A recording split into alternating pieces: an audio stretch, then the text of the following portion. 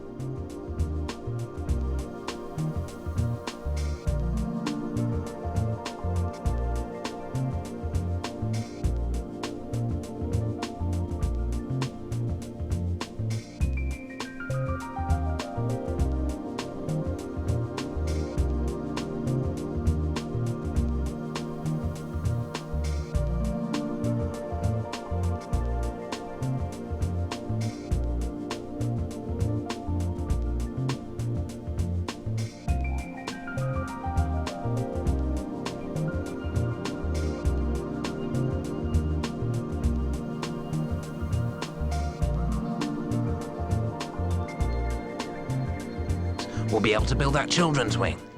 Think about it, Rick. The Dark Place Dagless Kiddie Wing.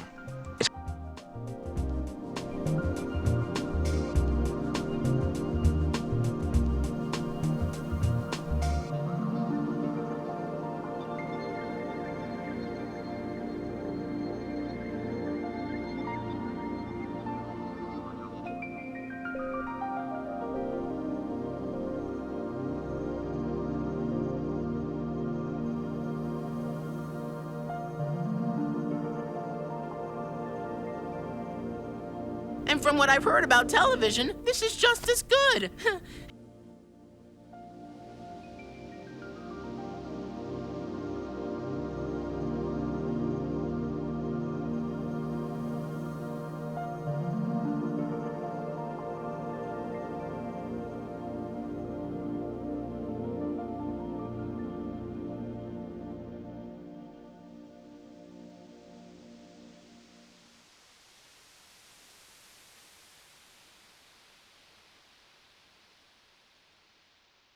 Of course not. You're deadbeats with style.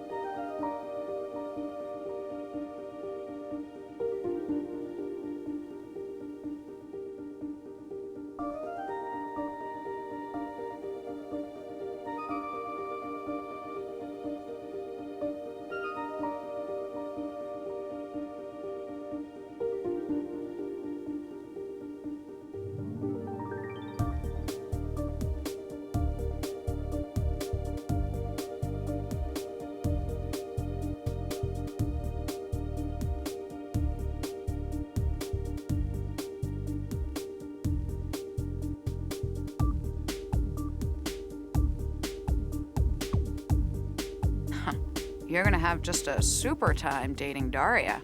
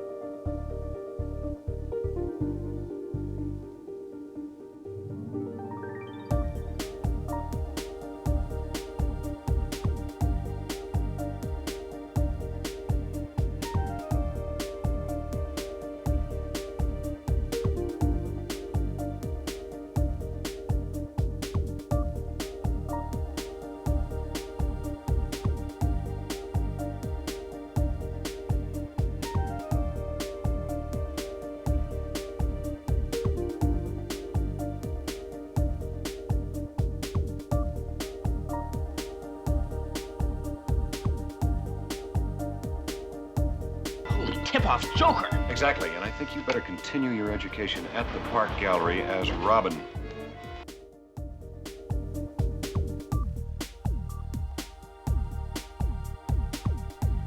Alright, I think that'll do.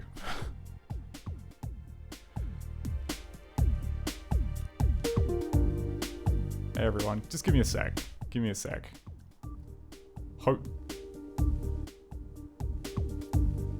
Hopefully this should be audible. I did change kind of the settings on lobby music so that it is meant to be kind of quieter now. There seems to be kind of a weird delay to it on my end though when I'm listening to it, which is, I'm not sure if that's coming through on the other end, if that's just part of how the monitoring in OBS works. Anyway, let's go back to the desktop. Hey, hi there. Yeah, it's weird. There's like a weird lag to, I guess, like the monitored audio. Anyway, and I realized I just left OBS on the streaming desktop. That's very professional. Hi, hello. My name is Scott. This is a stream all about fixing things. More specifically, this is a stream about fixing ScummVM, which is a game engine for playing old narrative-based games on newer systems, and more specifically, it's about fixing Macromedia Director support, which is a it's a fun kind of engine that was used for a bunch of different things back in the day, but more principally, it was used for, I guess, like, it was used for everything. I don't even know where to begin. Like games, educational stuff, weird product demos, like everything. Hey Mad Moose, good to see you. Well, given that I've got like the stream window visible, I may as well. So I've gone through and I've finally done like a big refactor of like how all of the audio was being handled in this stream. It is kind of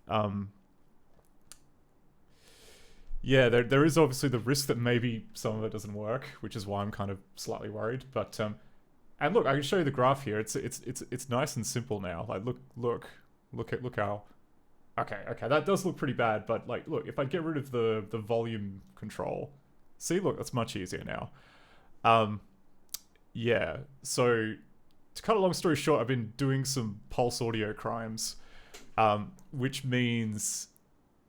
Like the issue that I was kind of having before was that there was just kind of like one volume knob for the desktop, and that included like whatever I was playing, and also any gimmicks, and also the HUD, which had its own volume feed, except that also had to go through the desktop, otherwise I couldn't hear it.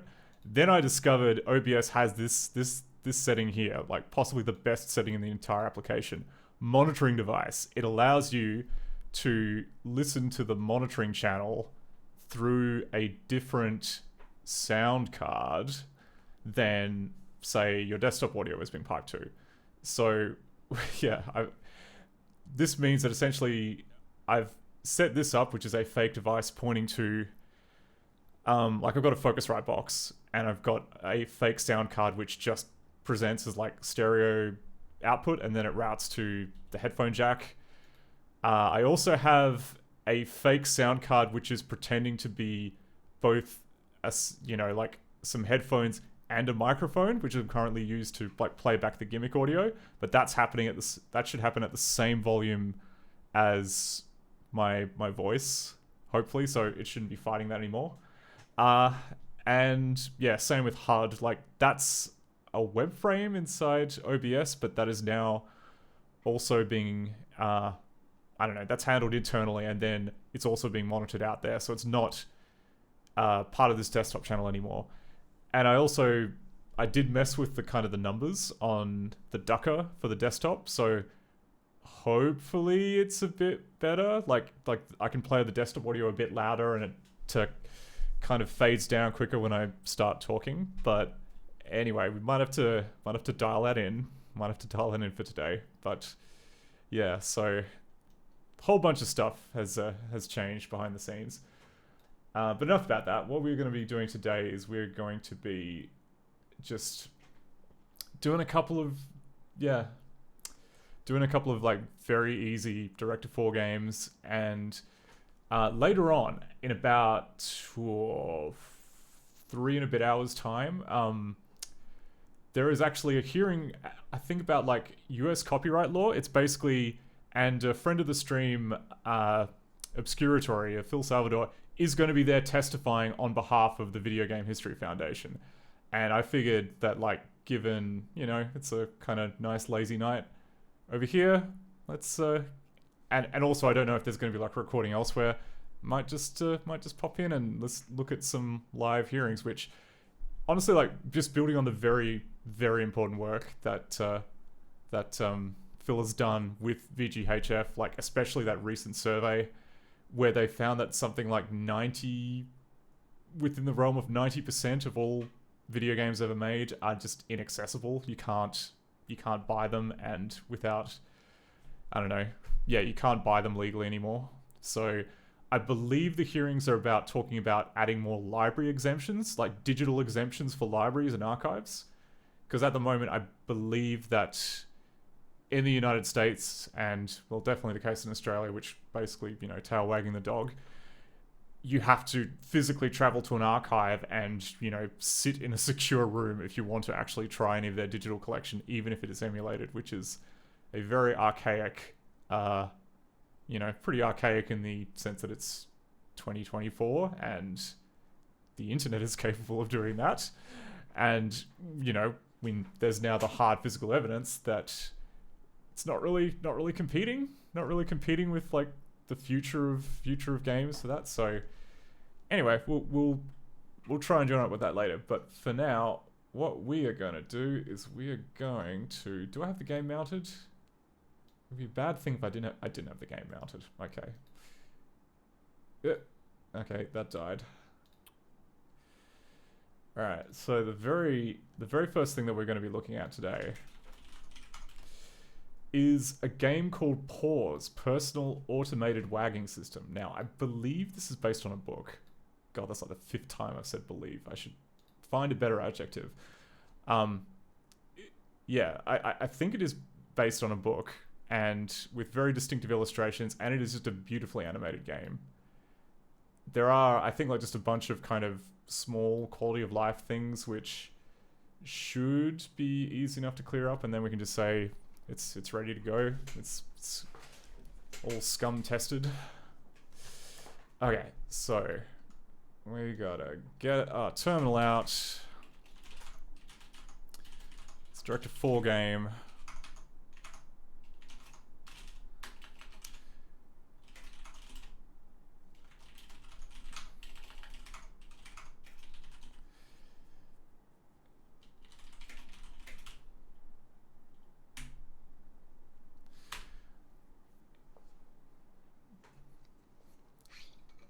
It's also like a free-form exploration type game, so I think we'll have a little tour through. We'll see like all the things that are broken, and we'll see what we can sort out.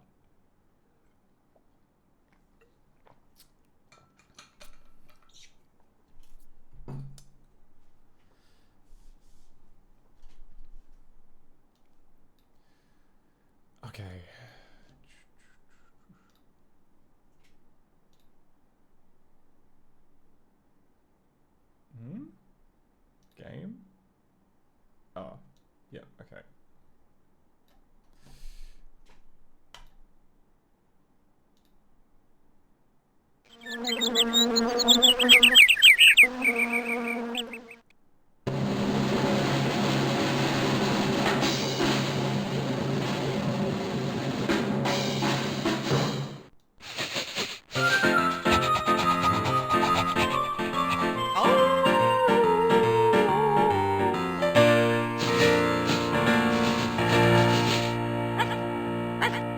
Love it.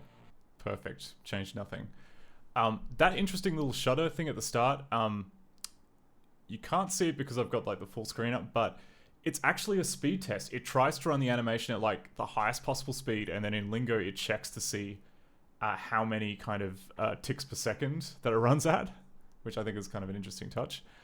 Alright, so what do we got? We got demo, we've got skeleton, we've got this, and we've got this. Let's hit demo. Let's.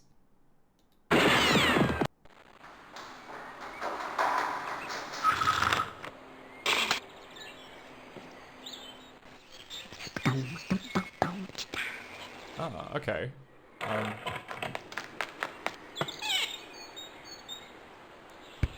Oh, I see. Right. This is like a kind of this explains how to use the first person mode.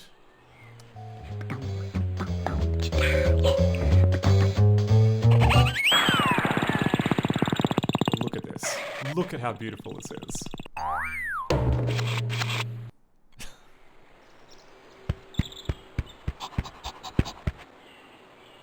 Gotta get that cat.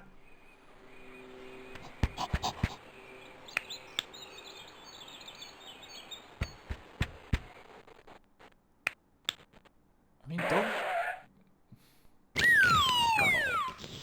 Okay, this is war now. Crushing Ceiling says, this is really good animation, all things considered. I agree, it's excellent animation. This is a very, very good looking game. And like, look, 3D kind of chase sequences. That's just insanely good looking for a Windows 3.1 game.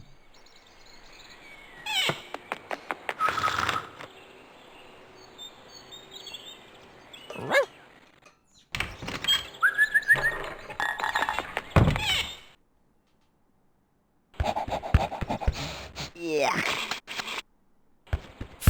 What? Trying to feed us just like a fish carcass? That's a bit rough.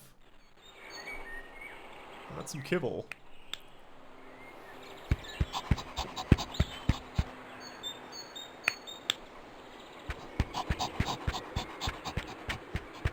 Also, this reminds me that like for a while like dogs versus cats was just really a thing when, I don't know, all of the people I know who own both cats and dogs, they just have the best of friends. There's no conflict.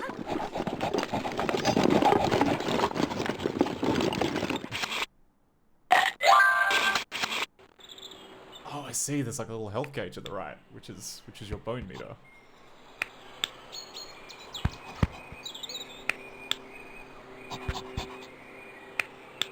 Okay, I think we get the idea of how the game is played now. So,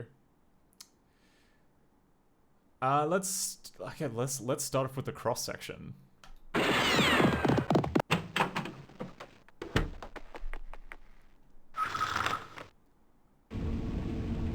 And we learn the horrible truth straight up. Like, this is what's inside a dog when you crack it open. Yeah, I mean, where to begin? Let's just have a. Can we look at the feet?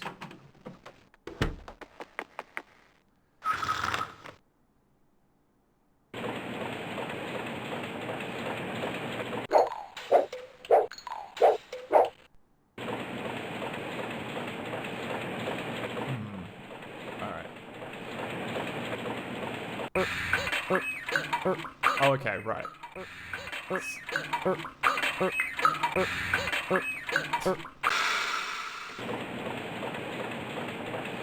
Interesting. Okay, so there is a counter that goes on in the background which counts how many steps that you take for some reason, and then like when it goes to 8, then it's like, yeah, you're done. You hit the cycle limit.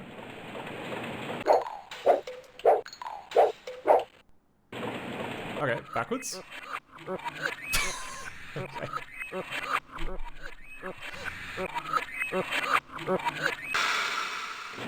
Alright, that's cute. Pull forwards. I was just doing like QuickTime playback magic to get the speed thing.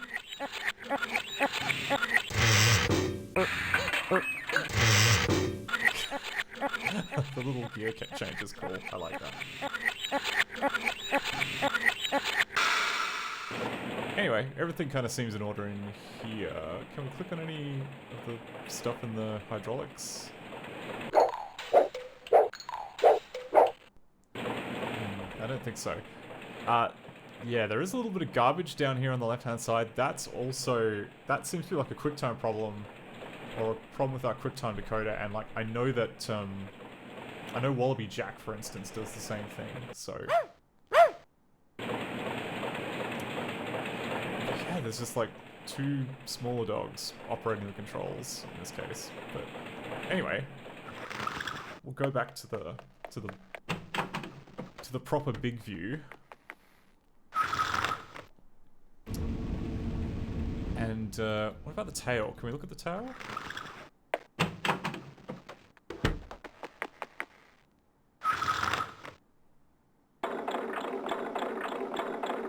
Alright, well we got a gauge here. We got two big switches. Oh, there you go. There's like two articulation points. And then you have...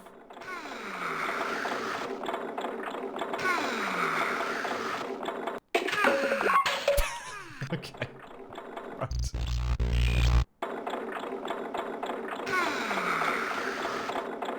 The blue button doesn't really seem to do very much, but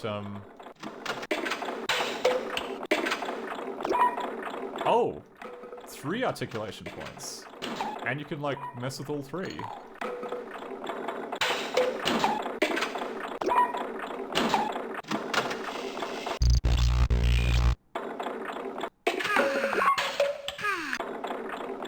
This is good.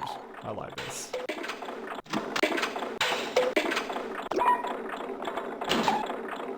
And oh, like even if you like look at it right, the wires from the different levers, they go to like the right actuator.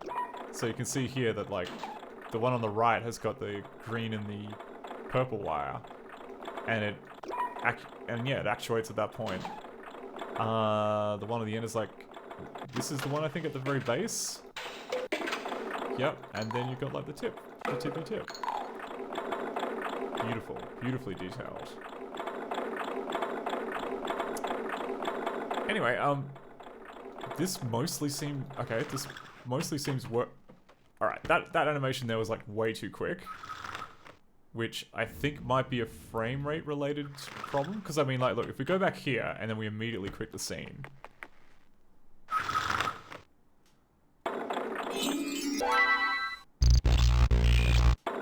Oh, right. Like, if you just click this, if you click the little bear, the bear will just click something for you. But it's, alright. That's an interesting kind of graphical glitch. But if we leave... Oh, no, it's just really quick.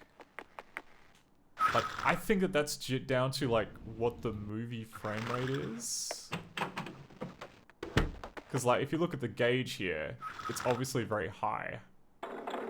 Like, that's very high. And if we look at this text here, we can see... okay, we don't have anything in the tempo column, but if we go info, I think info tells us what the frame rate is. Movie archive format, movie format version. I swear there was a thing. There was a thing that tells you what the frame rate is. What is it? What do we got? We got draw. We got all this crap. Version? Did I don't think I put it in version. No, I wouldn't have put it in there. Huh. I would have thought I would put it in info, but apparently I'm either bad at reading or I guess it's not there. Oh well.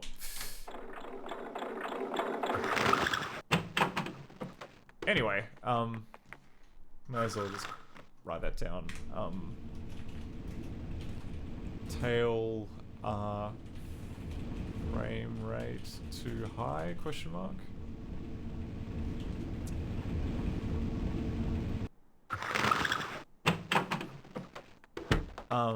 Oh, okay, now we're in the stomach. And it's got like, what was that, like a furnace?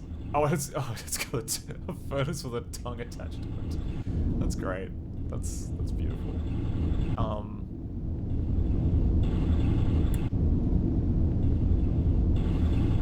Okay, so can we click on anything around here? Okay, good. The most important button in the game works.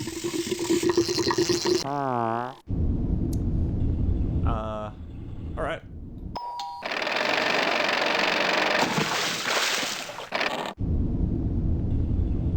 Cool, alright, so there's something in the furnace.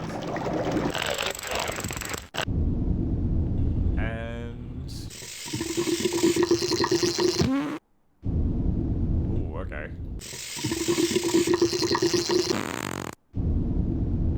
Oh, I see, right, so like I guess that other time, like, it was different because I'd eaten a bone? Like, what happens if I just try and run the...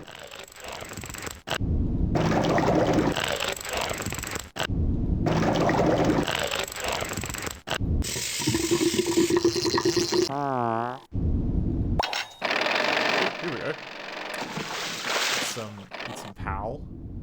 And then...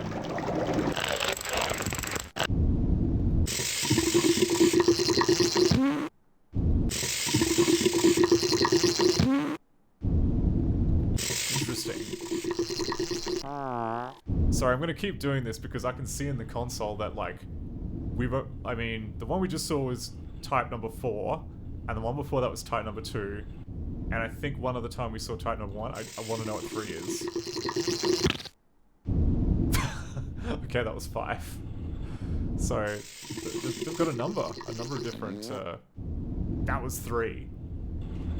So, you get a few different choices. All flatulence, though. No, no producing refuse. That would be too, that wouldn't be scientific enough for this game. So, we're gonna have to... What other things can we eat? Biscuits! Yes! I'll take those. Pizza? Yeah, sure, okay. I'll have some of that. Dirty socks. Why not? Oh, we can make it explode. Alright, yes. Okay. More.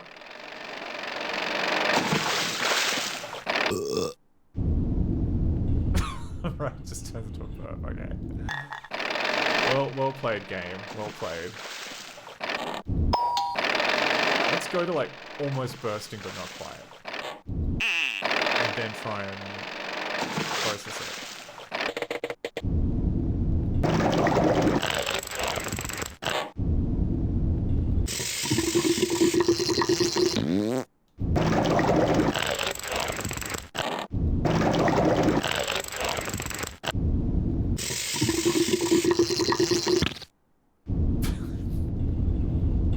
Why is this so compelling? Anyway, I think we've exhausted all the options here at the stomach.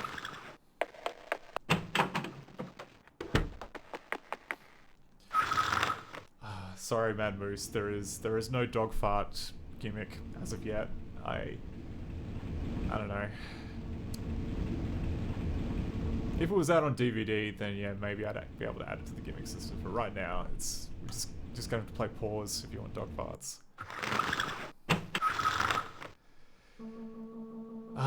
All right. So we're into the old brain pan, the old cheese box. Ugh. Don't like that. Can we click on something less creepy? Oh, here we go. This sounds like a bug.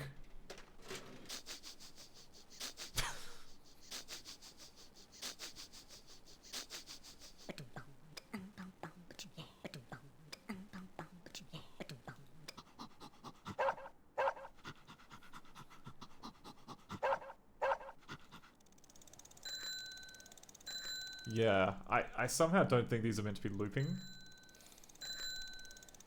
But,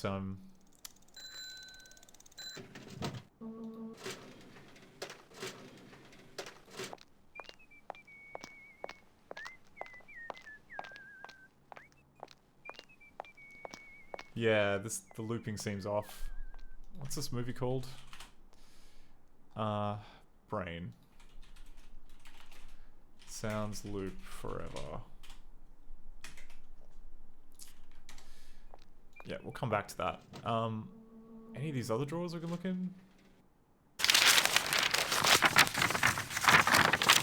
Whoa.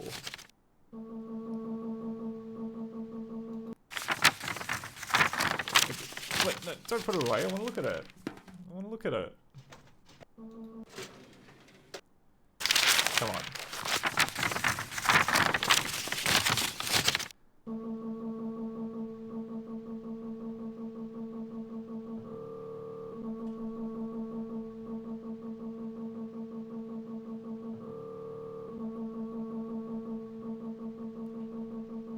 Anyway, I guess we just have to admire it from afar, and then fold it back up and put it away.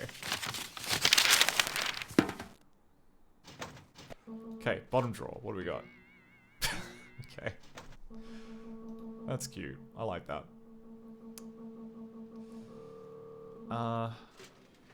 Ooh, that I know is a bug. That right. Well, those two things are a bug.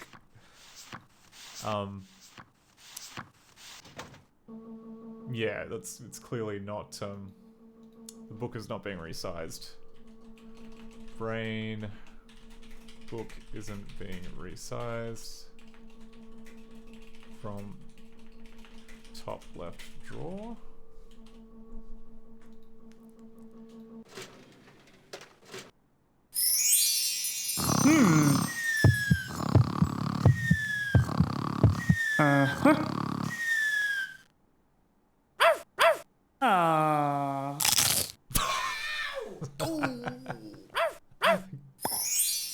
Okay.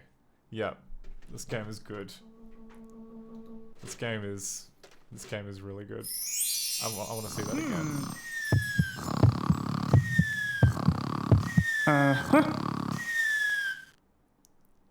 He's happy again.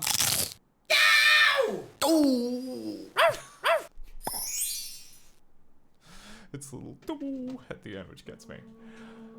Okay, we can't view the bottom left drawer, so there's probably nothing in there.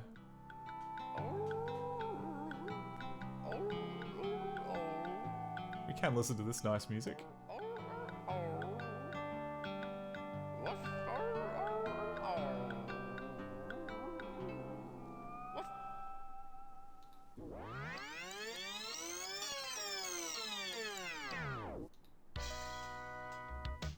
Ooh, it's got a few different tracks.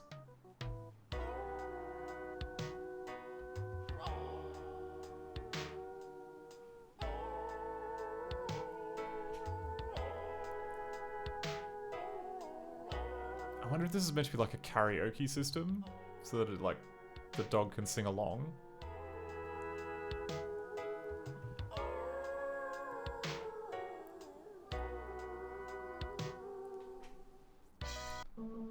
Okay, what else we got?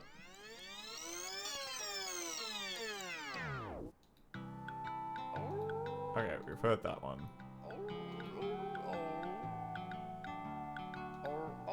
Oops. Oh, alright. That's a bug. Brain can't stop playback of music from reel to reel.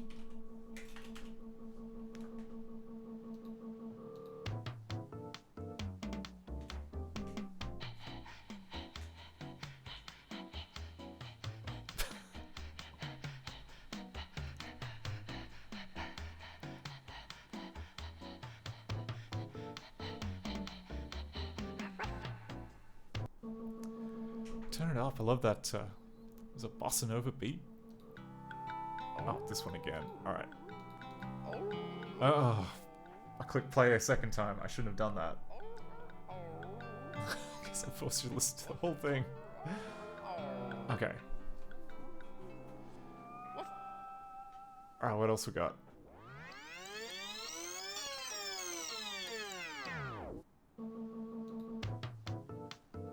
Now we got bossa nova again.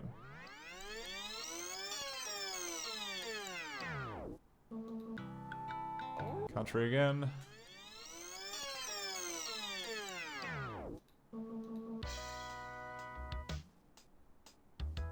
I'm gonna have a cheeky look into the files to see if there's any other...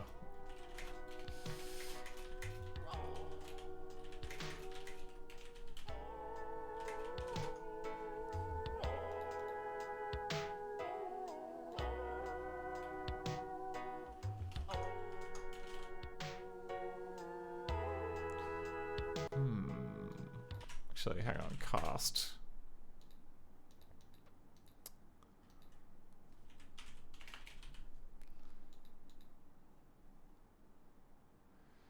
Oh no, it's just those three.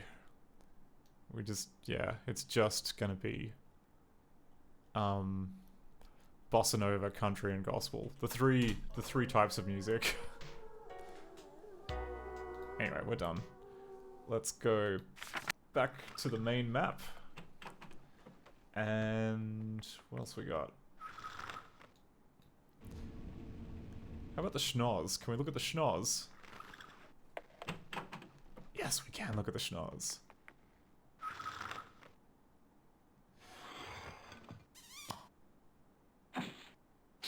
Huh? Yes, okay. Alright, so... Oh, is this like... Alright, so... What we got? We got overtones of raw meat. I guess, like... Bread? Flavor, you know, hint of bread?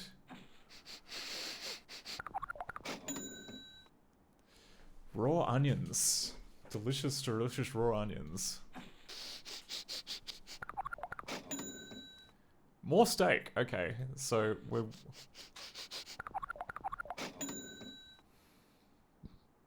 Oh, we're a tie. We're a tie for steak and bread. Maybe it's like a steak and kidney pie?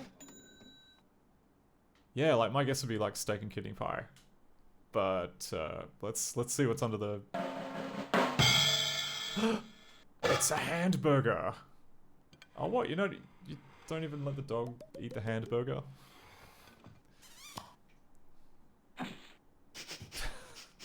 This is a cool feature, though. Alright. What do we got? We got, got overtones of ice cream. Banana. And, Converse All-Stars.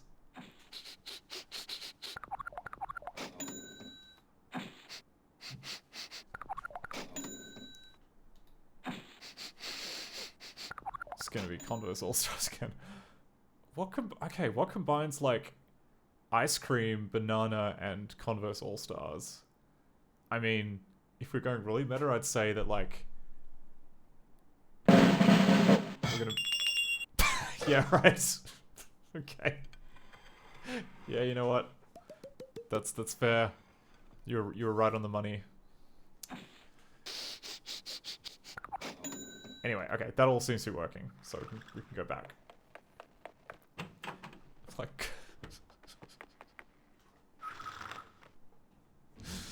it was fun though, just fun being able to like, huh, like, alright, what possible things could combine the smell of like, you know, designer trainers and like dessert foods, and the answer is a banana split served in a shoe.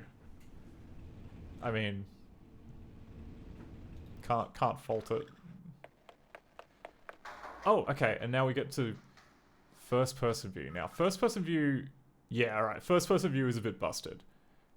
I thought we might have fixed it since the last time we were here, but apparently not. So if we turn around...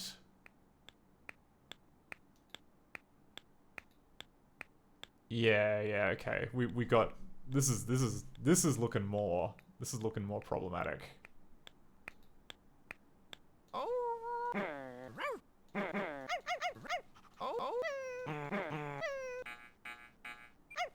Wait, what?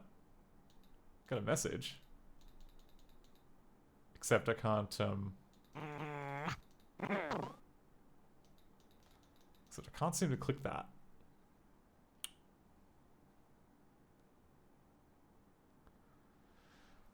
All right. So, okay. I think what we need to focus on now. So it's clearly going to be this. So first question first. What's the deal with the first person view? How come we cannot see it? Debug. Oh, sorry. Draw all. Okay. Oh, time. Oh, and we got like a little message in the console. Time expired, so post is delivered without seeing it, i.e., no mail today. Oh, okay, so that is actually an alert that we need to get it. We need to get to the mailbox so we can attack the mailman. There's actually like quite a lot of useful debugging info. Thank you, whoever developed this. This is actually quite telling. You can see here, like we've got like automatic regeneration started. Here are your last 5 sleds. Reviewing start, disabling tail bites, enable orange bounce. It's like, okay. I guess there are all these hidden objectives in the game, which is just keeping track of. Still though, okay, we need to get a handle on like what's going on here. So channel. It's a little squeezy to read. Like it's kind of a bit messy, but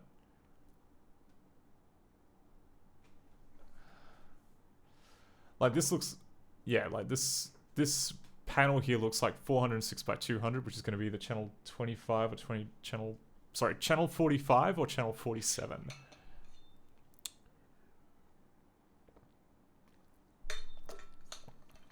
I think it's meant to be channel 47, which is cast member 525, which is a digital video called tutbone.mov. So what's the deal? Can it not find tutbone.mov? Like, where is it? Where is tutbone.mov?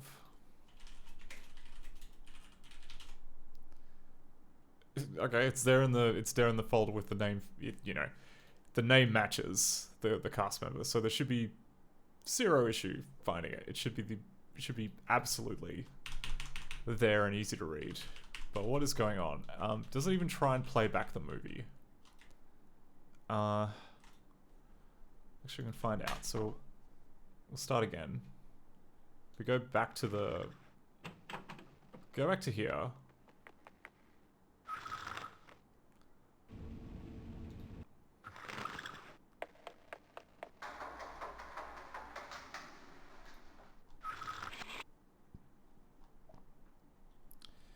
Yeah, let's... What?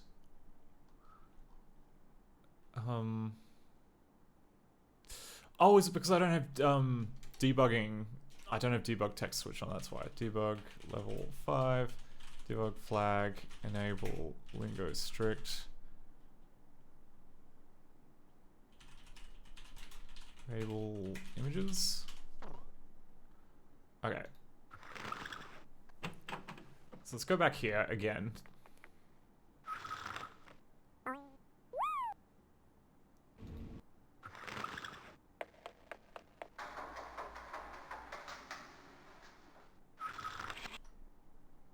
Yeah, like what's... Okay, it does try and open... it does try to open up Finsled's i.mov. And... does it try and play it? Like, why would it not try and play it?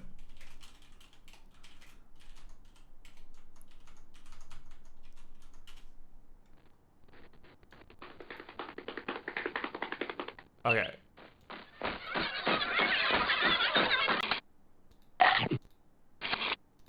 Oh, I see, okay. So i.mov is just a video containing, I think, the entire 3D view, and we're just using the playback controls to skip around. So that suggests to me that maybe one of the scripting things that we have to control playback isn't working properly.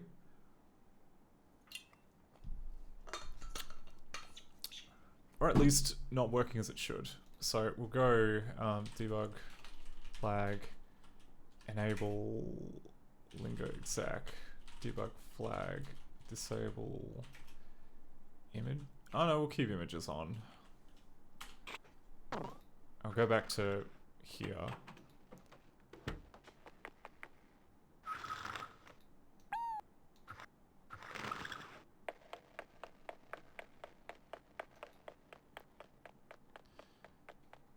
Whoa, okay. It's making a big list. I'm guessing these are all the cut points for the animation. Jeez, there's a lot of them. Okay. What have we got here? We've got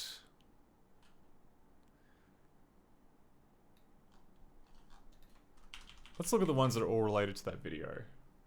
So we've got allgates.mov. I think this is the introduction movie to that.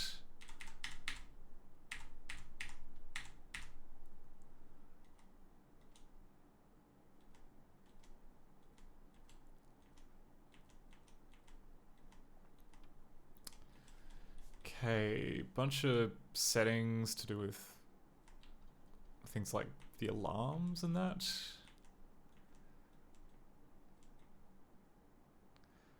Then it's just checking to see if the sound channel is busy.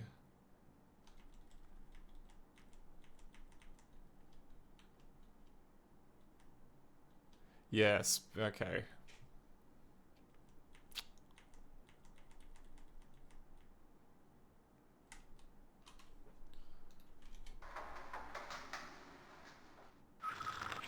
Yeah, then it waits for that sound effect to finish.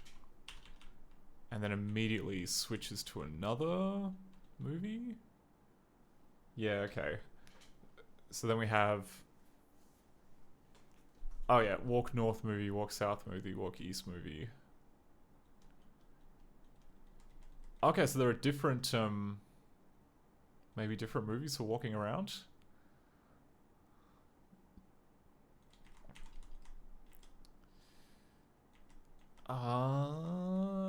How come we're not seeing anything though?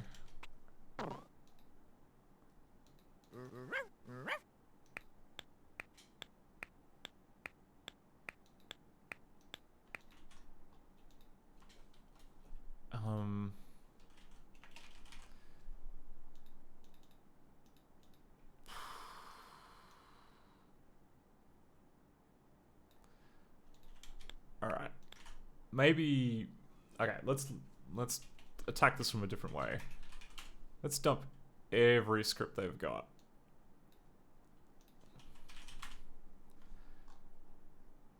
So, yeah, it looks like they've got like a whole bunch of single purpose things. So I guess like just little, like each kind of action screen animation has a specific movie or animation thing attached to it. But what is going on with... Like, what's going on with the iMovie? How is it... So what frame are we on? We're at frame 36. Chan 36. Okay, so channel 47 is not set by us. That is... Yeah, that's a puppet channel, which means that the script is responsible for playing with the video. So, 47.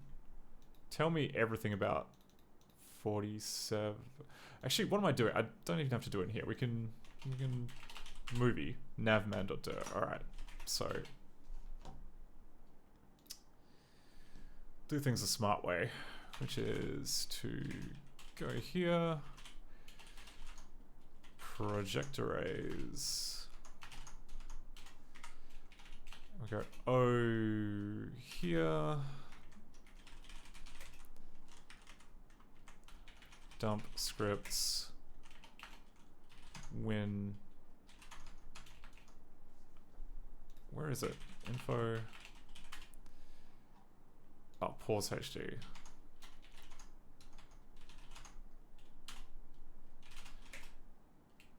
Oops. I didn't want to do that. Okay, and it's got a double thing, so I'm gonna have to do it from the shell, so that I don't trigger anything.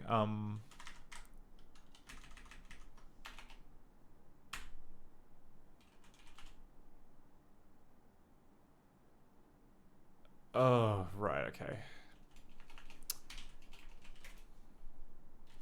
Win, pause, HD, navman.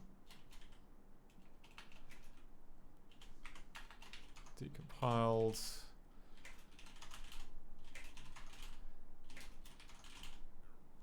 Okay. Show me everything with... Okay. Let me sorry. Show me every script which messes with channel 47. Okay, we have a lot of substituted in. Okay, so it appears that, like, yeah, this is the script which kicks everything off. Ooh, alright, so... Alright, so at the very start, it goes through and assigns each of the sprite channels to something that happens in the game. I'm guessing Blink Chan is... Oh, what did I just do? Did I just type something in chat? Oops, didn't mean to do that. That's fine. Pretend that didn't happen. Yeah. So, I guess all the scripts refer to Blink Chan as opposed to channel 47, which makes sense. Okay, that's probably actually not too bad. So if we go out, and I think literally all it does is just going ahead and, like, giving all the channels names. So if we search for Blink Chan here, we've got a bunch here which are like set visible of sprite Blink Chan to 1 and 0, but we want to talk about, like, and we've got set cast number of sprite Blink Chan to the number of cast Tut-Bone.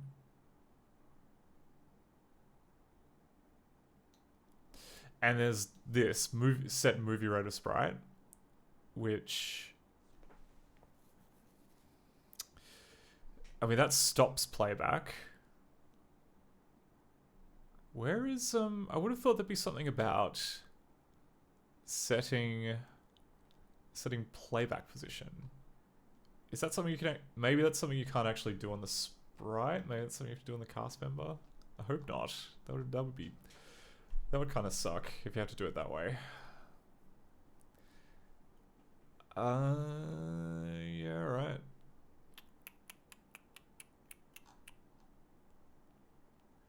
What do we got?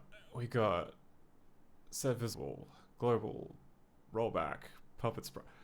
Okay, this is the thing here which sets the... Oh yeah, so back here we've got like set it to 47 and set it to a puppet channel. And then as far as I'm aware, the only... Because I mean, like, right now it's set to cast member 525, which is that tutbone.mov. And then we have, like, do tutbone sequence, which seems like a bit of a... Yeah, which does all this. Oh, but we've got, like, cue action movie and play action movie. Do these maybe do it?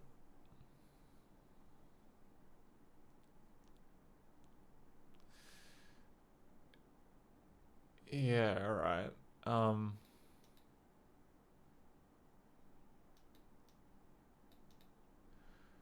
Oh, right. Okay, so we have like a whole bunch of swaps going on.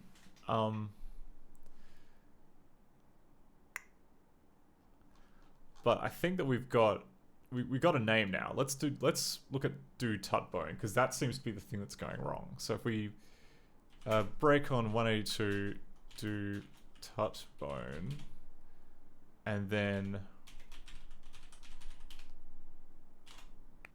we just start again.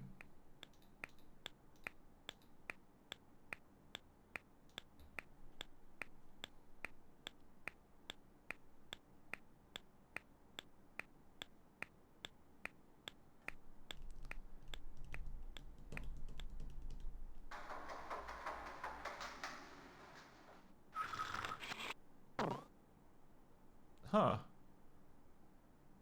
I mean, something is setting that channel to play to cast member 525.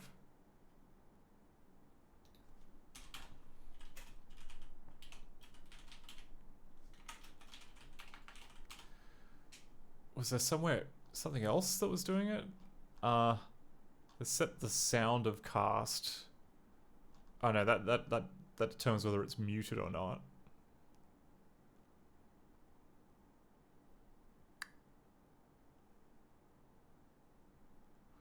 Oh, maybe it's here.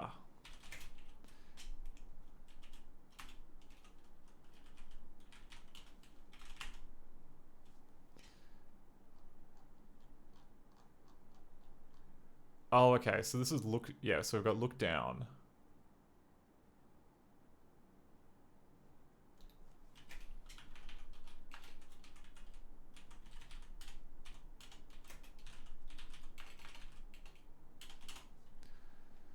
Alright, we'll give this another shot. We're gonna try and step through this thing.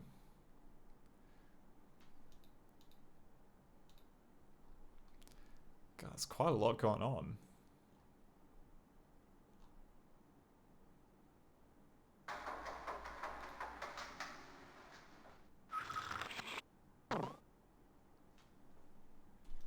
What? No. Oh, it must be...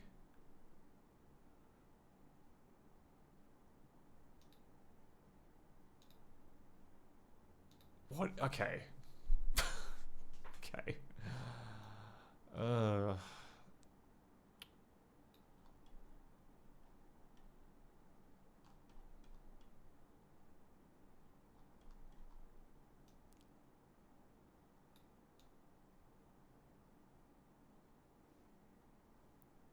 It's a little hard to kind of tell like what is meant to be happening. That is my opinion of this. There's like a lot going on and it's a bit open-ended. But okay, so I'm guessing look down must be like an action that you have to do. So presumably it's not that. I mean, like we have this, right? We have init pupper channels. Where is init channel is called? Okay, that is called in score script number 24, which just okay. When you go into one frame, it'll do that. I see. Then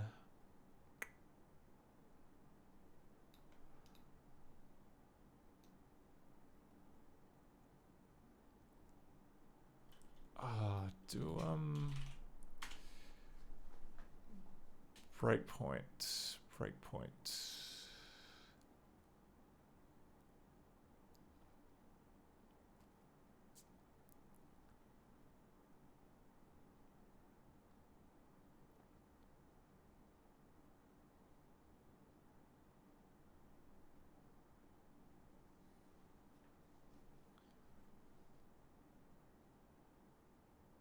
How about if we just do like BE sprite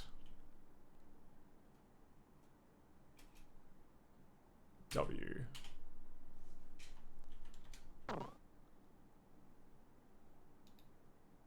Okay. Oh, that button there triggers look down. Okay, so we accidentally figured out what to test. Okay, but if we just do look down and see what happens. Okay, that works. That it's just when you look away that you get the problem.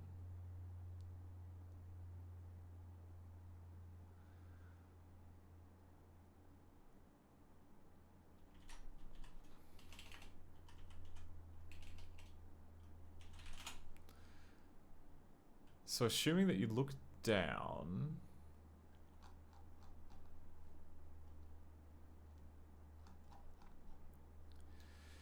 Because, like, yeah, we have, like, multiple different layers that make up, like, the eyepiece here. We've got channel 47, we've got channel 45, and we have, there's one up here, which looked very similar. channel 17, and channel 14. So there's friggin' 4 channels. 4 channels that that represent the eyes, all of which could be blocking it out. It's very difficult to tell which one is.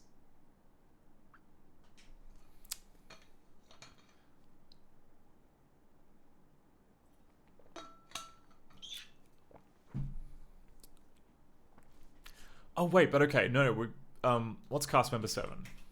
Is cast member 7 like a nothing thing? Oh no, cast member 7 is like walk east. And yeah, like with precedence in hey Mighty Fighty, we're just kind of trying to figure out why the first person mode in this game is a bit cooked. But yeah, like, because basically we've got like this lovely these lovely eye sockets here, and it works as soon as we kind of look down on the ground, but as soon as we look back up, then something is blocking it, and we're not kind of quite sure what.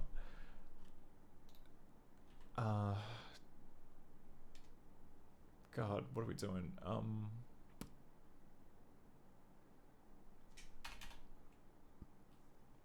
Alright, but we know it's going to be channel 14, channel 17, and the 2 down here. Like, we've got to talk about 45 and 47. So how to... So if we look back up, then we look at those channels again. What do we have? We have cast member 525, 501, like that's the same as before. And we have these 2. Oh, these are invisible.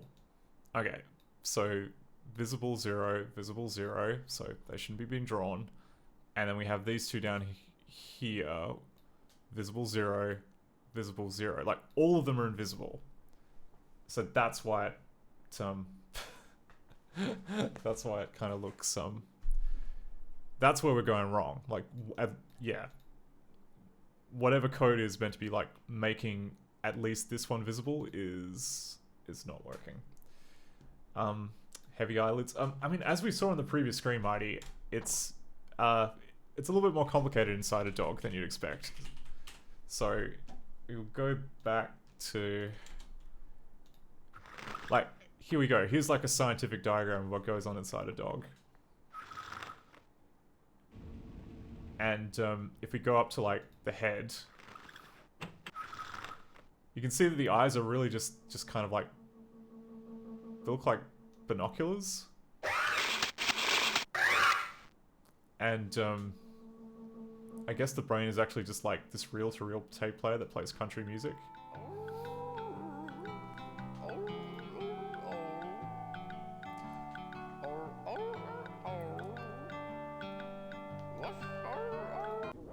So yeah, many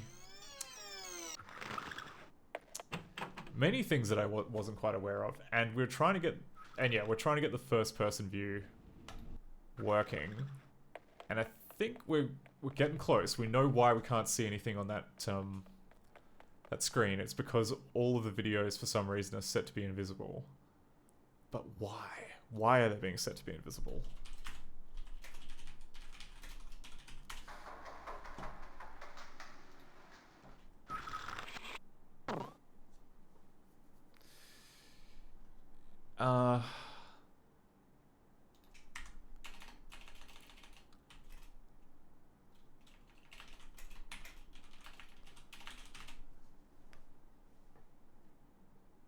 Oh, right, and I should probably get the names of all those channels before I forget.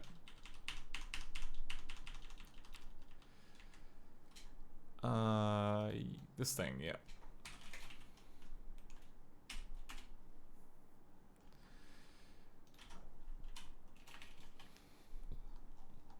Okay.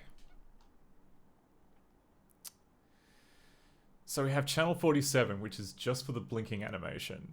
That is initially set to be visible. 45, which is used for shunt, that's invisible. And then we have the other 2 eye-related ones, which are Sled 1? Was it Sled 1?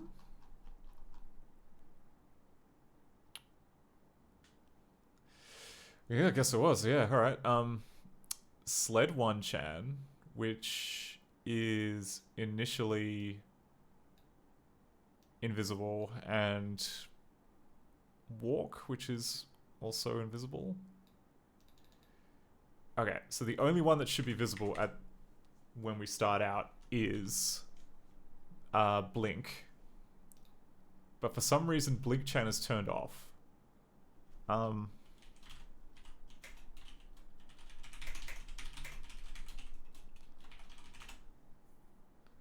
And there's a few places that could happen. So if we go BE sprite visible,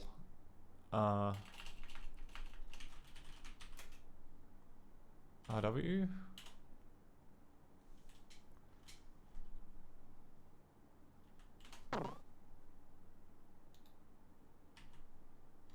And we'll just look down.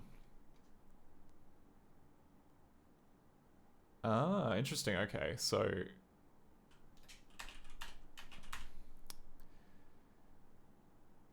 look down calls blink closed.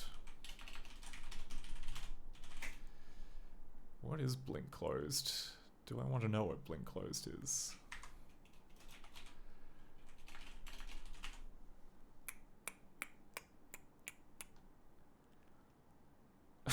Okay. There's a cool script called Custard Pie in the Face, which maybe we'll run into later.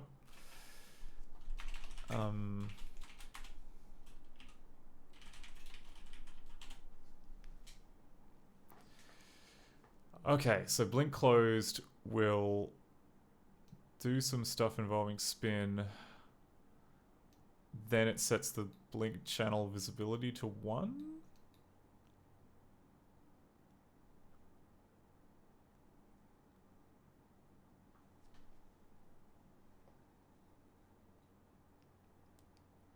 Hey Arvanla, I don't think it uses duplicate casts. It's just like, I don't think it copies anything. It's just using sprite channels, you know. Like, it's using visibility. Like, it could be that maybe like movie playback is different when you have a channel invisible that we're not dealing with properly. Like, that's a guess. It's but a guess. But more importantly, okay, so we're here in look down.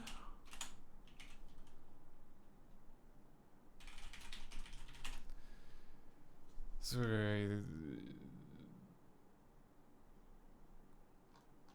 God, like these scripts are so big. This is so many damn things in them.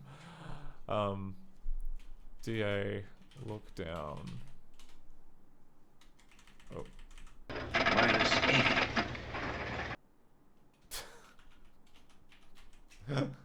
Have another go crushing ceiling.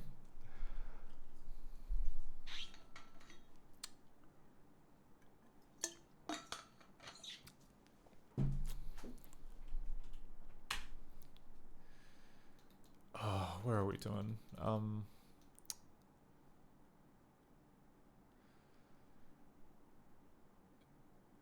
Dividend, I'll take the Batmobile too. What about Molly and me? On the manhole, stupid. Down the manhole, stupid. If only, yeah, if only we were playing the manhole, then things would be easy. Right, okay, so it's this very first call to blink closed, I think, like all the way up here. Yeah, it's this thing.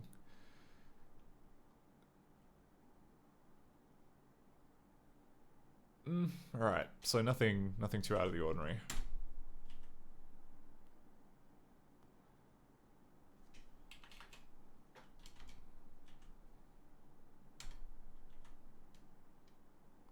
Click down AIF.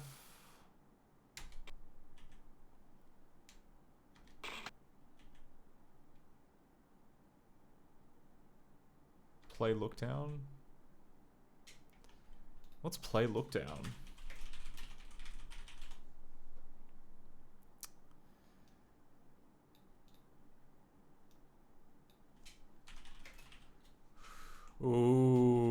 okay. Play, look down. I see a lot of put the movie time of Sprite Sledgehammer too. Okay, this I'm not sure is something that we support properly. Maybe it is. Maybe it isn't. Maybe it is just a big old problem. Who can say? Who can say? Let's keep going to the end. Oh, okay, but I hit another breakpoint.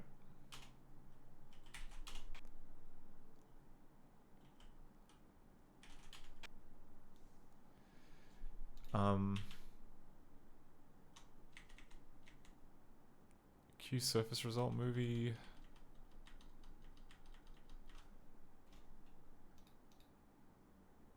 What was the field? It was the movie time. The movie time.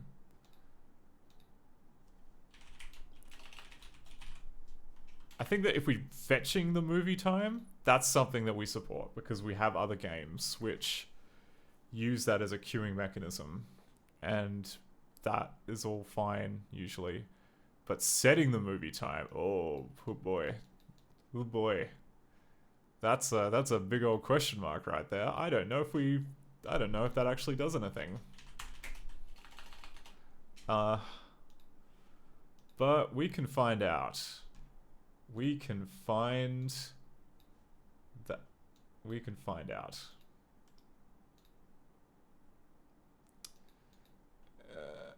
As soon as I just check this other thing.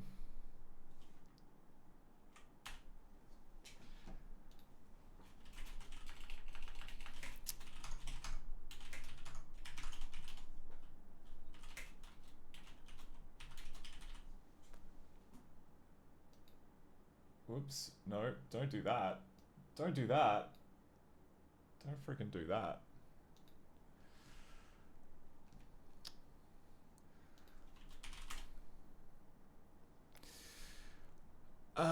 Yeah, right. Bytecode, sprite, case, movie time. This thing right here.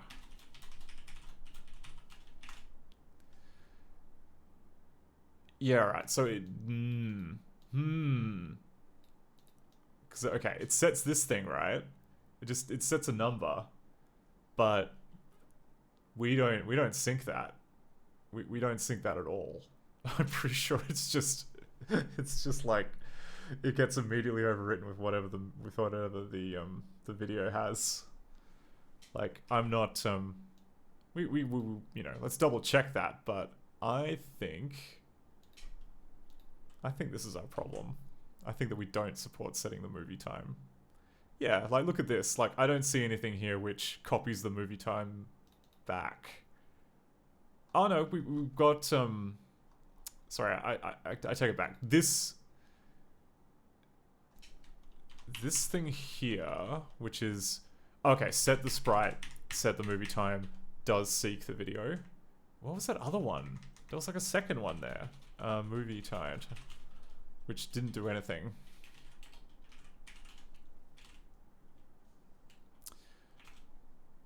Oh no, okay, sorry, I'm just... Yeah, right, this fetches the movie time, this seeks the movie time. So it is... And... It is trying to seek the movie.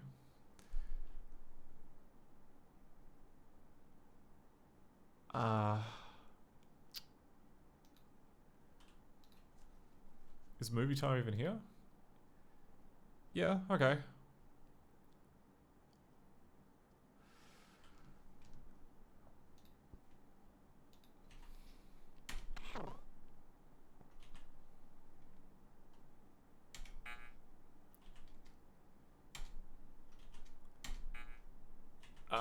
Okay, it's doing...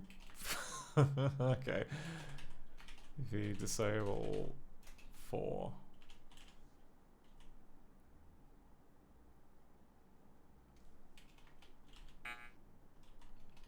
Hey, what? I disabled breakpoint 4.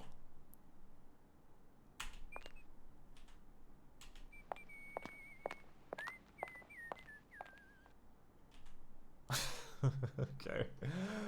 We've got a debugger bug. in that I can't disable the breakpoints. That kind of sucks.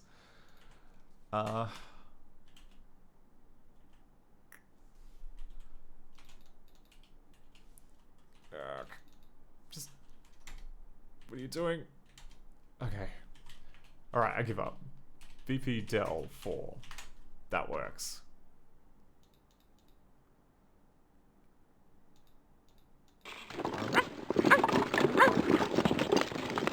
Okay, we can dig to obscure the bone. But the movie is still stuck in the same spot.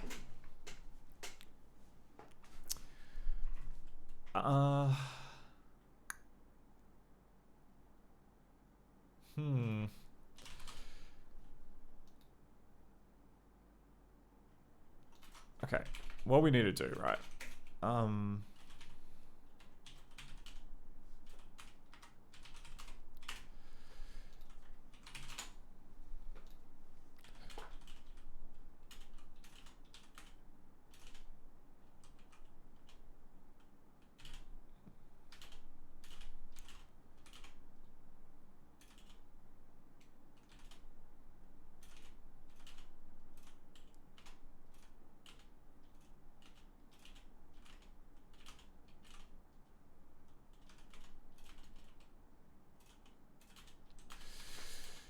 Okay, come on, get to the... There we go, okay. BFI equals 46.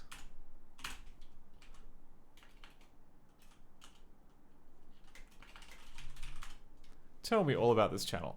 Okay, so the channel has a movie time of 1102. It's got a movie rate of 0, which means it's not playing. I see, okay. At a guess, I think the thing that might have happened is that we set the movie time while the movie is stopped, which in QuickTime I'm pretty sure just, you know, updates whatever's on the screen to be a static frame. But here, I don't think we do that. I don't think we pre-cache anything when we change whatever the movie time is. We can test this.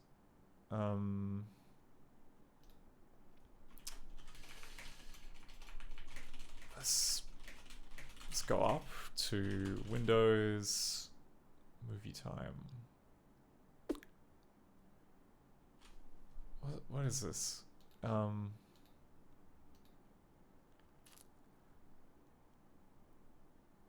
Oh yeah, it was Tutbone, wasn't it? That was the movie.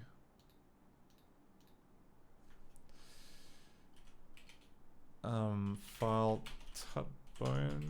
Oh, sorry. Pause. HD Tut. Where is it?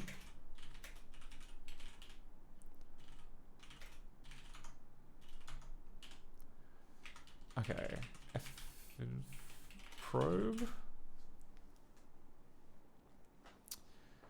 Okay, we have an 8 frame a second video, which is 18 seconds long.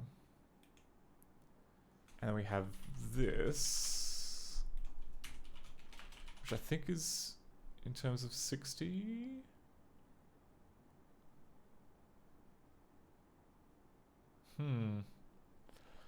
Not sure about this. Like, really? It's only... Is it really only 8 seconds? Okay, it's 18 seconds long, and it's 18.36666. So this is essentially like the very last frame of the movie. That seems... Doesn't seem like it should be at the last frame. Seems like it should be at an earlier frame, but what do I know? I think VLC will allow us to kind of stop on frames. So thin sleds, touch bone. Oh no, VLC does not like it at all because it is not as fault tolerant as FFmpeg. That's okay, we can use MPV. Oh, okay. There's like a little kind of animated cutscene involving King Tut.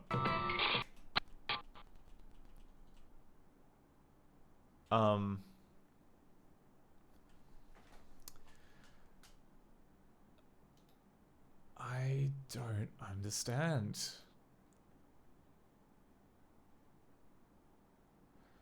All right. Well, what I think we should do. Let's turn off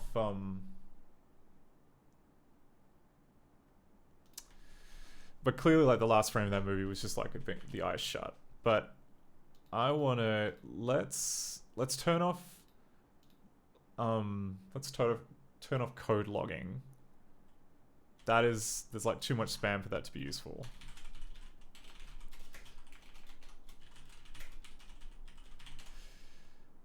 And also images. But let's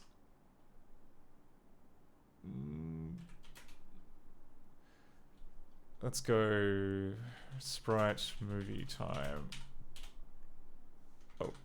Oh, mistake.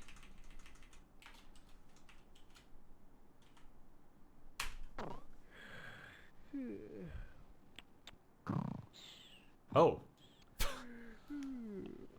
Oh, when you run out of energy, then you just get like a dream sequence? That's interesting. And now we're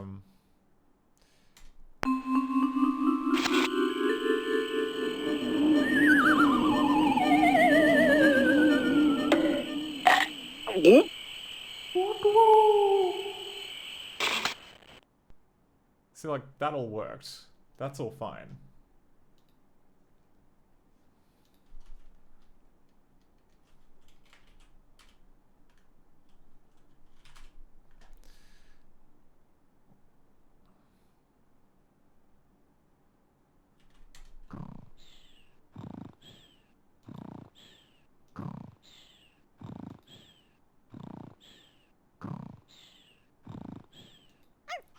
Whoa.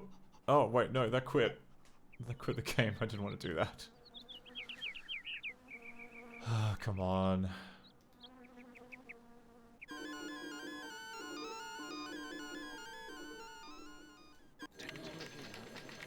This is a very cool credit screen, though.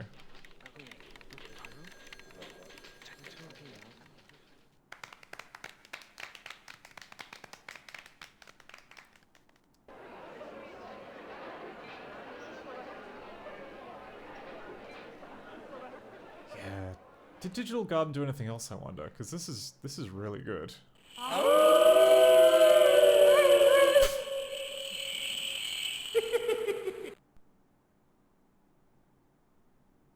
Okay, and that quit the game. All right, I know not to touch that now because that just makes you leave.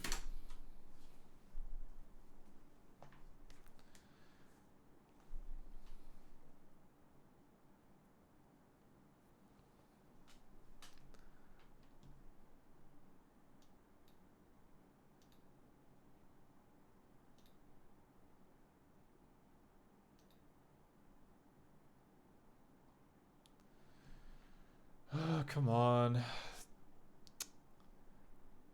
There we go.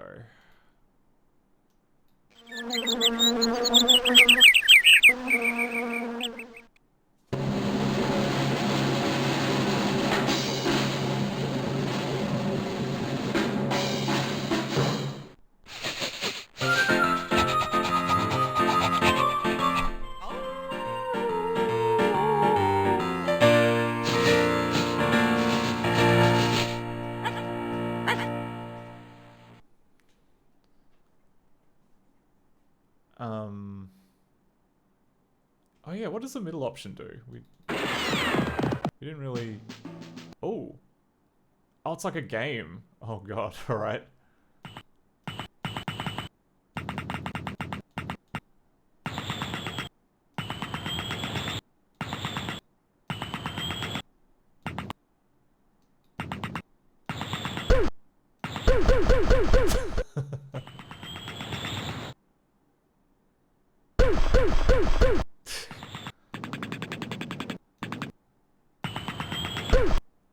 don't know what we're meant to be doing.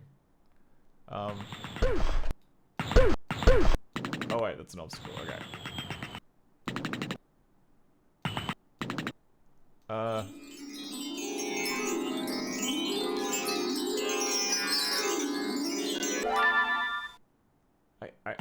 I know the controls, but I just don't know what I'm meant to be doing.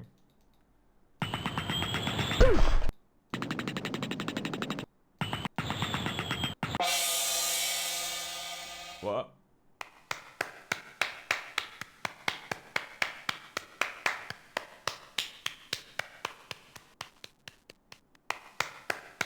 What? Okay. Is this meant to be like an award screen? Oh.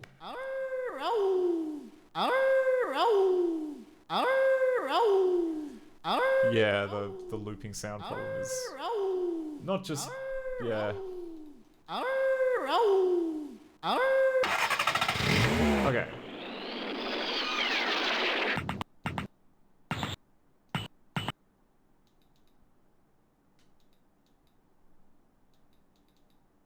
So I see there are kind of hotspots.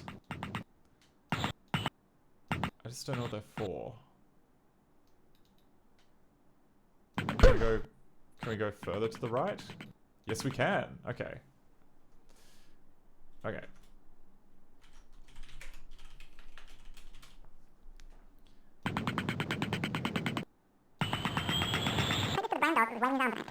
Oh, I see. Right, okay. So we have to just deliver it to... We have to find the other dog. Except I can't move now. I can't move. Oh. I can't move, but there's a very good reason why. And that is because there's a scripting error. Uncaught lingo error not supported for type void. Okay, that implies that we screwed up somewhere and need to... Okay. Let's have a look at this game for a little bit, because I have... This seems easier to fix than the you know, the weird QuickTime problem. Okay, so debug flag, enable lingo exec, debug flag, enable strict. Oh, sorry.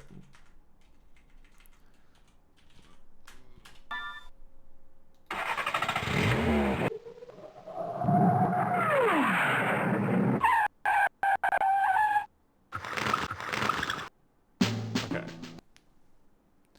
Also, that looked like an animation that it just kind of rocketed past.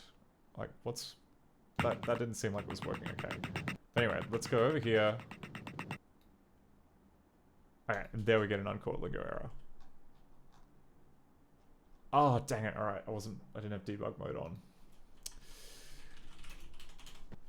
Oops. Oops.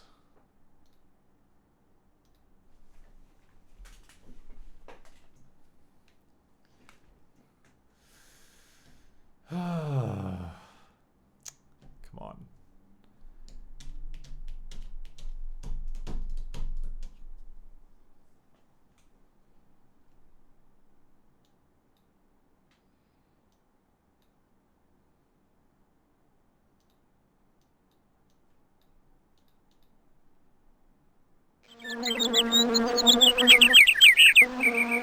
Sorry, gonna have to hear the intro music again because can I skip this?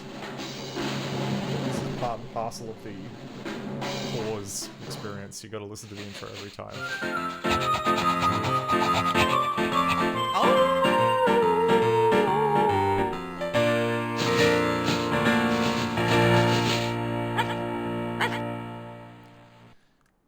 Okay. So, draw, actually no, debug flag, sorry, debug level 5, debug flag, enable lingo strict, debug flag, enable lingo exec. So, okay. So here we are. It's flying around with a cool jetpack.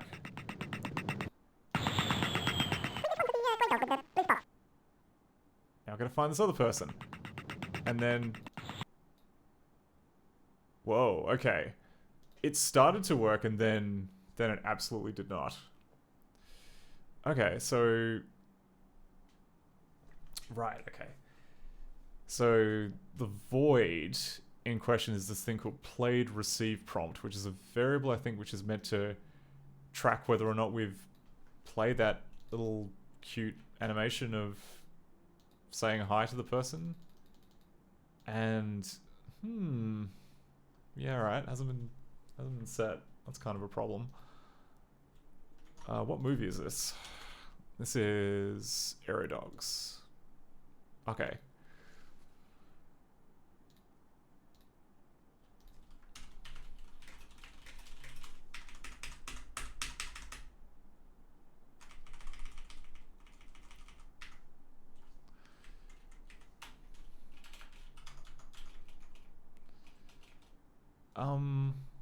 Where was it?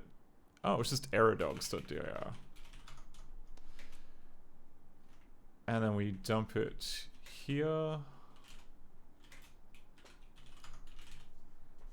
And what was the attribute that it just didn't see? It was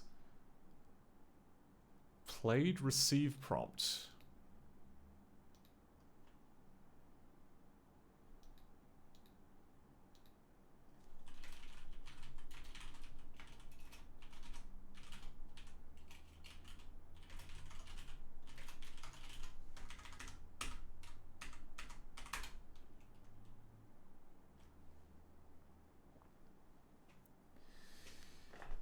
Huh.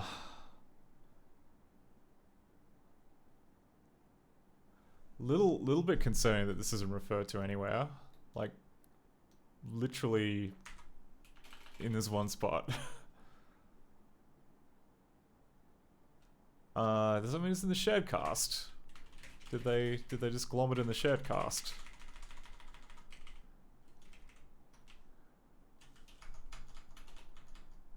It doesn't even have a shared cast. That's suspicious.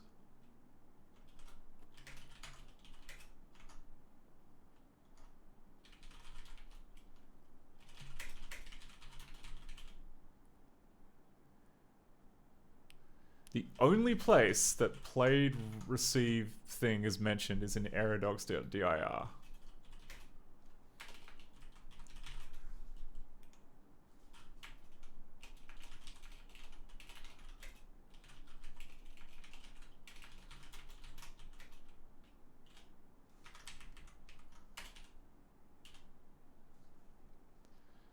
And only in that script. So what I'm taking away from this is that the script is bad. Or rather, the script is like, we're, I don't know, we're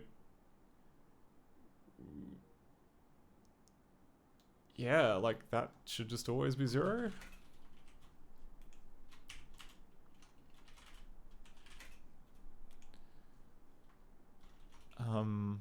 Oops.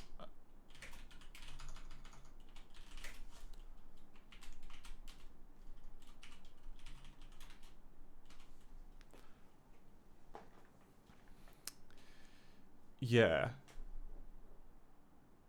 If defrec VR state equals gesticulating, if sprite df dog chan, if played receive prompt equals 0. But like, but literally the only place that it's referenced is here in this method. And what code does it use for?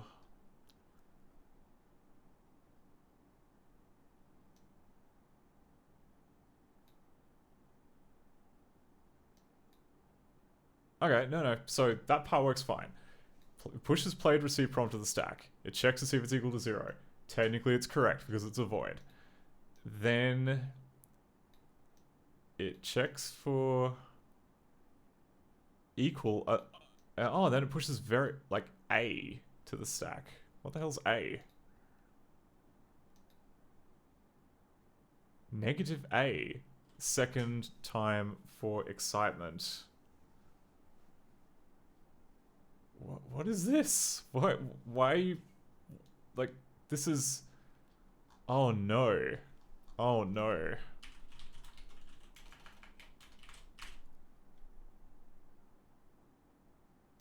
It's using just random words as so instead of writing a comment in the code, what they've done is they're calling this method with nonsense, and somehow it compiles okay and it just runs. God, what? All right, that's cooked. That's that's new. I wonder how many places in the code rely on that particular thing. All right, and I'm guessing this method here doesn't actually have any arguments, so it should just accept any old slop.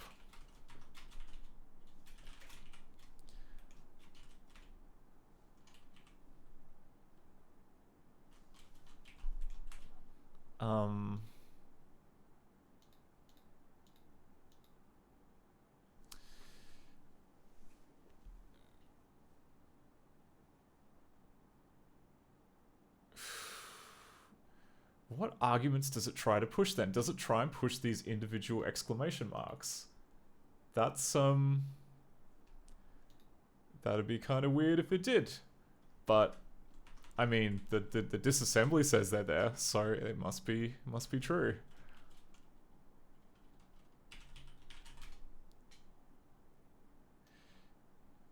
Yeah, okay. So it tries to push local variable A, which is void, do negative of that, then push these local variables that are all void, and push it as an arg list. Okay. Yeah, I hate it. It kind of sucks. But, I mean, you know what? That's an easy enough thing to check on our end, right? Very easy to check on our end. All we need to do, right, is we need to go into director.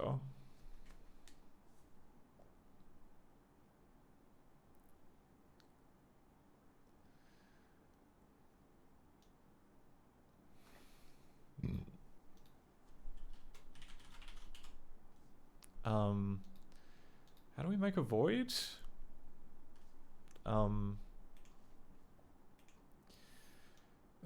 There's a method to make a void. I just cannot remember what it is. Void P.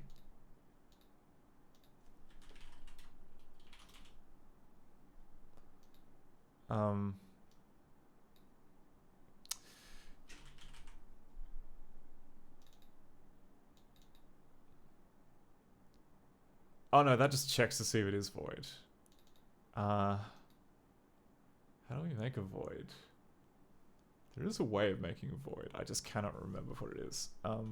If we go global useless, and then we go put useless. Yeah, okay, so useless is a void. Put negative useless.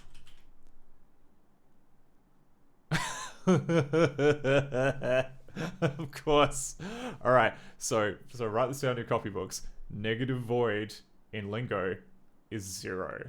So, I mean, that makes sense, right? So, actually, yeah, sorry, that does make sense. I was just about thinking like, hang on, that doesn't make sense. It should be -0, but that's insane.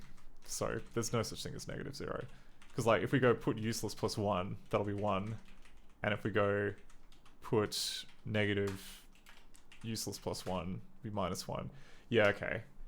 Yeah, I get it. I get it. Okay, but okay, that's on us then. We just need to fix some negate to work on void, and we're good. We should that should fix that issue. So we'll just quickly do that.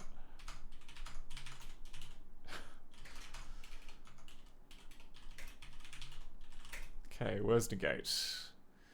Negate. Should be all the way down in here.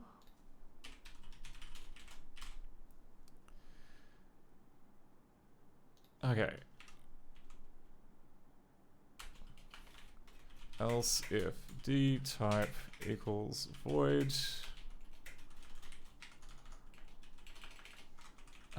Oops. Res equals datum 0.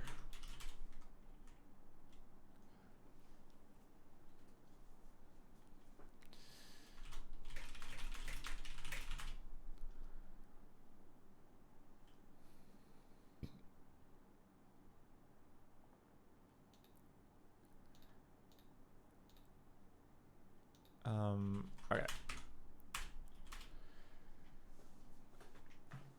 So let's go back to this mini game. Let's see if we can do a little bit of choplifting.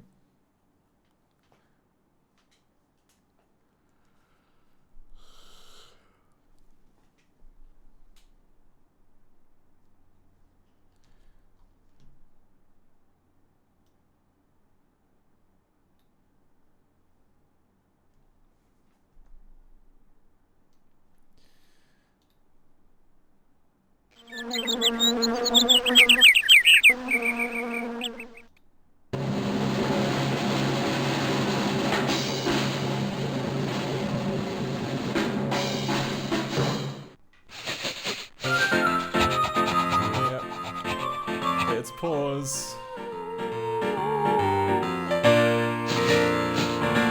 I'll just look at that one guy. I can't stay mad at you. Alright, new game. Like, I want to know why that that cutscene doesn't play at the beginning, but we'll get to that. Also, why is it that, like, I mean, going left seems okay. Going down seems very fast. And going right seems far too fast. At least on that screen. But that's okay. Oh, and also, debug flag.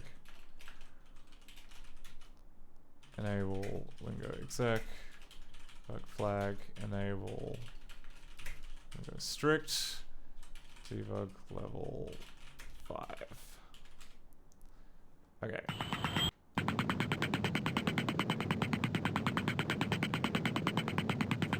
I wasn't paying attention for, like, who needs the thing.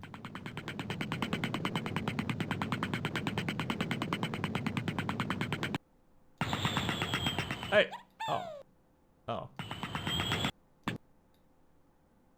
What? Okay. Got another crash. Trent, those workmen, shouldn't they be, I don't know, working? Yeah, I don't know, Trent. They should be working. Like, this game should be working, is what's going on. So, unfortunately, there is another edge case that we've broken, and it involves adding stuff to cast members. What the freak is going on? Okay, proc sensor 2. What is proc sensor 2 trying to do? It's trying to do something bad. Oh, it's the same script which had the cooked thing as before. No surprises there. It's trying to add bone tone.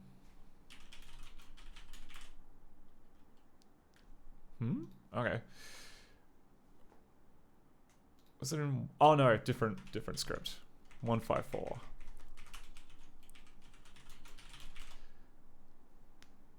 So it is checking to see if bone tone is equal to void, which it isn't. Then it is Possibly know how to get there, could I? Turn right. it is, yeah, it's just trying to increment it. It's trying to increment it to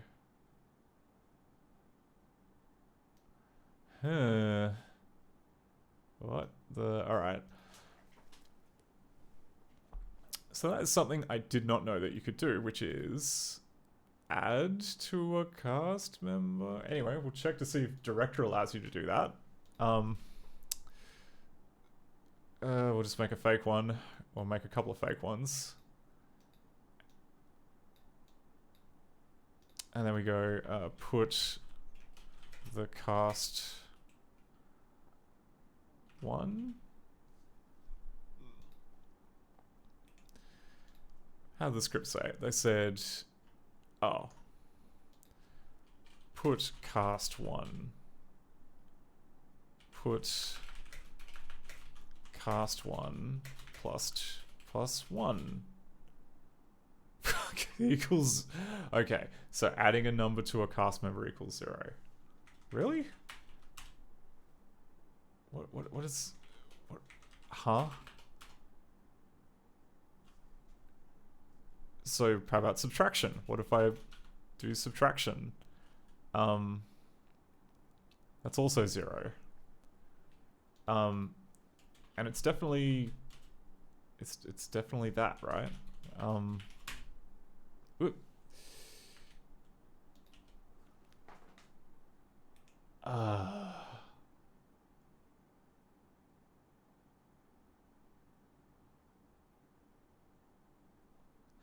Right, so it's a variable that kind of does double duty as a number and a cast member. But hang on, why is it even... Oh, right, okay, I see.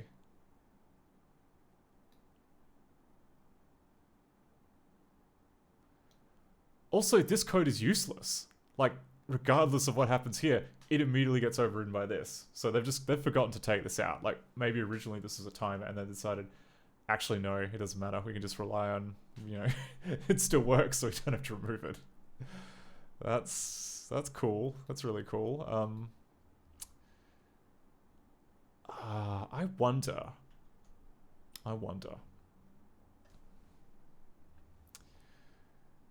Cause like, does that mean put cast 1? Oh, okay, it's not int, is it? It's like integer p?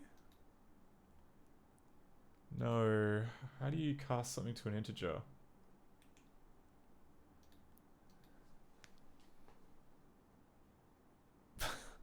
Van Laar says the code isn't useless, it queries the cast member.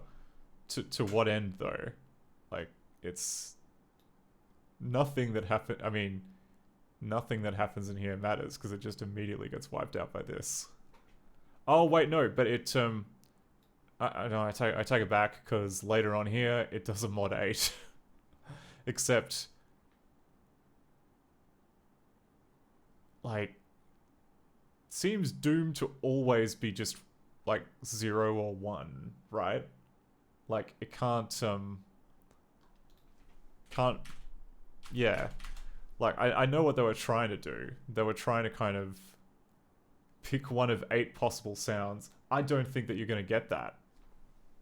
Because I think that they've screwed up and they've named it the wrong thing. Because, like, yeah.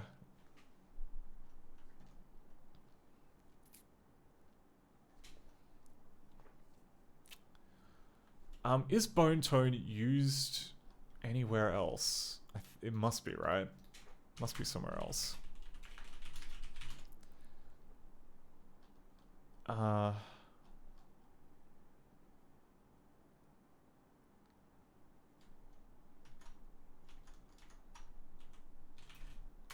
And if we look at the cast, right, for...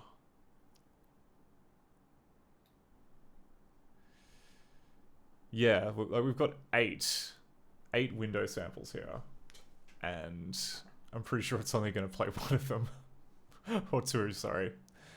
Because yeah, of the aforementioned mistake. And I mean, like, the way to kind of... I know, because no, it's got like a different variable here called next bone tone, which it uses for playing that back. Like, it feels like bone tone was originally used for tracking this, and then they said, oh no, we'll track it in next bone tone as well. Yeah, and because, oh, that's right. So they must have, before they must have just kind of like gone linearly to like, just, hey, I'm Zizzy, we're trying to figure out why P.A.W.S is crashing during like this kind of skating around, sorry, rocketry thing. And yeah, like we're just looking at the code and it makes no sense. Like it's one of those cases where they just, because it ran, they just left in a bunch of stuff which is clearly wrong. And the question is like, do we fix it do we fix it properly, or do we just make it work? And for now, I'm leaning it towards just making it work. Oh, and it crashed. Yeah. Okay. Fair enough. So.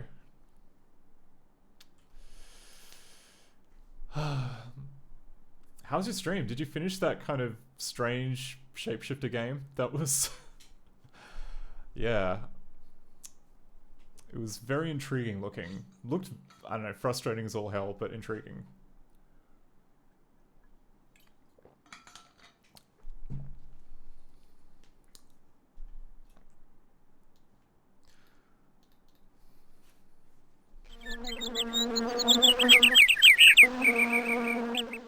Oh man, you didn't finish it? Yeah, I can believe that. It looked pretty indecipherable. Indecipherable. That's also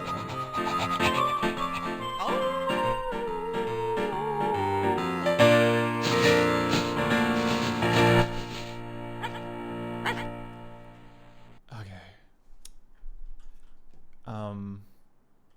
Oh yeah, while you were here, you mentioned sorry.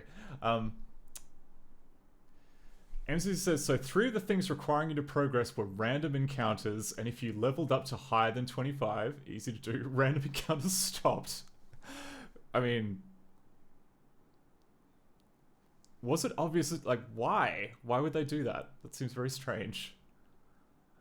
Like, so you got to the last screen, it was essentially soft lock. That's rough. That is... I know that feeling all too well. It is not fun, especially if you've sunk a few hours into the game. My commiserations. I was going to say, you mentioned earlier about a game, Virtual Nightclub. I found a copy of it. What's the story? Like, it looks... I mean, I couldn't really find any screenshots of it, but it did sound like they were talking about like live musical performances. Like, what's the deal?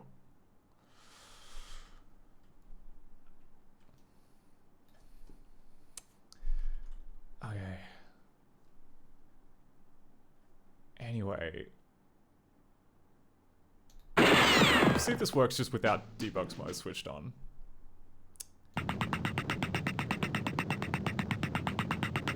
So yeah, got the bone. You know it's this guy down here. Go back to you. Oh my god. Was I meant to pick that up? Okay.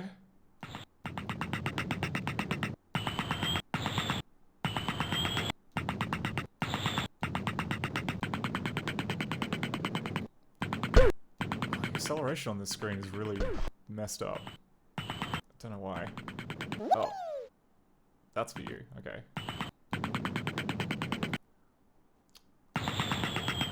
Oops.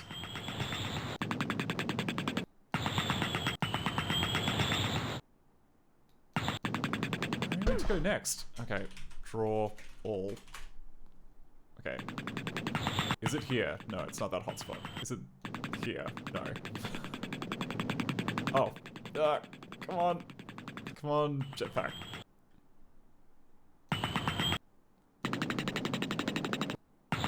Yeah, something's up. Something's broken with the animation.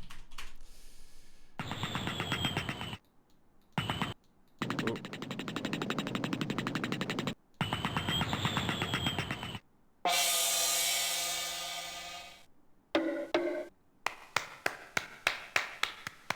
It's just one hand clapping. Oh no.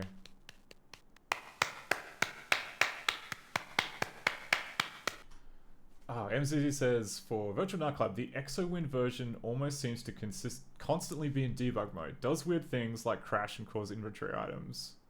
Lose inventory items. You're in a futuristic nightclub getting high on weird future drugs and Levi's minigames. Okay, yeah, I'll do a little bit of I've got a copy of it now, so I'll do a little bit of prep work, and maybe next week's stream we'll have a look at that, because that sounds pretty banging.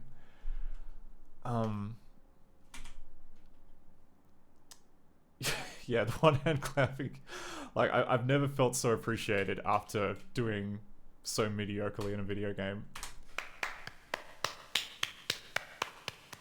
Like, do you get? I need to know. Do you get like a better round of applause if you do less bad at the minigame? Like, surely.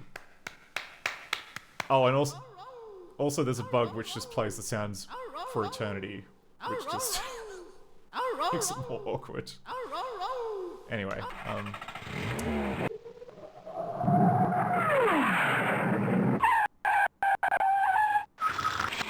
yeah. Now this is the bit that we really need to fix, though. MCC says, it's like they're in an ancient public bathroom slapping their thigh. Good analogy. Never thought about it that way. So here is like where we're like, it's so close to working. This looks bad, but it's actually really close to working. And if we like look at all the channels, we can see in here, right, that there's 4 channels which can show stuff in the eyes, and they're all set to be invisible. So we've got like visible 0, and like visible 0, visible 0. Yeah, they're all turned off, which is why there's no frame. Oh yeah, the dog with the wizard hat. Lovely, lovely, lovely touch. Oh, it's also night.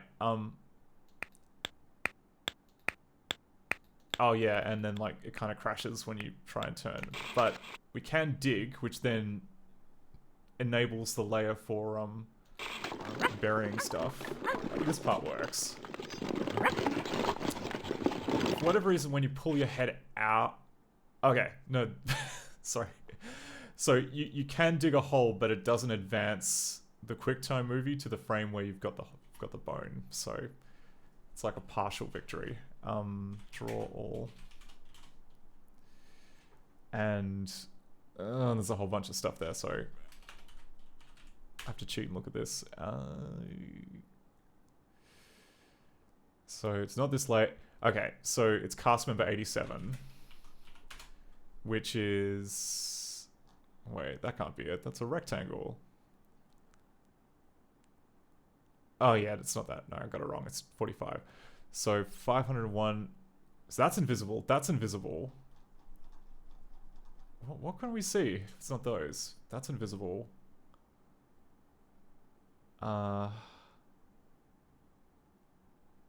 They're all invisible. What? What are we looking at if they're all invisible? That is weird. It's real weird.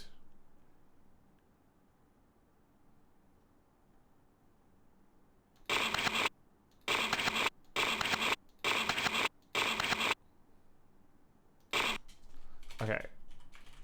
Channels. Okay. So during the transition when you're ducking your head down, 47, which is the blinking channel, is visible. And I don't think... Yeah, okay, so 14 and 17, they're both invisible. And then when you get to there, it's like it shows it for a... Like, there's none of them should be visible. Why am I seeing anything? It doesn't follow its own rules. Oh, man. How can we tell? Oh, wait, I know how we can tell. Okay. Debug, flag, enable images. Stick your head out of the hole. Debug level 5. Okay. And... Okay, so we stuck our head out of the hole. And that changed channel 47 to be invisible, I think. Because before that...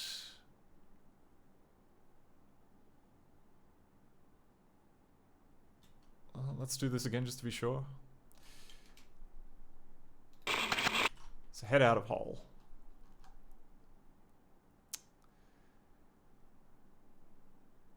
Yep, doesn't touch any of those, doesn't touch any of those. 47. Still invisible.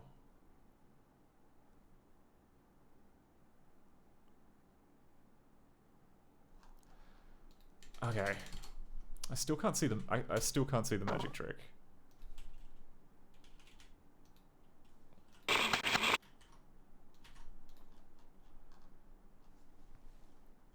So it's here, right? So this is where I click the button. It then does a bunch of crap to try and dig. Then it sets all these channels to stuff which is not relevant. And then it re-renders channel 47, which should be invisible. Maybe this readout is wrong. It could be that this readout is wrong. 'Cause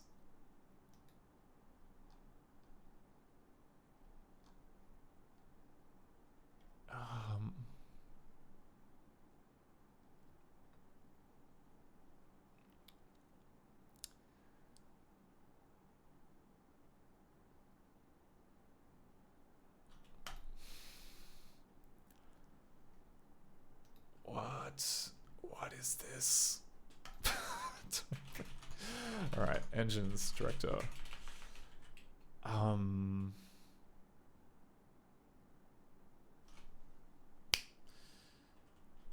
Lingo. Visible. K the visible.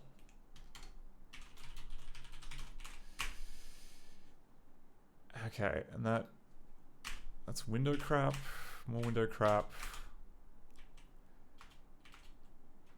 Oh wait, no, it's just all window stuff.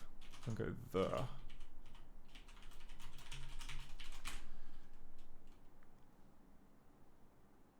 Hey Mac, how's it going? We're just messing around with P.A.W.S, personal automated wagging system, and having a little bit of difficulty like trying to determine what's real and what isn't, which is, it's not a great place to be when you're debugging stuff. And like the issue, right, is that we have this first person. Oh, I waited too long, and now he's asleep. The dream sequence works fine. Do we get a different dream sequence, or is it the same one?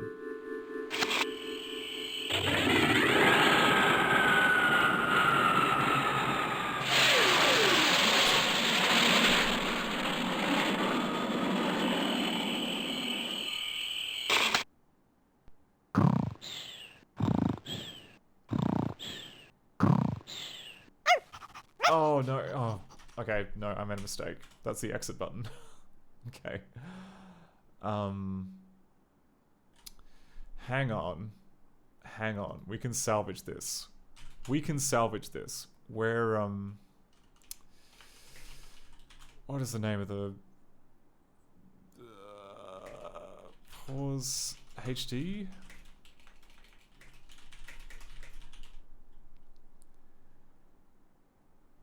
Not brain. Oh, Navman. That's it. Okay. Navman is where it's at. That'll get us back here.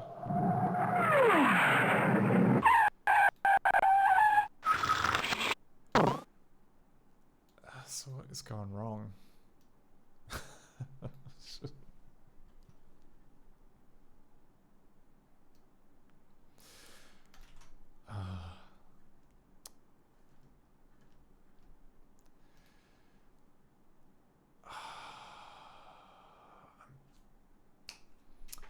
Drawing a little bit of a blank, which is always good.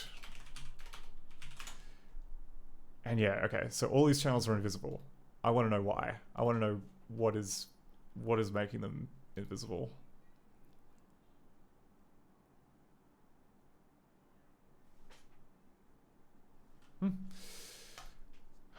Okay.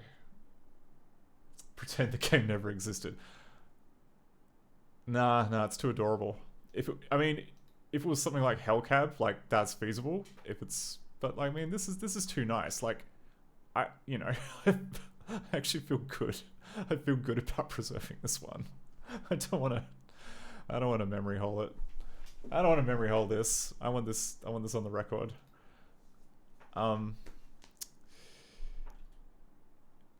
Sugar. All right.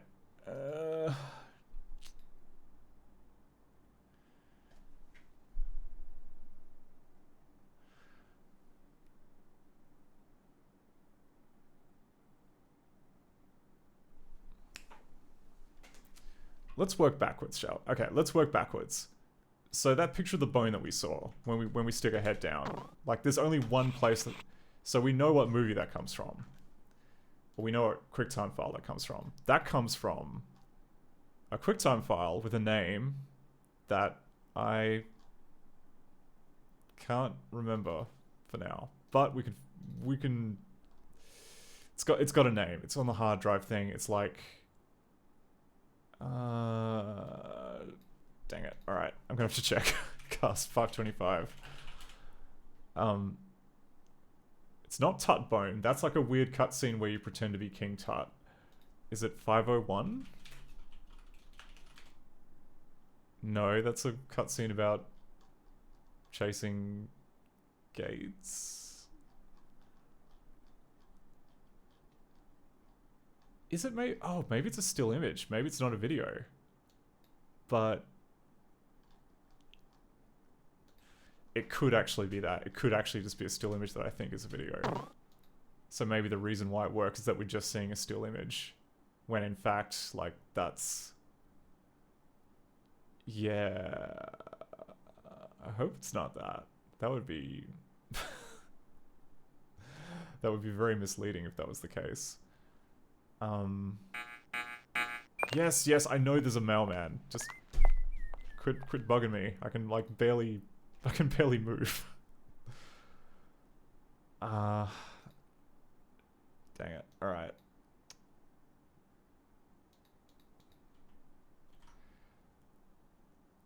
You know what? I think that, yeah.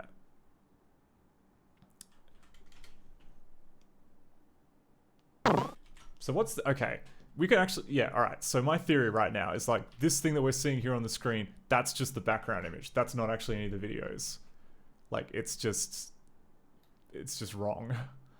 But we can prove that, I think. Maybe. All we need to do is look through all the channels, find the one which is obviously the background. I think it's going to be the first one, because it's, well, you know, one of the first ones.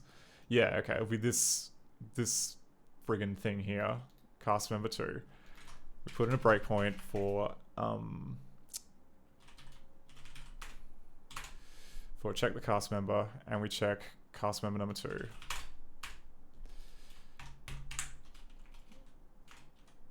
So we get the cast member.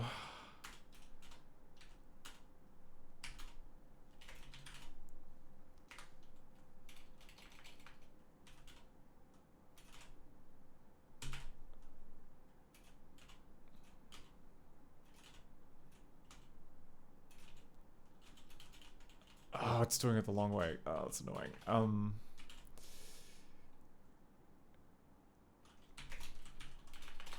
Bitmap. Cast member. Okay, so we're in here. Got a bunch of...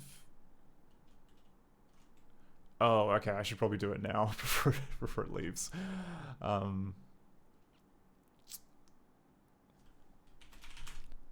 Tell me things. Tell me what I've got. Have I got a picture? Yes, I've got a picture. Okay. So this picture... What's in the picture? Is there a surface? Yes, there is. Okay.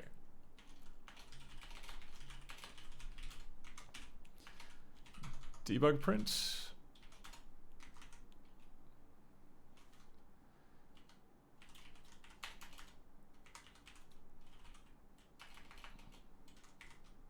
Whoop.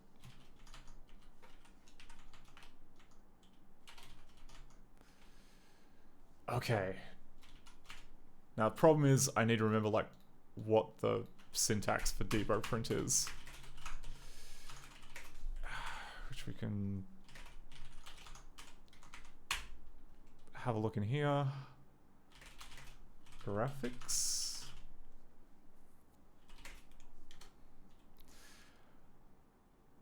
Ah, yeah, okay. All this crap. We need to give it all this crap for it to print stuff out. So, what do we got? Debug level 5. Okay, 0, 0, 0.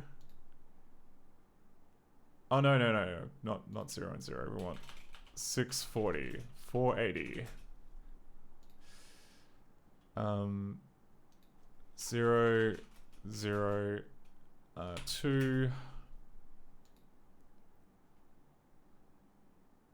Actually, -1, max width 160. And we'll say that the palette is G director. Get palette. Hey, all right.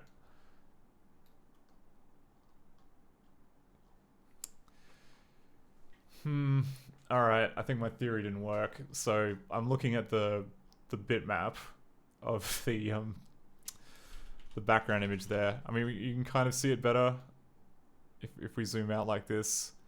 That looks blank.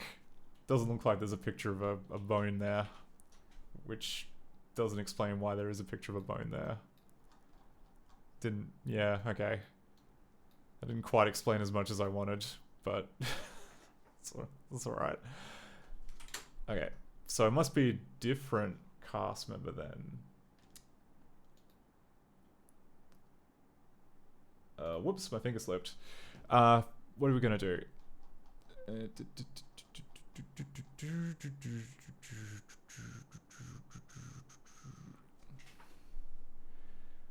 gotta be one of these things. There's like a lot of bitmaps on the screen, which is also making things very difficult. But let's... Okay.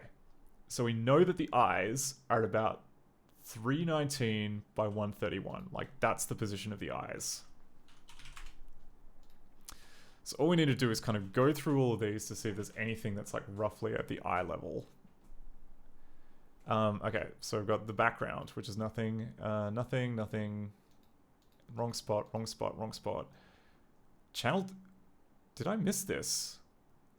I missed one. Okay, there's another eye layer that I missed. I was just looking at 14 and 17. There is 10 as well, which is also at the eye level, which... bet you anything, like, that's cast member number 3. So cast member number 3, if we just rotdos.mov, what's rotdos.mov? That's not something that I've seen before. But yeah, there's like 5 different things at the eye level, all competing for relevance.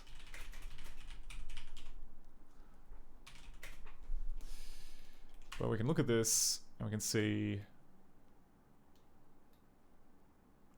Yeah, right. So this is the movie that's used for like every eye animation in the game. Oh, and interestingly enough, when we get into like a dead zone, the entire screen is black, which would be why it...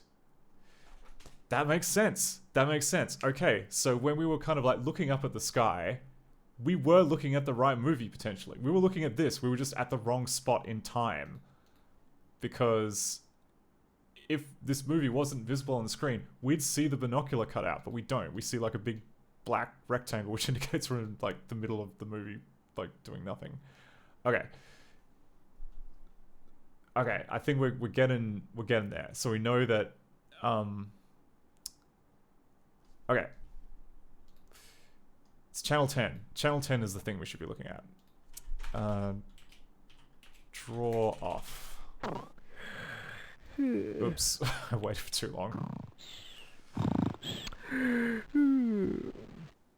waited too long.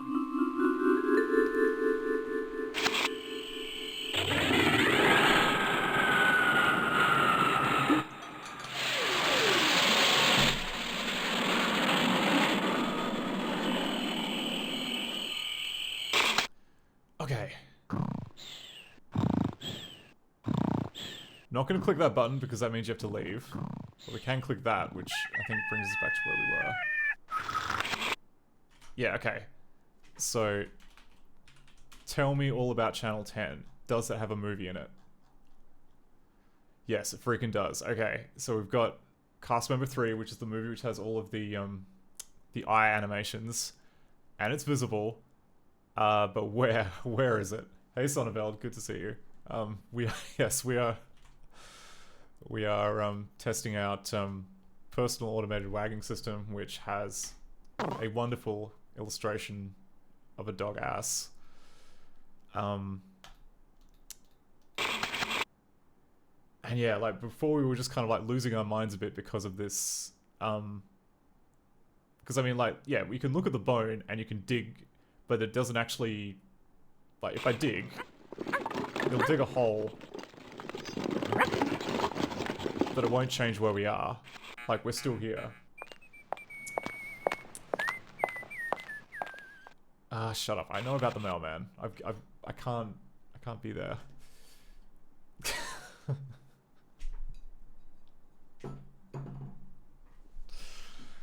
Oh, man.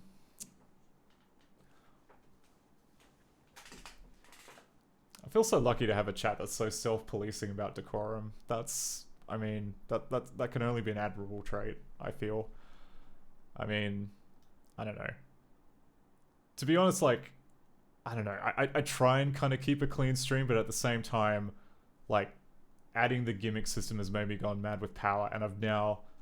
Yeah, I've bought something on DVD with a lot of swearing in it, and that's probably going to be the next edition once it arrives. So, but until then, you've got, like, clean gimmicks to mess with, like... What shall we do, Batman? Stop him, of course, Commissioner. Or, like, recent edition today. But don't we have any recourse or anything? Can't we talk to Mr. O'Neill? We could appeal to him, and he might turn the full force of his overwhelming personality on Ms. Lee. And then she'd eat him.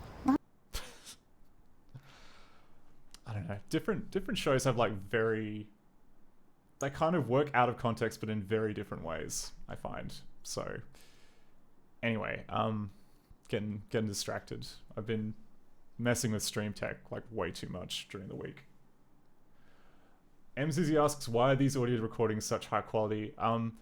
They're all taken from DVD, as in, like, the way that the system works is I've dumped a whole bunch of DVDs and Blu-rays, and my bot basically just scrapes through the subtitle information to find the start and end of every sentence on the CD, and just, you know, when you fire up the command, it just picks one and plays it back.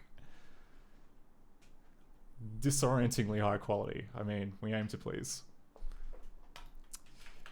What are we gonna do? We're gonna... Gotta get back to work.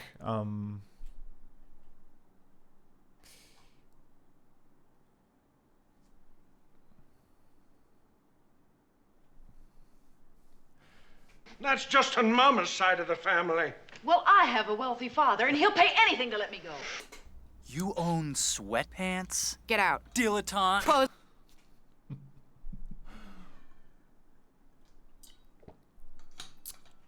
Oh, there's queuing. Don't worry. This is, you know, this is proper, you know, this may be a scrub tier stream and will always be a scrub tier stream, but, you know, we have basic queuing. Turn the other way. At the same time, I do have to, like, go back and fix it so it doesn't... Like, there are some bits which are just, like, clearly, like, 2 words or, like, a sound effect. I need to find a way of, like, notching them out. But, yeah, you don't get any repeats, which is also... I like that. I like the fact that it's completely random. Forces... I don't know. Forces creativity. Ah, very good, kiddies. You're learning the business. Okay, and more importantly, like, for the very dry parts of the stream like this, I'm hoping that this means that you can just kind of create your own fun and don't have to, like, don't have to ham it up too much. Alright, I'm probably going to... I could read too flat and too how I would normally do them. I'm probably going to add in like just a little thing to tell me what the time is on the video channel because I kind of need it. I'm sick of just probing it by hand. So let's go into the debugger.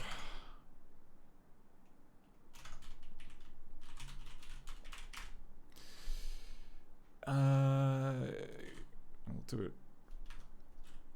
I think here. I think here we'll do it. Yeah.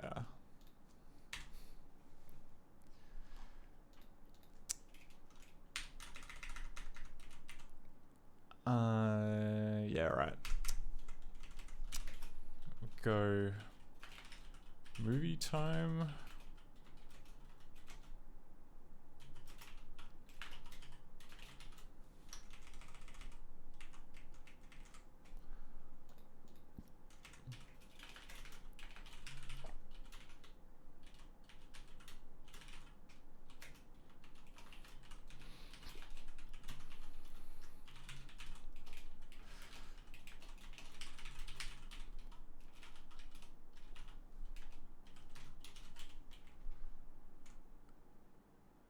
Yeah, okay. That should do it.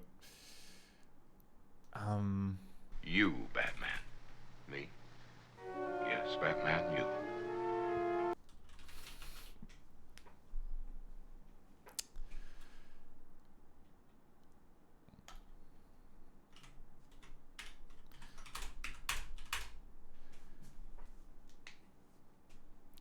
So, build this up again.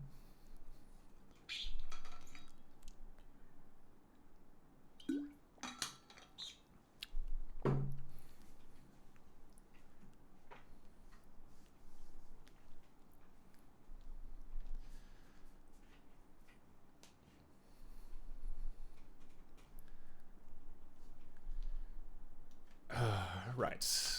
Starting again. We can skip past this, I think. Navman?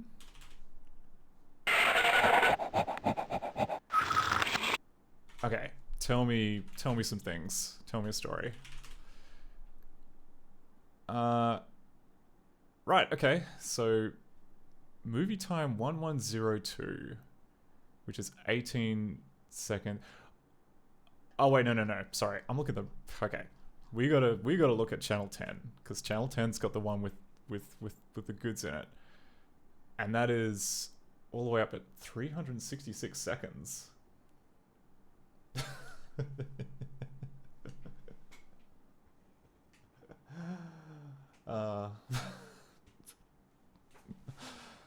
Sonneveld, I think you hit the nail on the head, but you know what? It's fine. Like I'm happy to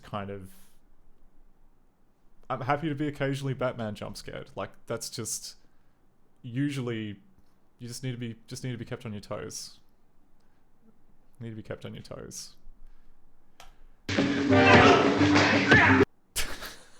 Just a random punch sound effect. It's annoying there weren't subtitles for just kind of like the, like the big POW and like blammo cards from Batman 1966, because those are good to have. But, I guess you can see the text on the screen, so they just didn't think, oh, we'll need to put a caption for blammo. You can just read it with your eyes. Yeah, okay, what are we doing?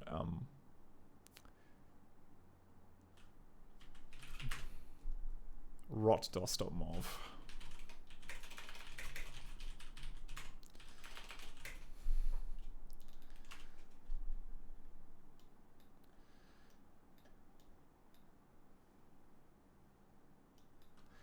And more importantly, it was rot.mov at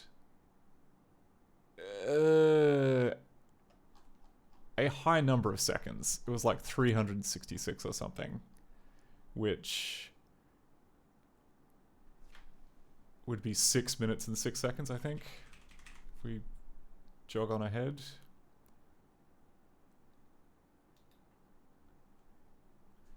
Four, 5, 6.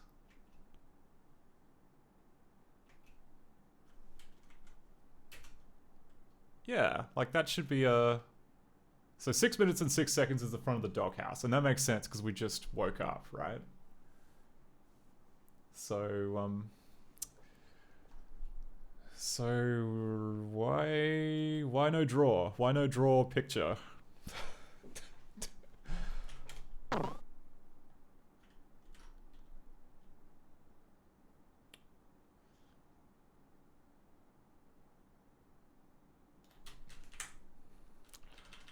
Okay.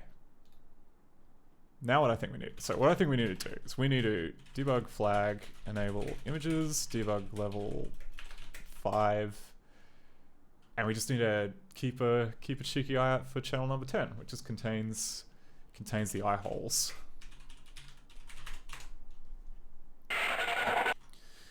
Okay, that's a bunch of crap. Channel 10. Well, channel 10 isn't visible for that spot there. Oh wait, no. Well, correct. It's correct. It's correct not to be visible because we haven't changed the movie yet. So when the dog opens its eyes,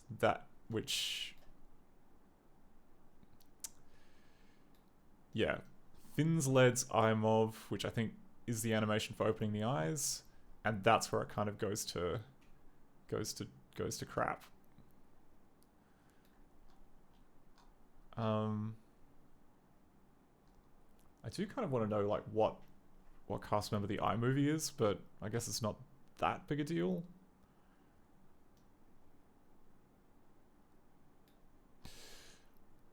But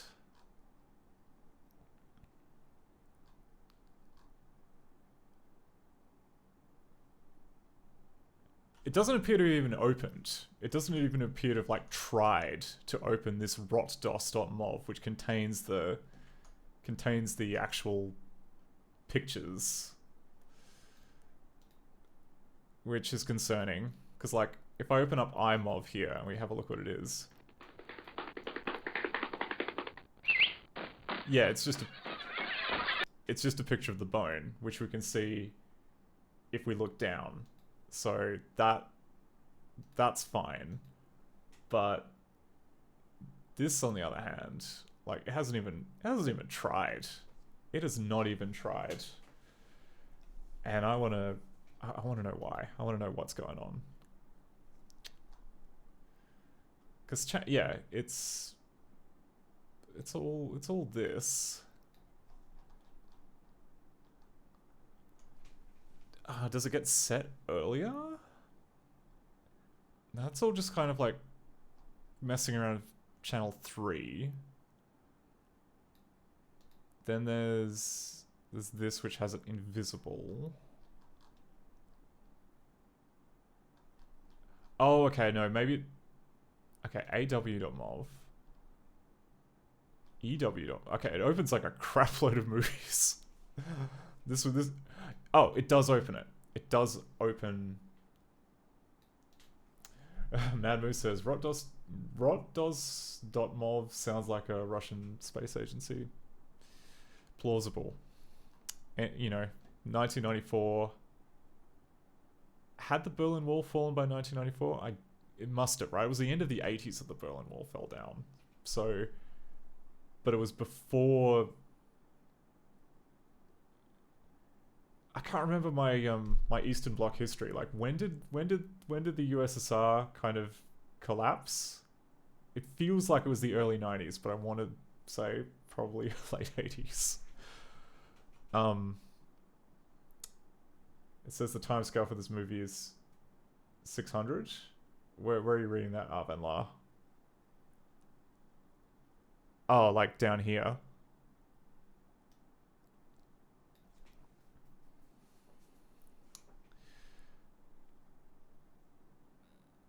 Oh, I see. So you think that like the...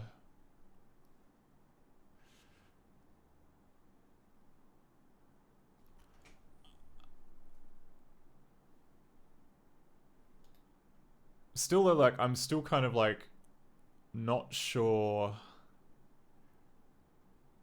Because like from my reading, right, the the number that we've got here in the debug console for channel 10, that looks correct. That currently is set at like 6 minutes and 6 seconds, which we can see is the front of the doghouse. But what could be happening is maybe the command that we're using to set the time isn't following through, isn't doing the right thing.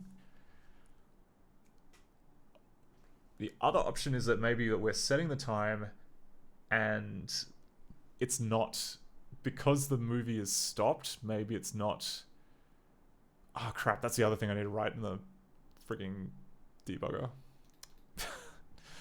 Okay, I kind of half-assed this. What I should have done is I should have written in here movie rate as well, because this is the variable that checks to see whether it's playing. I'm pretty sure it's going to be stopped. And it could be that maybe we just got it stopped and then we change the time, which then advances the frame, but we don't cache the frame, which then mean that we just get the black screen. So, movie rate.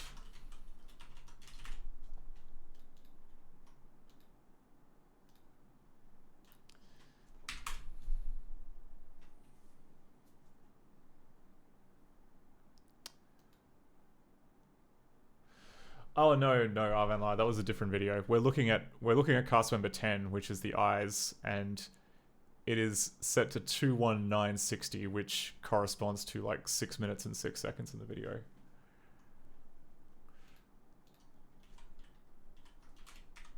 Because it's basically like 5 different channels that occupy the eye slot, and only one of them is active at any one time.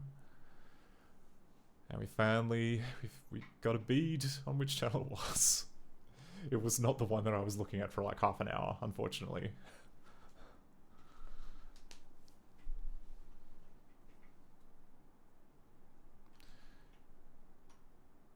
Okay.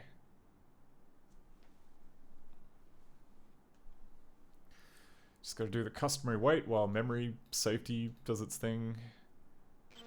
Okay.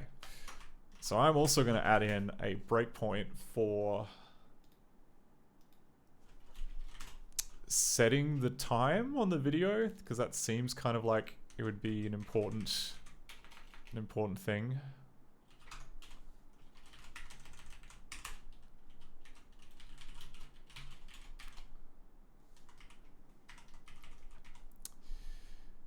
Yeah.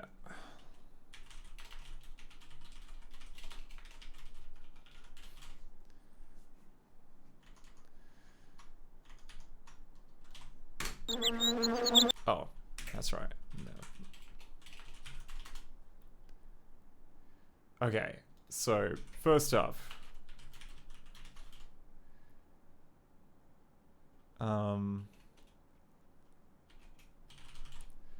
tries to set the movie time on sprite 40.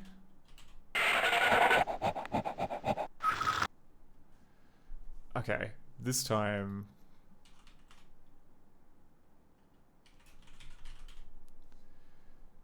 Oh wait, how does it tell what channel it is? Oh, it's ID, okay.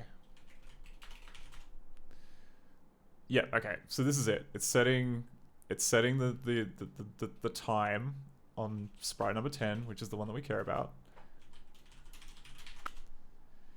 And it's setting it to 21960, which is... yeah, which is the doghouse frame. So that looks all good. And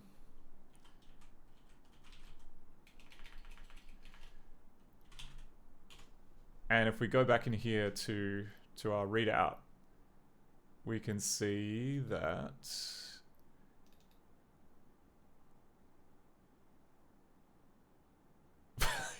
we can see that I screwed up and I didn't type the number in the right spot, is what we can see. Oh, because movie rates are double. Oh, alright. Yeah, alright, that's not good.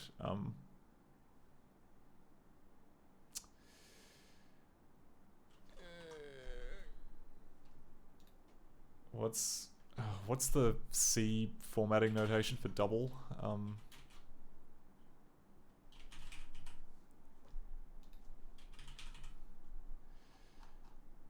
Format string.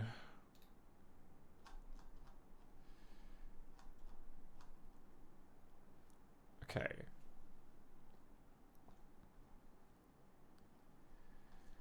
I mean, I want to say it's just F, but I thought F was like 32-bit. Floating point number, floating point number, floating point number.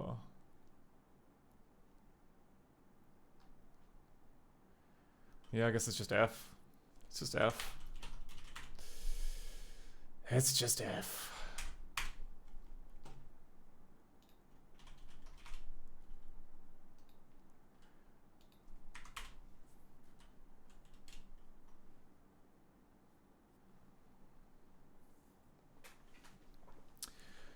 But assuming that there is, yeah, assuming that it stopped, it shouldn't be too hard to fix. All we would need to do is jimmy this code here, or like the one which kind of sets the,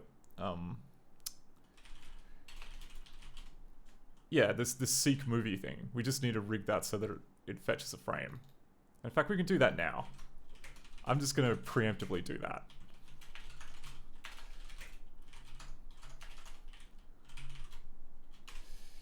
Yeah, because like right now, all it does is it tells the video to seek, and then it doesn't actually cache a frame, which is bit on the nose. How do we do this? How do we make it write a frame? Let's rewind video, the stop video, start video. Does start video force a, like we have create widget, which creates the surface, or does like copy stretch image. Where's just the one that update? Video needs update.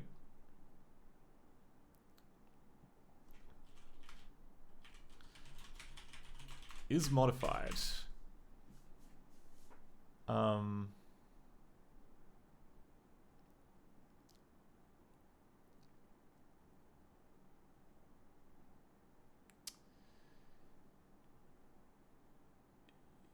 So yeah, okay. I think that we need to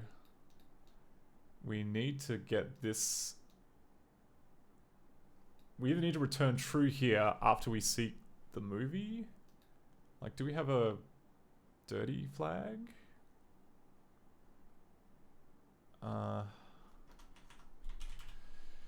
Let's add a dirty flag. That seems like a kind of thing that we might need.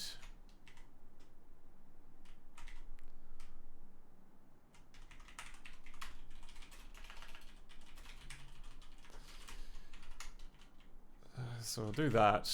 We'll say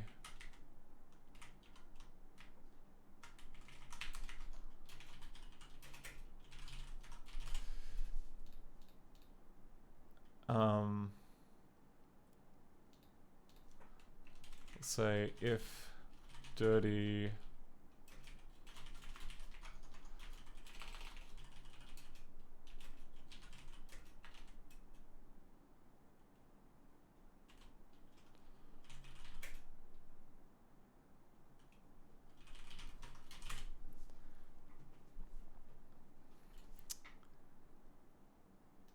and then when we seek,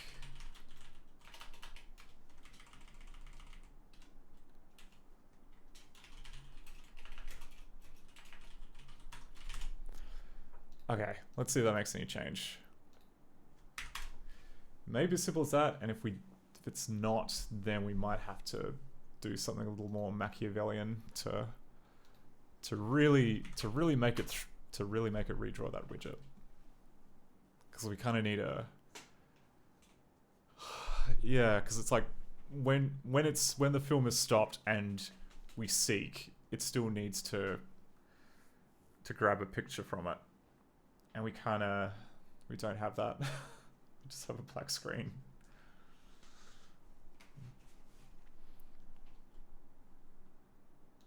Okay, start anyway.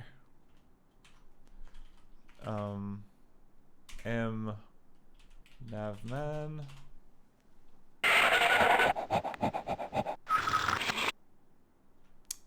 No, didn't do it. Debug level 5, debug flags, image it, enable images.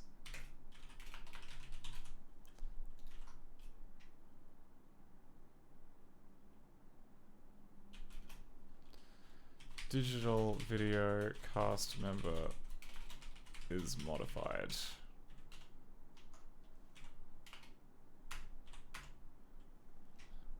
Okay, what do we got? We've got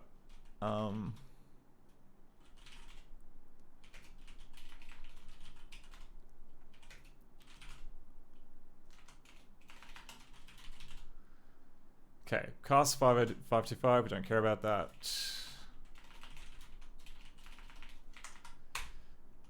Yeah, I don't care about that. Oh wait, okay. B142 if cast ID equals 3.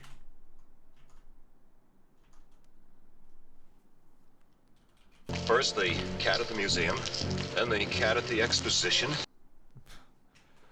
Hey Sev, how's it going? We're yeah, we're trying to get kind of pause working, and it's almost there. Like, the issue is that the eyes are all handled by one giant QuickTime movie, and I don't think that we're... It basically just kind of jumps around to different frames, and we don't draw the frame to the surface whenever we change, like, when we seek around and the movie stopped. So I'm trying to just shim that in now by adding in a dirty flag.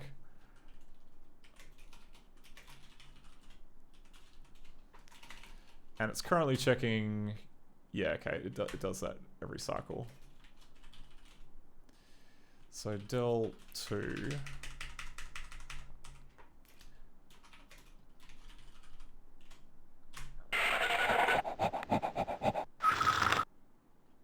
Yeah, okay, so so here we are. We've got...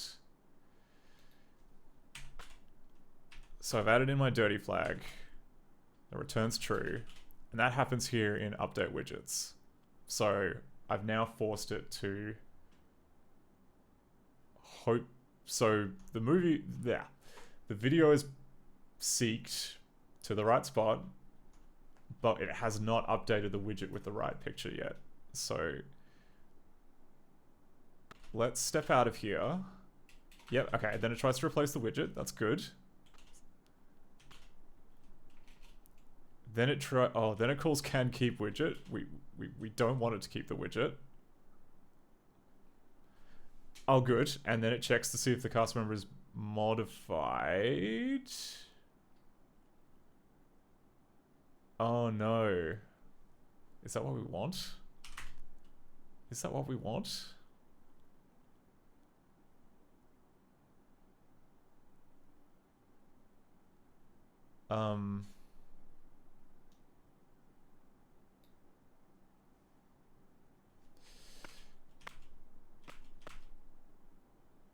Anyway, it's trying to replace the widget. That's what we want.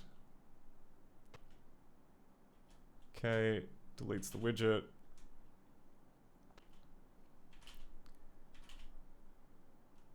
Then sets the thing to be modified. Then it creates a widget from the sprite, which is going to be for the digital video cast member. That's all good. That's all good. It then checks to see if the video is loaded. Good. Then it checks to see if the video is stopped. Less good. Less good. Yeah, alright. So we have this, we already have a flag called get first frame, which is kind of meant to essentially do the role of the dirty flag, but for the very first frame in the video.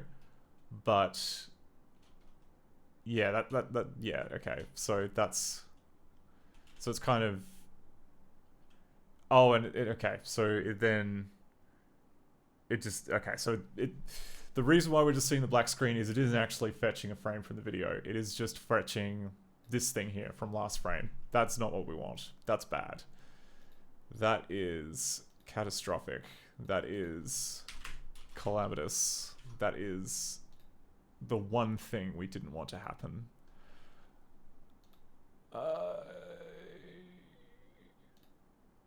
237. Okay, it was friggin' back up here. Close that. Do not render stopped videos.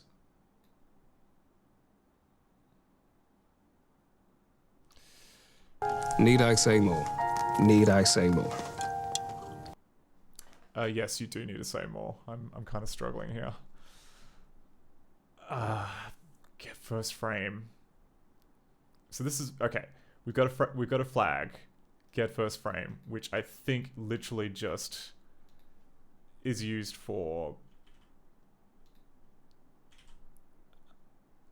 spacking over the case where we just have a brand new thing, but then oh, I see. Okay, yeah, I see.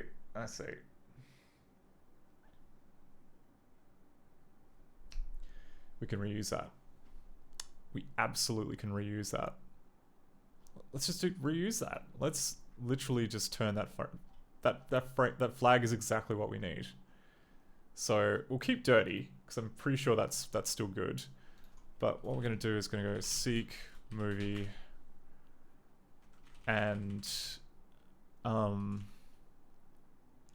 we're gonna do is we're gonna go if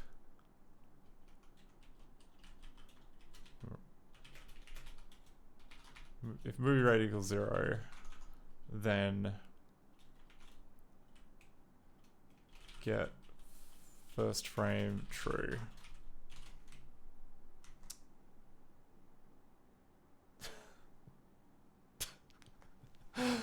Madmu says Todd Rivers saying need I say more twice is comedy perfection. There's so many good bits in Dark Place. Like, yeah. It gets better with every watch. Like, there's just every nook and cranny of that show is just, you know, you could write an essay on. There's just so much good stuff to unpack. What are we doing? We are going... So we're mostly good except for this movie rate business. Oh, it's got to be the channel. Yeah, okay. So if we go channel... Yeah, okay. I have a good feeling about that. Got a good vibe. Got a good vibe about fixing this. So quit anyway. Go back.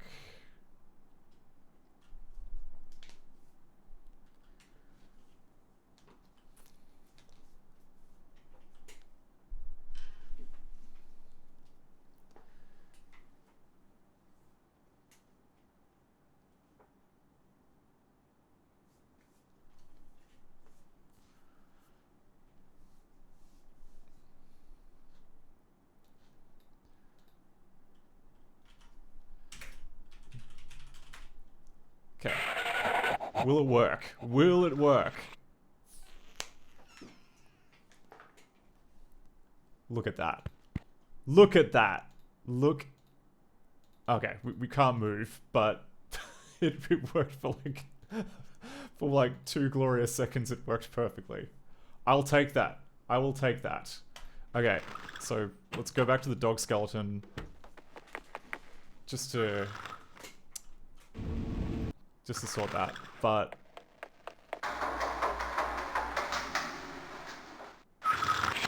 here we go. We start in the doghouse. Oh, and now we can look at the ground.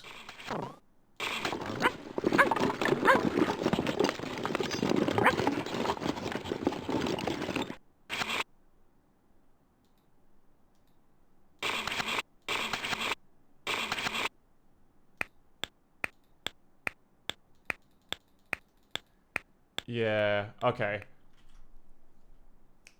And I have a hunch that I might know what's going wrong. So, Yeah, so like one of the other issues that this game exhibits is that the sounds loop forever. But I think what's going on is that because like in Director, right, you have the loop flag, which you can set on sound cast members. And in this particular instance, the loop flag has been set on all these like external sounds, but none of them are meant to be looping, which makes me think that like, actually, you know what? Info. Was this made in, okay. This movie was developed on Windows, which I think is an important point. Because, like, what we were finding was that Director 4 for Mac ignored... Oh, what do you call it? Director 4 for Mac didn't actually have a loop flag. Instead, you could put sounds into Director, and then it would assign them loop bounds in the actual sound effect. Whereas Director for Windows, they added a loop flag. But as far as I can tell, the loop flag isn't actually used to determine if something is looping. It does some other kind of God knows what signal to suggest that. Like maybe it also just kind of encodes it as a sound, like an SND format with the flag, the loop bound set. I'm not sure. But what I'm taking away from this, if I were to just kind of go into the sound code and turn off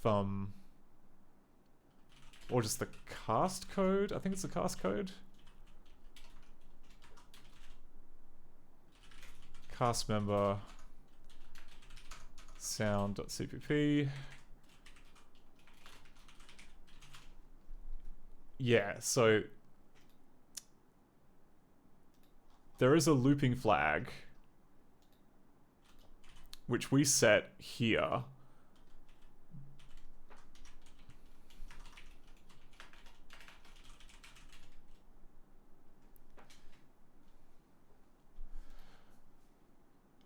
But I'm pretty sure this is wrong.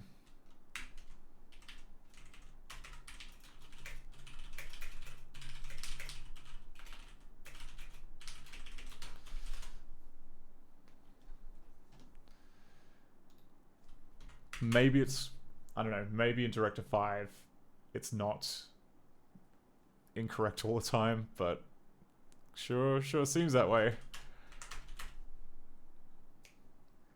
And like originally I just thought, oh, like if it's a movie that was developed on Mac and then not ever ported to Windows, or not, you know, converted to the Windows Director format, then the loop flag will just never be there, or it'll just always be wrong. But here I think is the first time I've seen like a movie that was developed on Windows Director. Like we have confirmation and it's got a loop flag and it's wrong. So I'm inclined to believe that that's not the right place to check.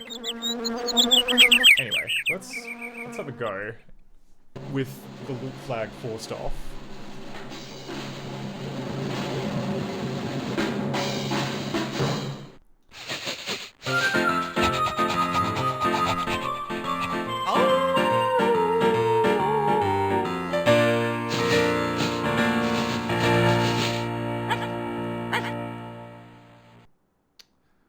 Okay, so let's go to the skeleton.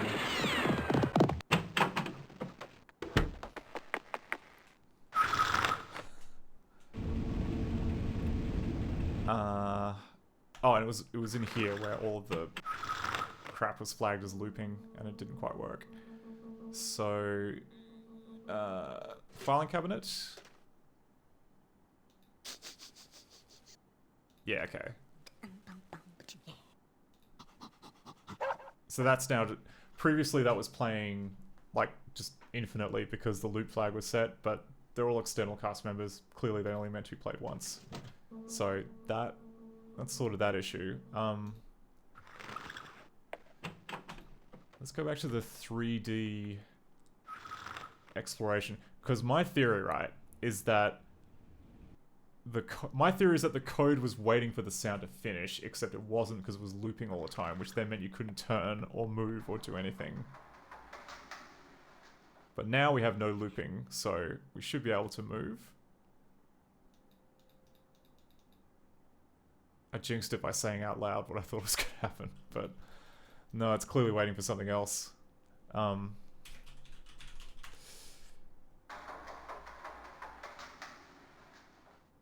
Can we at least turn around? No, you can still turn around once, but it's waiting for something.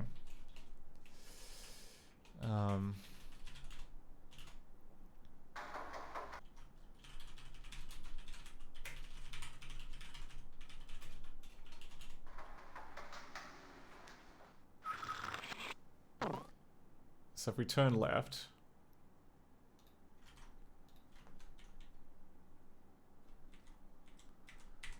What happened here?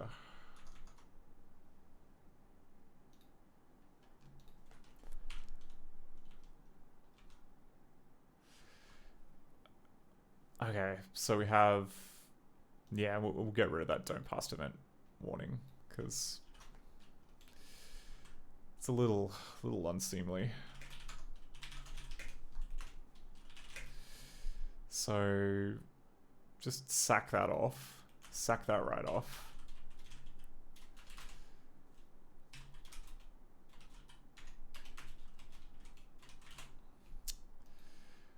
But so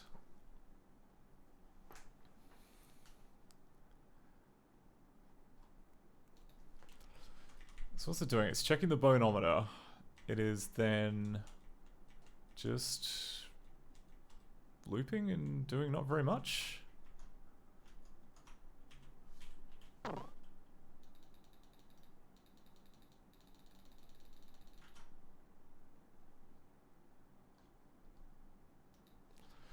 Like, I see a bunch of exit frame stuff, but there are no...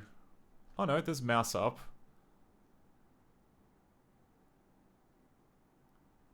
Okay, there's mouse out, and then there's like don't pass event, because it looks like this button here is stuck in the on position. I'm no mechanical expert, but that looks a bit sus. Channel 31. Channel 31.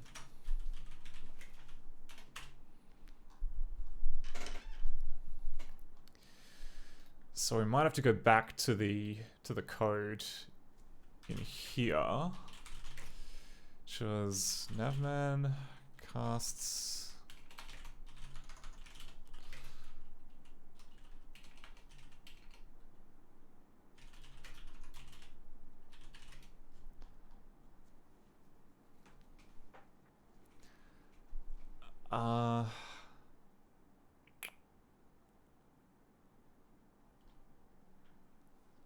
What we got? We got a bunch of, like, set the visible of...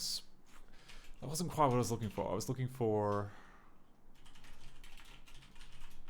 What was that one which, like, settle the names? Like, 47.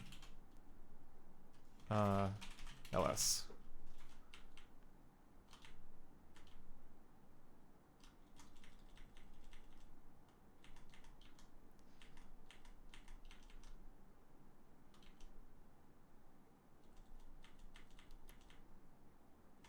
Okay, it's like diggable.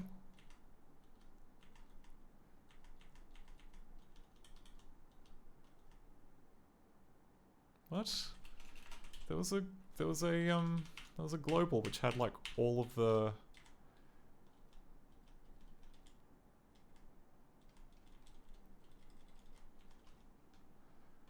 Okay, barking handler, check the boneometer, diggable, blink handlers.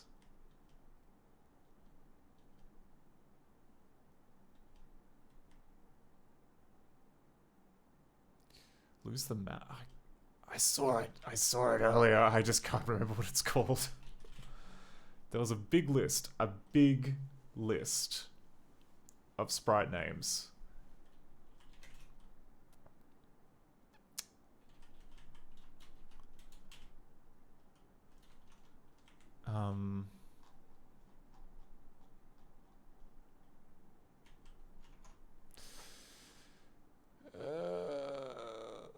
Channel 31.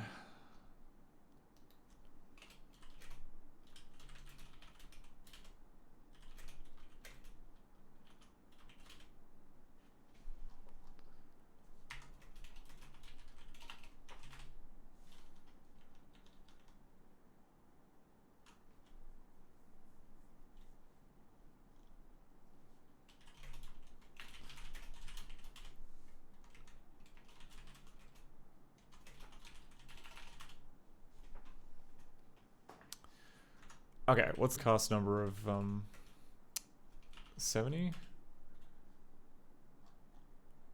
Oh, okay. I'm looking at the wrong thing. 70 is the hotspot rectangle. That's useless to me.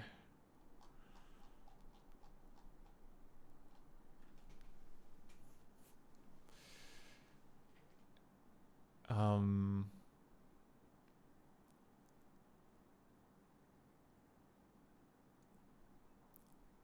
207397. I mean, hang on. It says it here in the tiniest writing on Earth.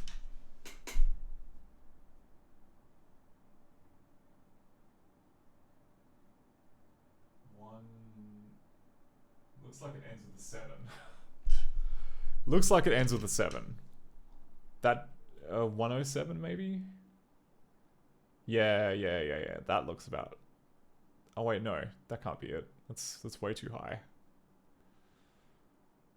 And also way too far to the right.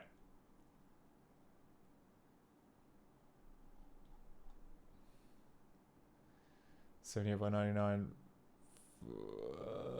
No. Okay, that's channel 41. That's channel 9, channel 8.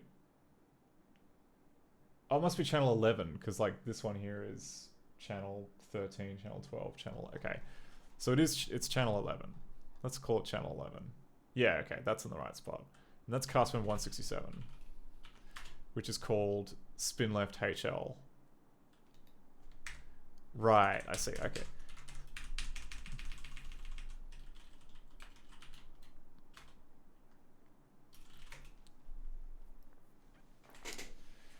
Here we go. We've got a script called spin left HL, which is not working.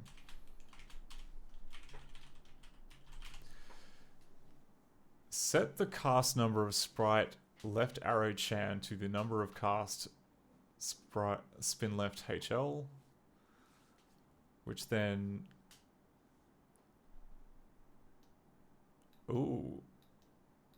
plays a puppet sound called turn loop.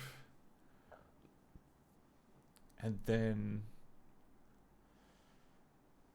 it checks this. Okay, then it checks the. All right.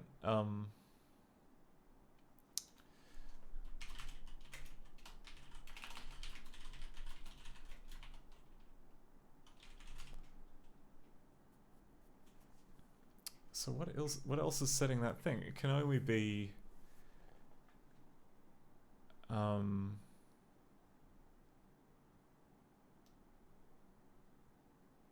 Oh, what's this? What's this?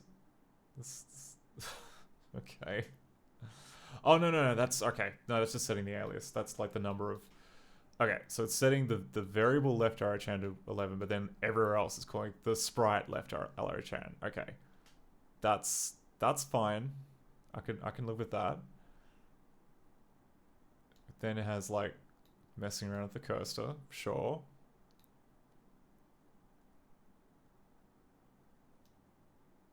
And then we have like gray and ungray.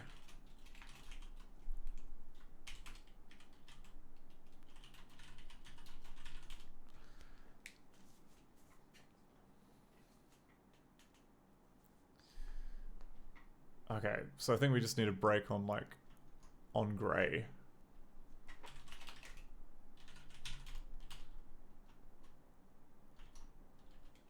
Um 166 gray. Oops. What's... Oh, right, because I've got debug mode turned on and it's loading all the crap through the console.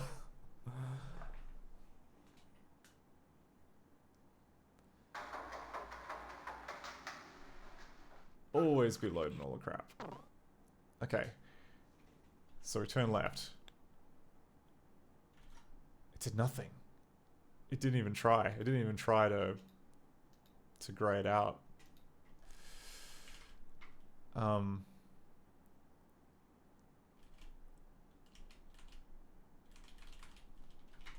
Is it ungray?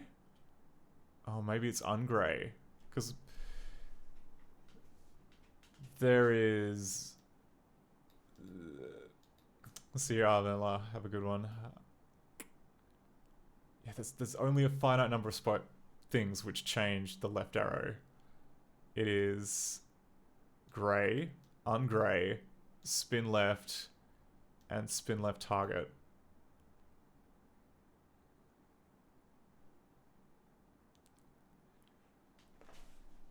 And so, yeah, by process of elimination, it has to be ungray. So, debug, disable, lingo, exec.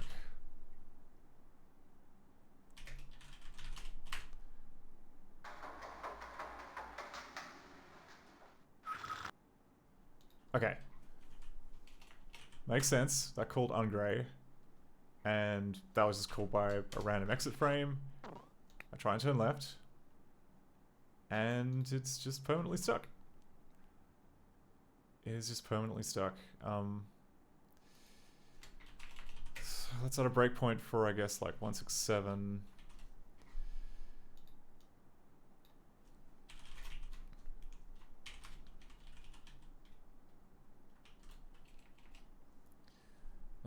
Mouse down? Yeah, okay.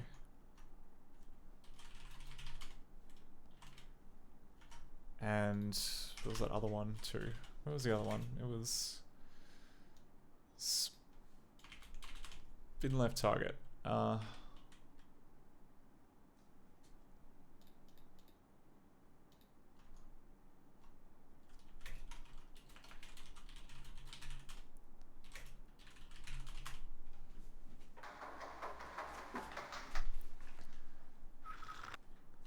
Okay, we ungraze it. We then try and turn left. Okay, grabs it with function 51, which is this. So it does, yeah. So it sets a bunch of triggers. It then does a left turn, and then it calls check sled. Why do I get the feeling that, like, it feels like we're gonna have to step through this, I think.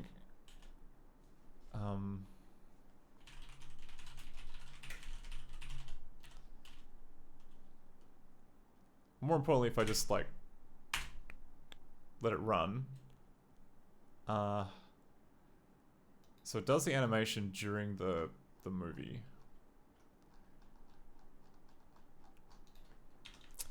Yeah, good thing I didn't step through that. There's actually quite a lot of crap. I'm guessing check sled is the thing which ensures we're in the right spot.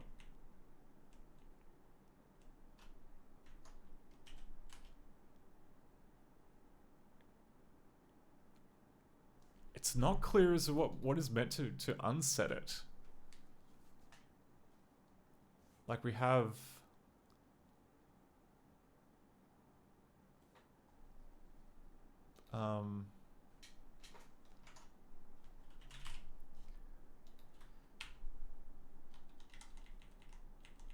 was there a variable called left turn enabled? Yeah, okay, there's a one called left turn enabled, which is equal to 1. Is there another thing which...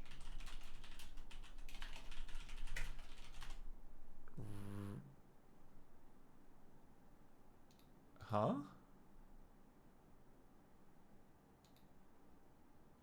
Oh, okay. This is in the wrong spot. Left turn enabled. Then there is a second script called... Okay, left turn enabled is the flag which apparently determines whether or not you can click on it.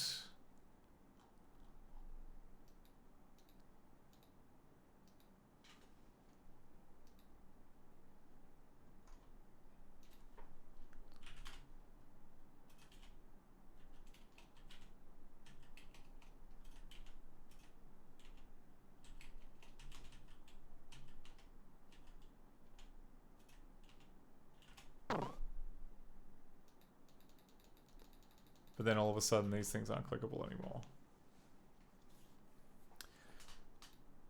I mean,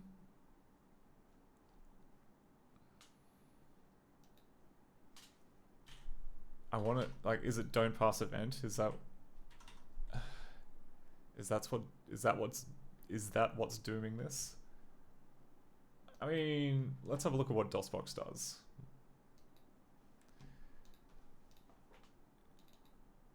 Don't save.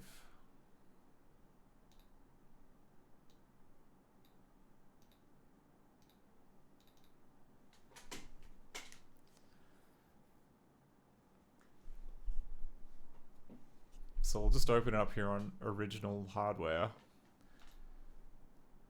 and see if the button is meant to like deselect when you turn around.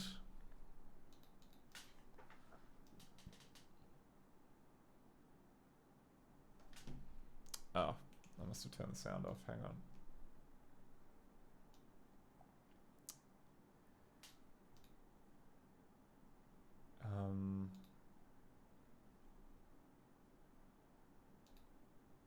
Oh, okay. Sound and DOSBox must be broken. Yeah, it's fine.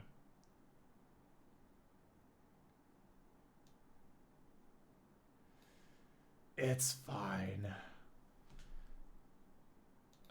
We can go to here.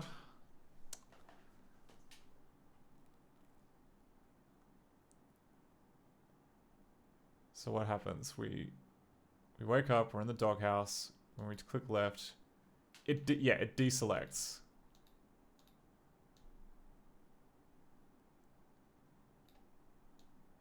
You can also hold it down, which then means you should just turn around forever. Oh, and you get this cool little animation here. We gotta check to see if that works.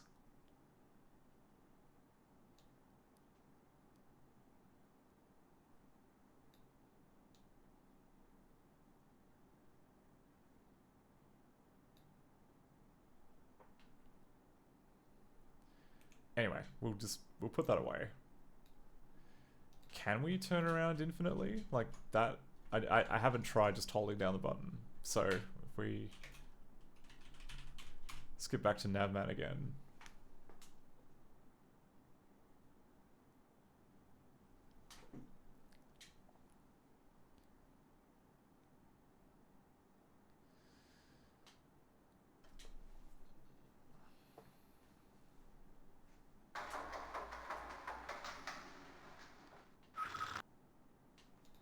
Yep. Ungraze the buttons. Oh, okay. But yes, we can turn around infinitely. That part does work to an extent.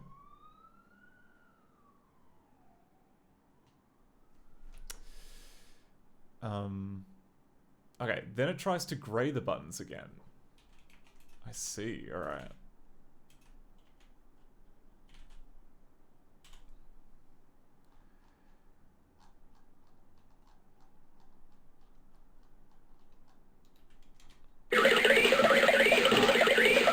Oh, okay, it tries to grade the buttons so they can do that little animation.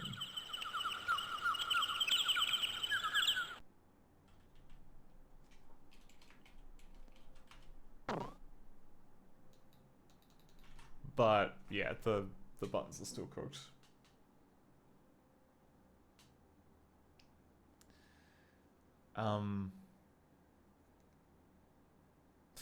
Alright,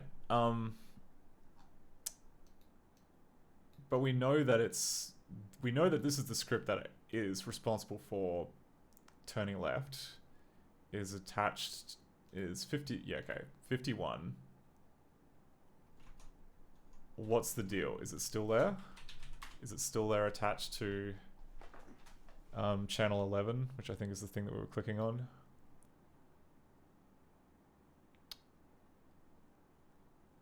Okay, that's okay. It's got script member 0, which implies that there's not a script attached to it. Oh wait, that's yeah, okay. Yeah. which would explain why clicking no longer does anything. I'm curious though. So if we debug flag disable lingo exec, I go back to like the beginning when everything's all fresh and new and not busted and stuff. And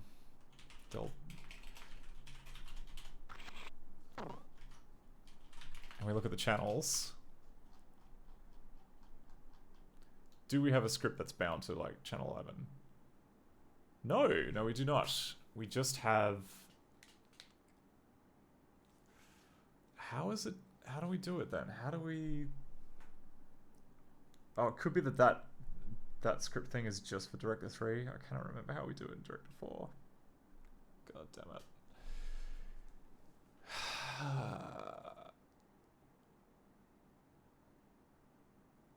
Oh no. It'll be the it will be the big bounding box that is around it, right? It'll be in channel 31. Will there be a script in there? Script number 73. How? Okay, and that is what's script 73? Help me out here. 73. Score script 73. Oh, okay.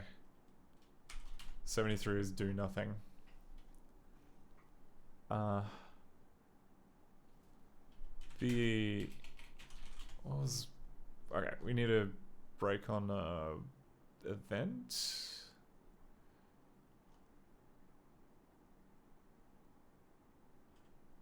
Okay, VN mouse up.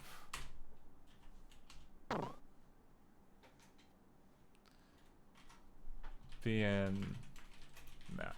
Actually, we mouse down because we're turning when we turn left.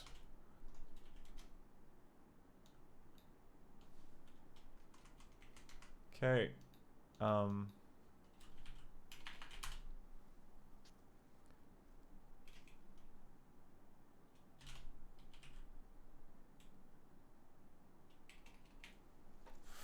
Right, so it's called script 51. Oh wait, yeah. Is it because... No, it's not. It's not that.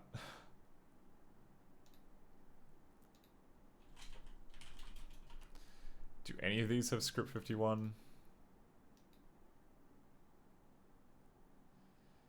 Oh wait, script member 51.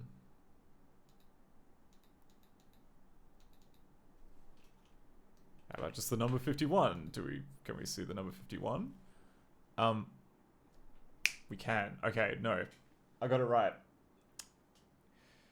So it is a script for channel 11, which is the button for turning left. And it's because it's a cast script, it's attached to that cast member.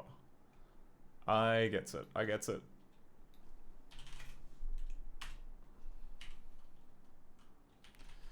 Yeah, and we've got this mouse down, and then we have mouse up,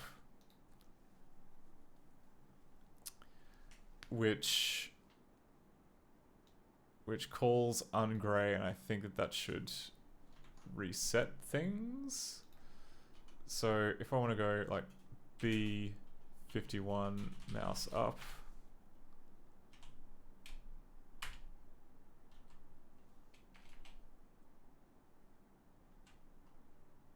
yep, it's doing mouse down, and it never calls mouse up. It never calls mouse up. That's why it's busted.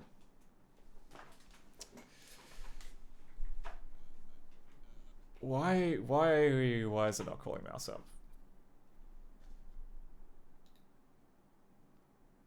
That's not good. That's not good that it's not calling mouse up. We need it to call mouse up.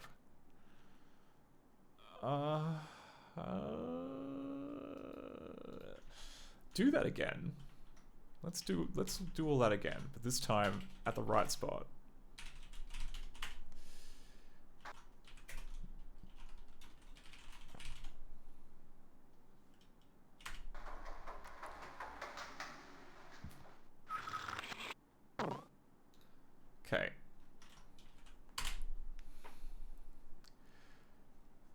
So this nonsense is all happening in process events, which then processes a mouse down event. Let's... Yeah... Which then calls the debugger hook.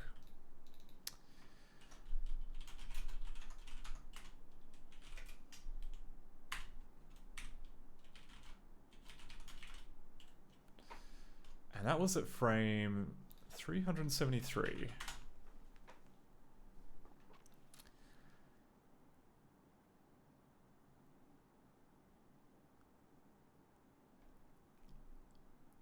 So it gets that.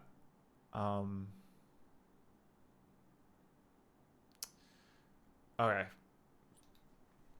I should probably turn event debugging on. So continue. Debug flag enable events.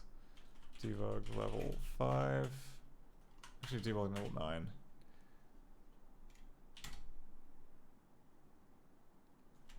So it calls mouse down.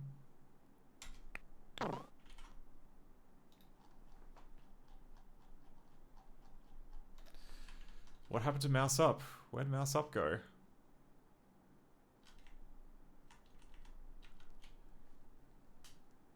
Oh. It's probably this, right? Hey. It's probably this killing it somehow.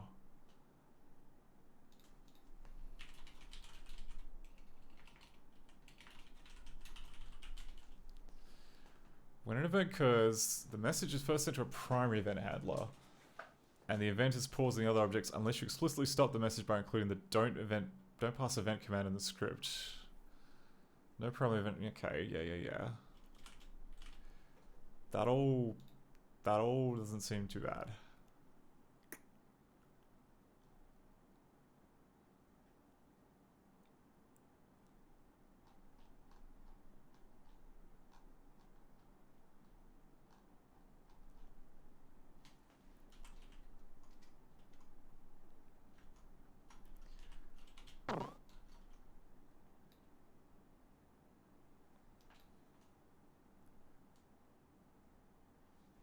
So I've got mouse down, which then causes a debugger thing. Where's mouse up? There should be a damn mouse up event.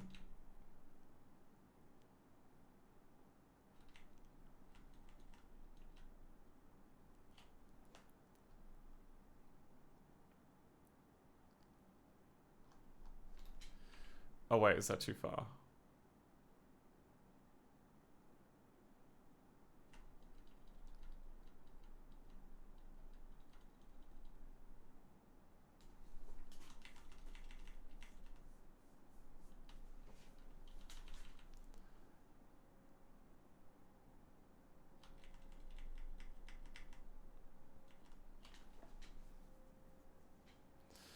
Oh wait, I think I... What? Okay.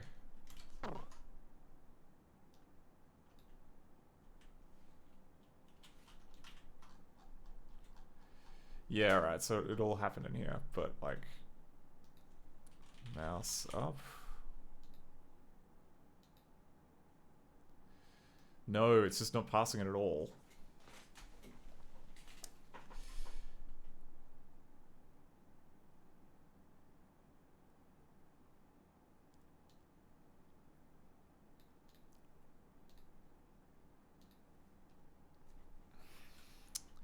Okay, well we know what the issue, at least we know what the issue is now. We know that it's because like the mouse up event is getting munched. The question is, and it's probably related to don't pass event.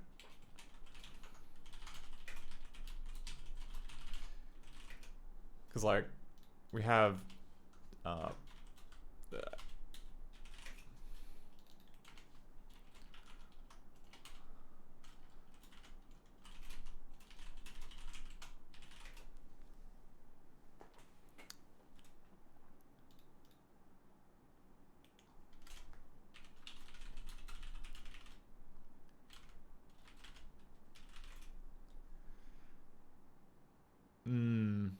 yeah, like this.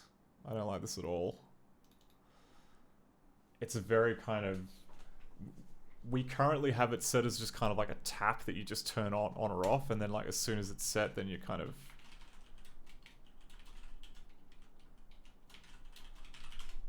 Yeah, and then like it'll just kind of throw out the events if pass event is turned on. Which I kind of dislike. Okay. What does the documentation say? When should we stop ignoring don't pass event? Because it feels like just having it run all the time would be bad.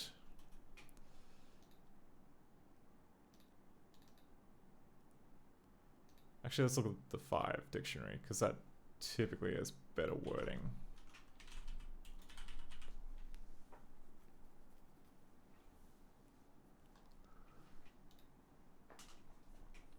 This command prevents Lingo from passing an event message to subsequent locations in the hierarchy. The don't pass event command complies only to the current event being handled.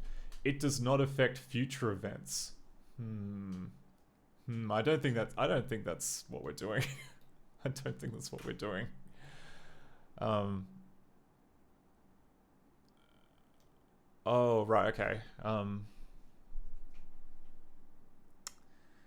Oh, it's checking the event ID before checking pass event is bad. So last event ID equals L event ID, and then like, is this the bit that's failing? Is this the bit that's not working? It is unclear.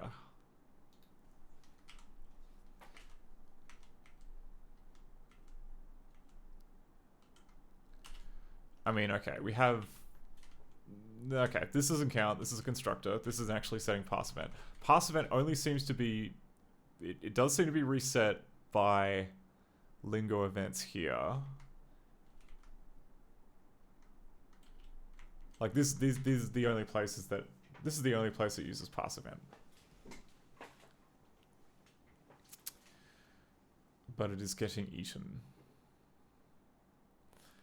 And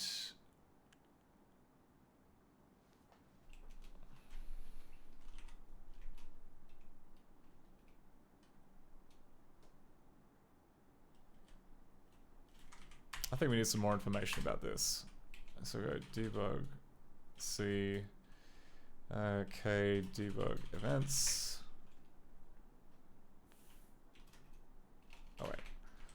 5 K debug events.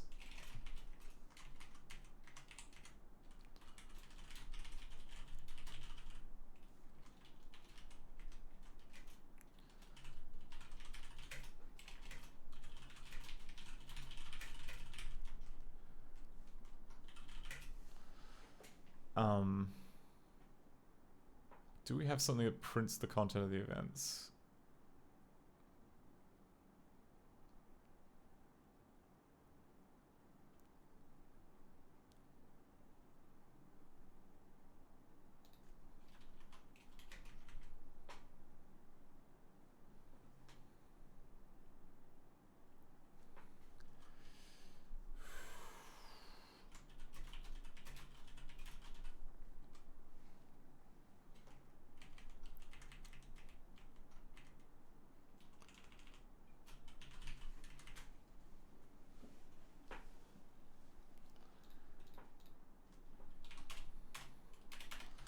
So get in here, we'll copy pasta all this junk.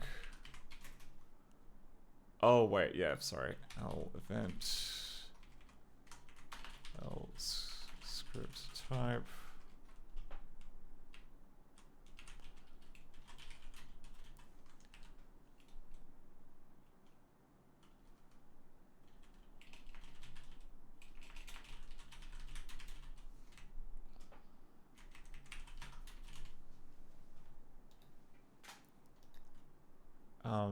Oh, get rid of that.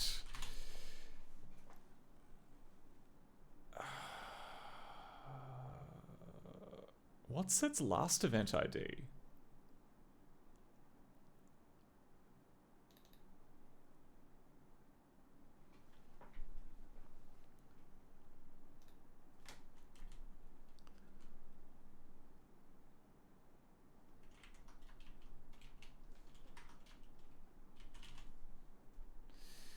Yeah, if I had to guess, like the event ID for mouse up and mouse down must be the same for the same mouse click, which would then mean that,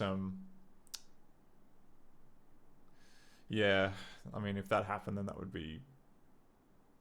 that would swallow the, if it was swallowing the mouse up event when we're doing mouse down, that would not be good. And we would need to differentiate that. Or actually, no, we wouldn't need to differentiate that. We would just need to kind of be smarter about it. We might need to, like, keep an additional piece of information. So, okay.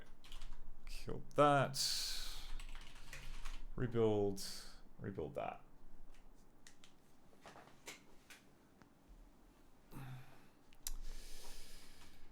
Okay.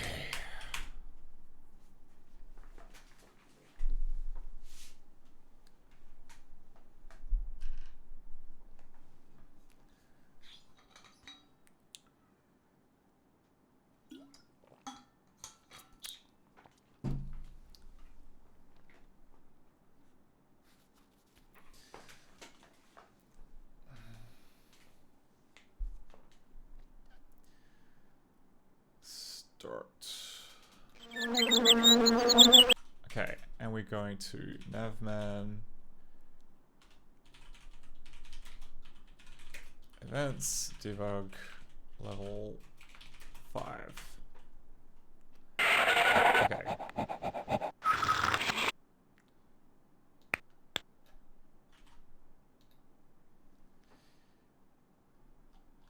So tell me more about turning left.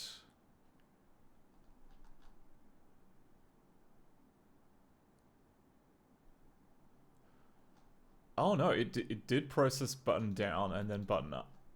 It allegedly did process button up. But of course, like now...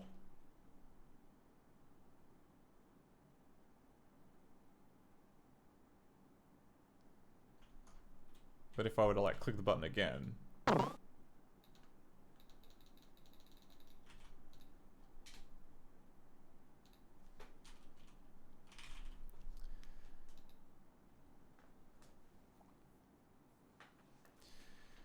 Yeah, okay. It then... I mean, okay. It got like the button going down, the button going up, and then it's now just deferring to this script. Like, yeah, okay. It processes script number 73.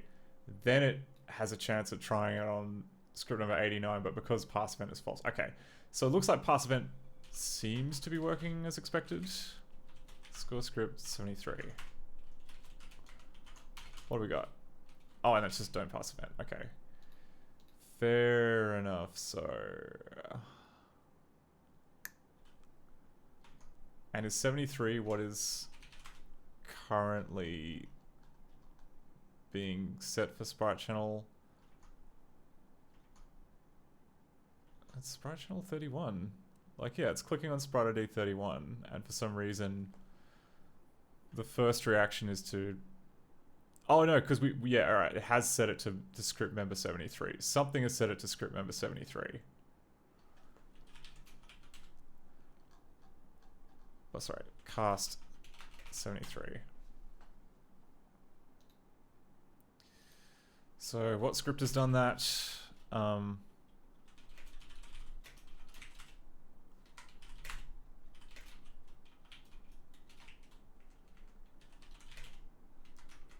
Number 73, just 73.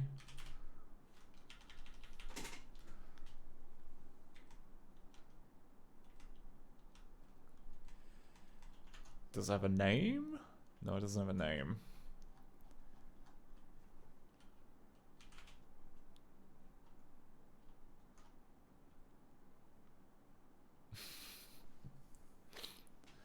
And we're on frame 30. We're on frame 37. Is that part of the config in here? Yeah, right, it is. It is, because we've changed frame. Oh, maybe it's a cars. Maybe it's like a score position problem. I hope it's not that. That would suck. It would really suck if it was that. But regardless,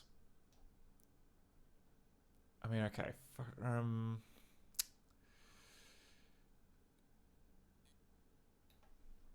Okay, well, we have evidence now that it isn't swallowing the mouse up command, but it is. It doesn't, like, it didn't look like it was executing that when we were checking the scripts that were running.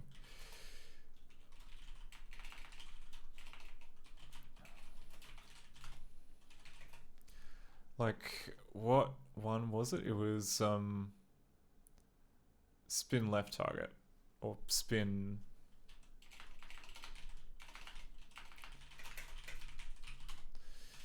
left HL.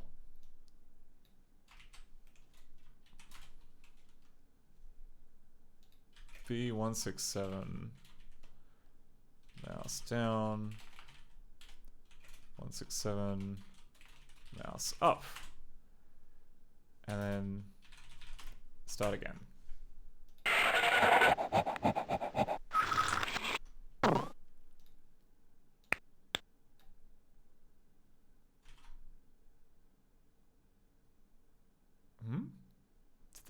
Did that just not do anything? Alright. It was the other one. It was spin left target, not spin left HL.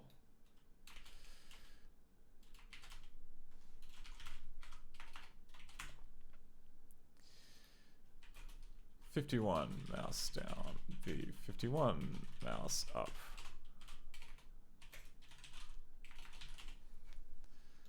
Start again.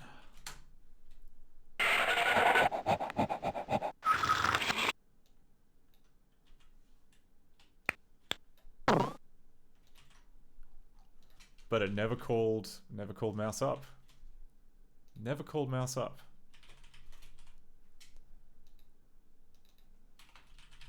I don't know if that's because of the debugger though, but kind of feels like it should be doing that.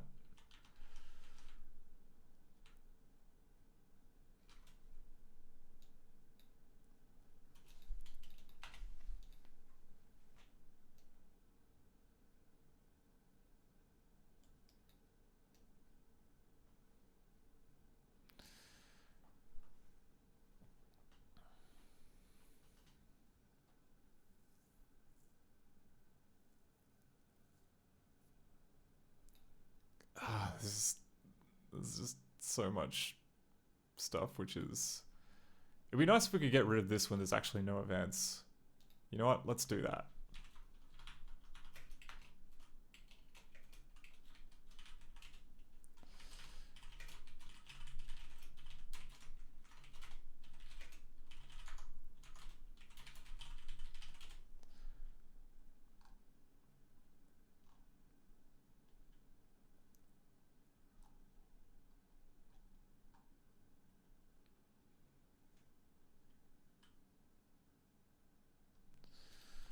More importantly, let's like increase this to 9 so that we don't see it.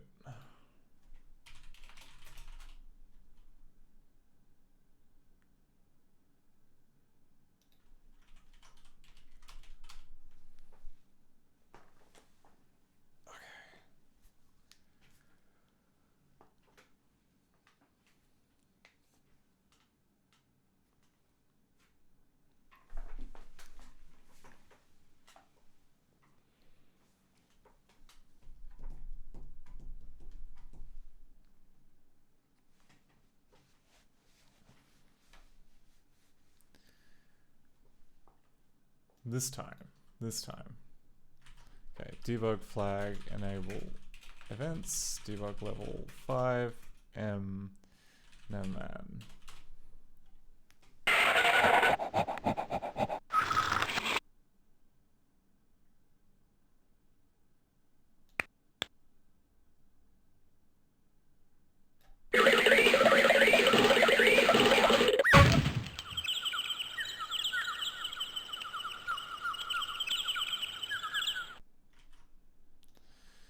Okay.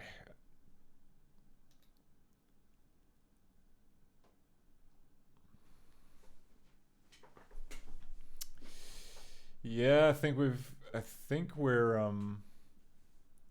this looks like a smoking gun. Alright, so we've got button down, sprite ID 11. That's the button.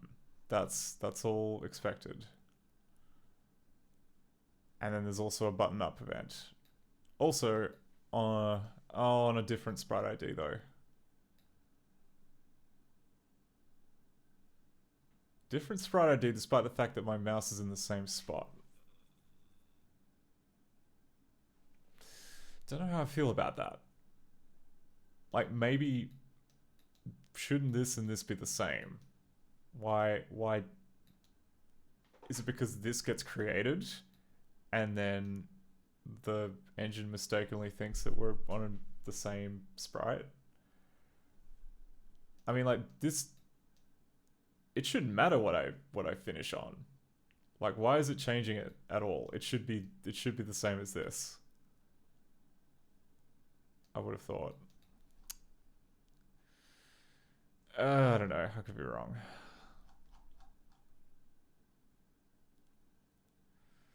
But anyway, we have a mouse up, which then comes on this new frame, which then gets swallowed because past event was false. So it can't call 70. I mean, the first script which is running was number 51. That's correct. It sets the left turn, and it really needs to run this again to ungray the left-hand side, and I think that just kind of resets it back to normal. But it is not doing that.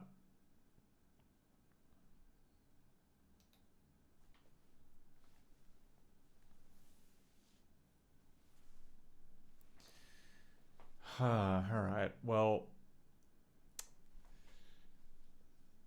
I don't know what to make of this, because, like, yeah, it feels like... Okay, I'm going to write down what I've figured out so far. I might have to, like, come at this with, like, more heavy artillery in my own time. But...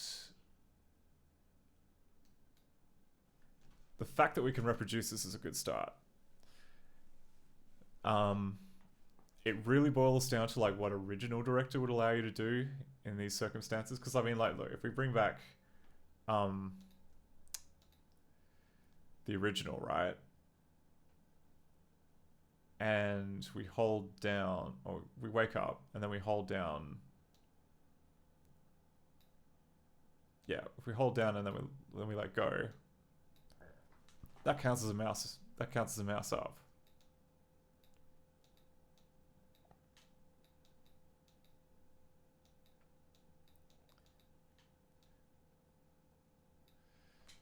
Which makes sense to me.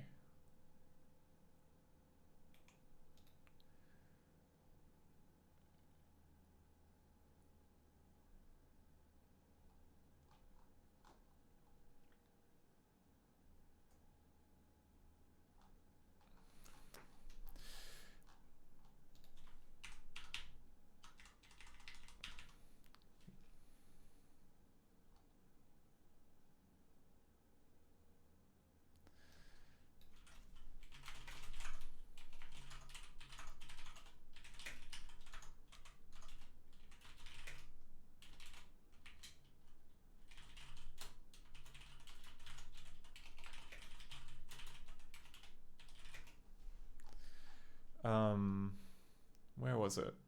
Movie process event? Oh, it's in window.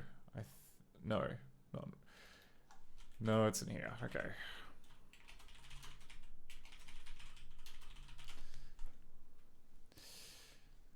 Oh, I see. Okay. Yeah, and it just... So this is what gets called by something else.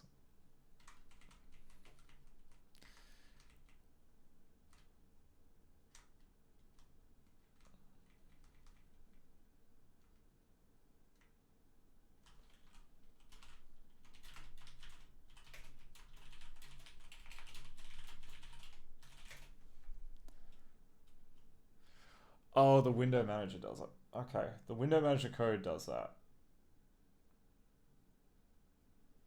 But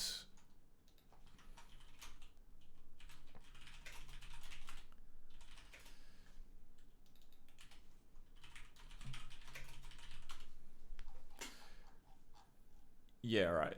No, it's this. Okay, there is a block in here which does it.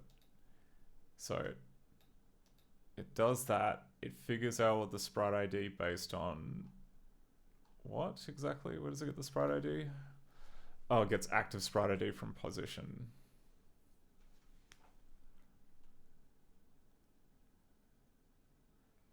Since we don't have mouse up and down before D3, then we use active sprite, current click on sprite.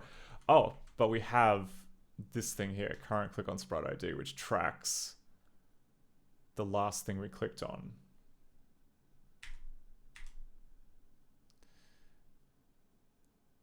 And then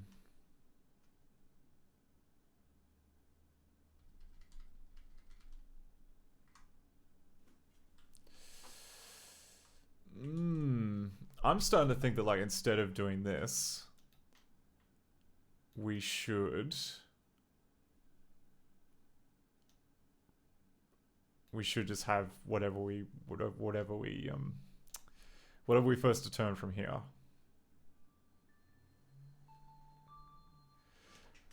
Okay, let's hack that in. Let's hack that in and see if that allows us to turn around, and if it does, we can claim victory. That seems pretty good.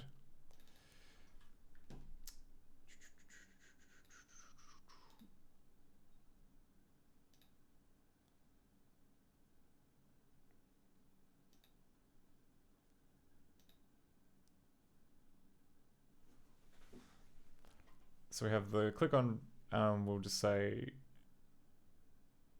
I mean, where is current click on sprite ID used? Oh, it's used in here, okay.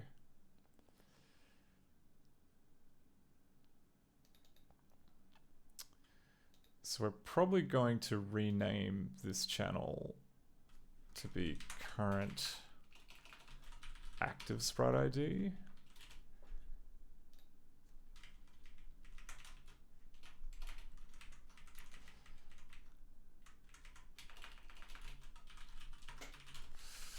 We'll copy the comment here. Well, assuming that works.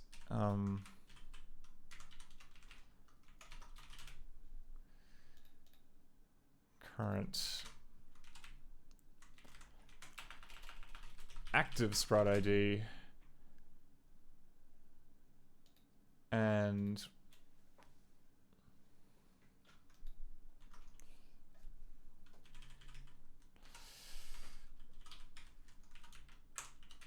we'll also go current mouse sprite ID.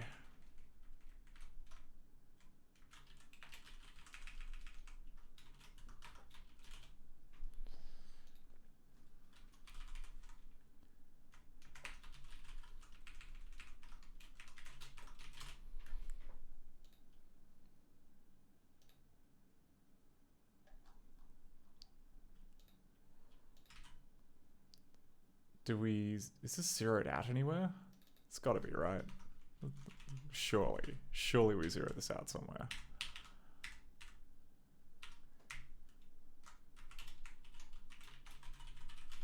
Yeah.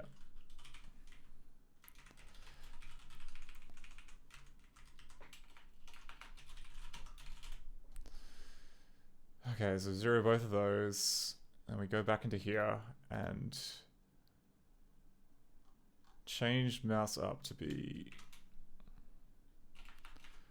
current active sprite ID, current mouse sprite ID.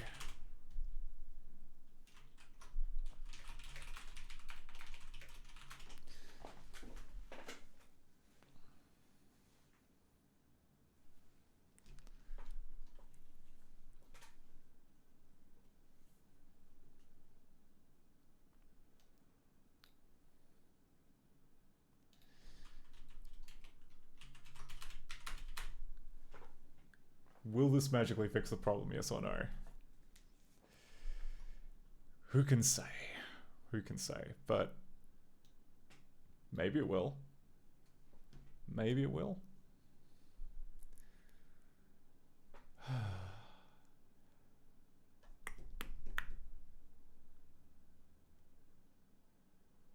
Anytime game. Anytime you'd like to. There we go. Alright. So start this up.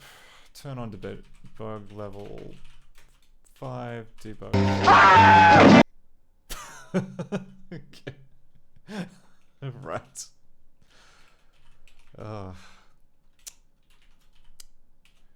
The best bit about this new audio setup is that I get to hear all of the gimmicks at full volume. I can't turn it down even if I wanted to. Enable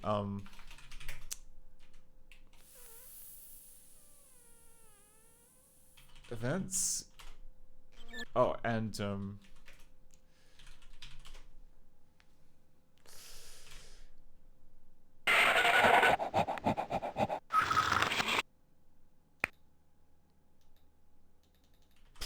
okay, that didn't work.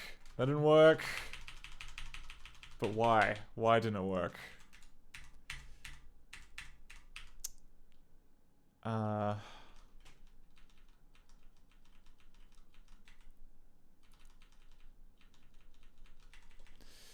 Okay, so start it up here.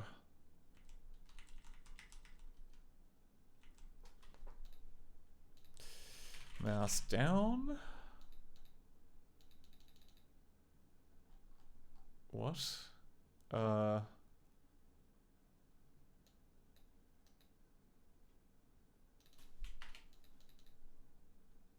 Did I, what?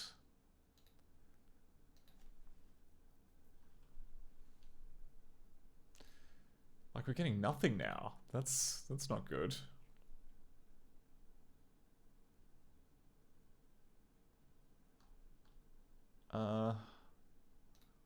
Yeah, like, what gives? We should be getting... We should at least be getting, like, button down messages. Like, where...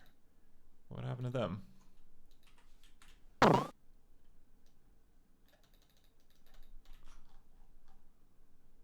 Oh, now we get them. We just chose not to show them for that one period for some reason. Okay. Hey Artion Havoc, how's it going? We are... Sorry, you've reached like an incredibly dry part of the stream where we're just trying our hardest to figure out why the dog won't turn left. Or rather, it will turn left and then just kind of, you know, stand there mooning us. Okay, let's just... Oh, I didn't even think about trying the overhead map.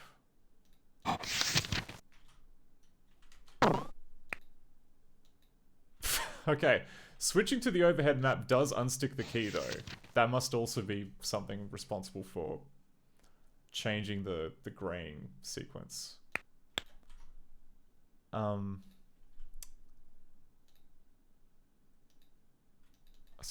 button. That's what I was looking for, the word mouse instead of the word button. That's clearly the mistake I made. Okay, so it's doing it. It's doing it properly now. Archer House says, I actually got home from a stubborn dog walk, so I think the best answer to the dog won't turn left is because it's damn dog, and that's better than a cat that won't do anything you ask at all. Yeah. You know, I mean, I can't fault the logic in that. That makes perfect sense because, you know. But really, I mean, like, we are, like, the game lets you play as the dog. Like, the dog has agency. It is just... in this particular instance, like, the button, for whatever reason, is broken. And, basically, once you push a button, it gets stuck in the pushed state, and then the events to all the other buttons get eaten up, which kind of suck. Anyway. Oh, ooh. It is almost 11 PM. And we're gonna try and cross live to Well, actually, I'm going to try and open up the copyright hearings, because as we speak, there is a hearing that's happening at the US Copyright Office about changing the law to basically allow digital archives to provide access, I believe. And yeah, friend of the stream Obscuratory is there testifying. So the question is, will the Zoom link that I got work?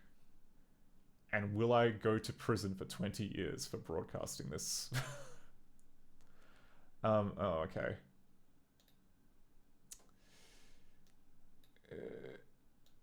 So the very first thing that happened when I opened the link was that, when I opened Zoom, was that it just sent a message saying, oh, Zoom crashed. So, great start. Lovely start. Actually, let's join a meeting. Can I grab this link?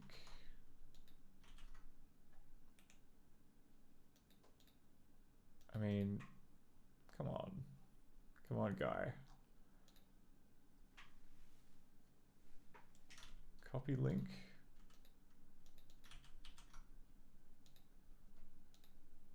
What if I just click the URL? Oh, do I even need the damn app? Can I just join in a web browser? Oh no. No, the Zoom app has figured it out. Recording in progress.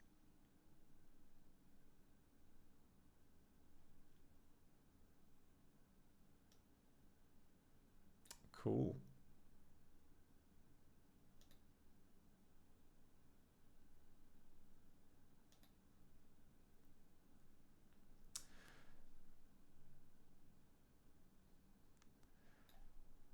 So anyway, we might cross to that once they kind of start up the hearing, but we will persevere. We will persevere with this dog thing in the interim. Okay, so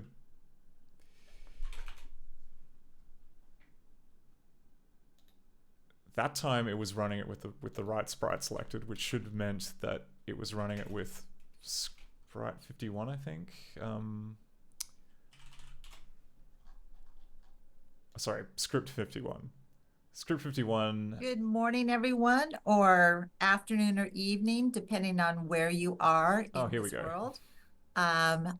My name is Susie Wilson. I am the General Counsel for the Copyright Office, and I am happy to welcome you to our last day, our third day of 1201 hearings. In the section 1201 rulemaking, in case you have wandered into the wrong Zoom room. Before we begin Class 6B, I want to go over just a couple logistical items, which for a number of you will now be very familiar on day 3. My colleagues on the government side will be posing specific questions to the panelists, and we will call on proponents and opponents to respond to those questions. For the panelists, please use the raise hand function in Zoom, and we will call on you. If for some reason your raise hand function is not working, we do recognize the human hand, and we'll get your input. We have a lot of topics to cover, as you may expect.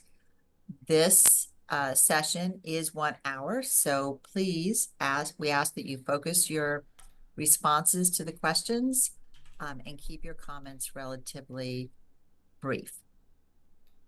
In addition, today's event is being live streamed and it's being recorded and transcribed by a court reporter. The video and transcript will later be posted on the Copyright Office's website.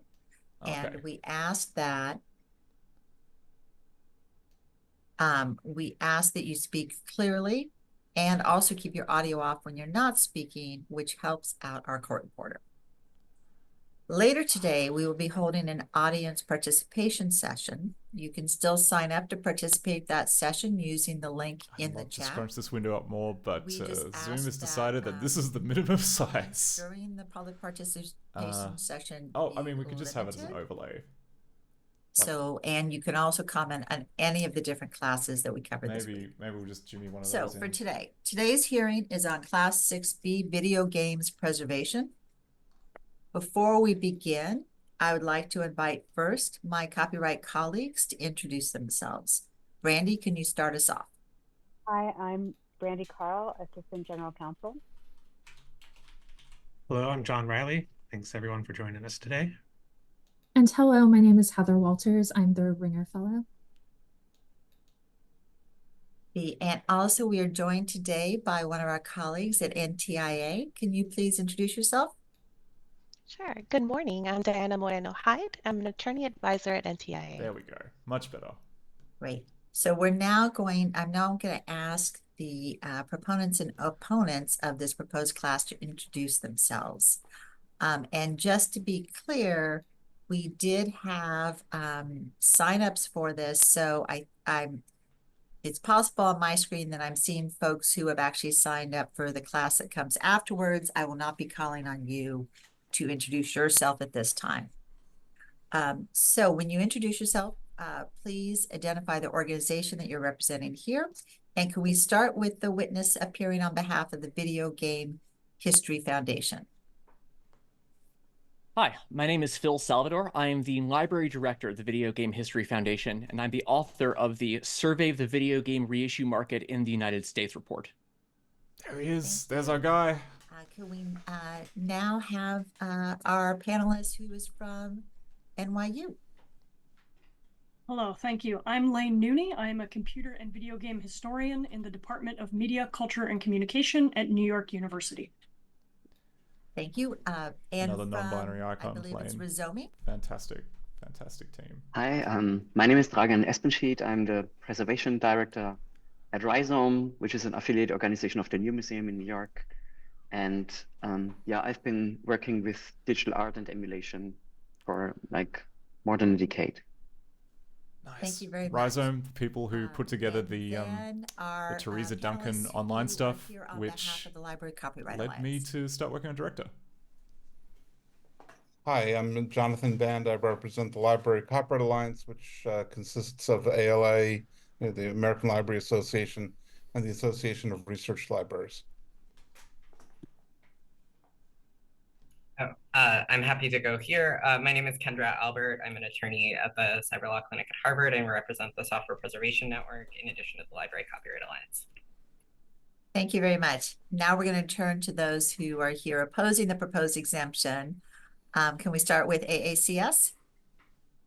Boo! Boo! Advanced Access Content System Licensing Administrator, normally referred to as AACS LA.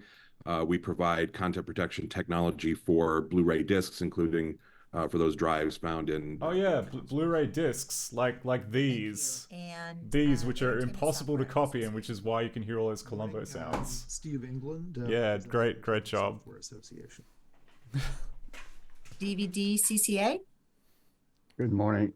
I'm David Taylor, counsel to DVD CCA, and we provide the content protection technology known as CSS for DVDs.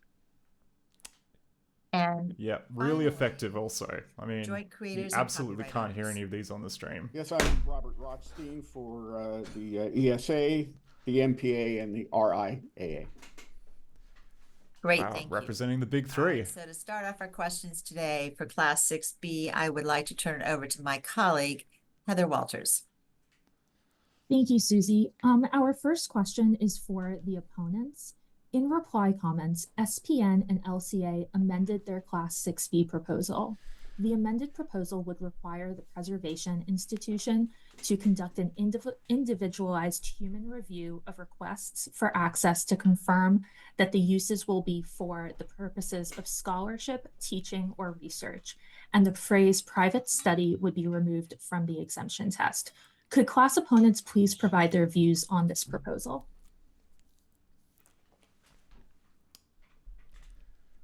Mr. England?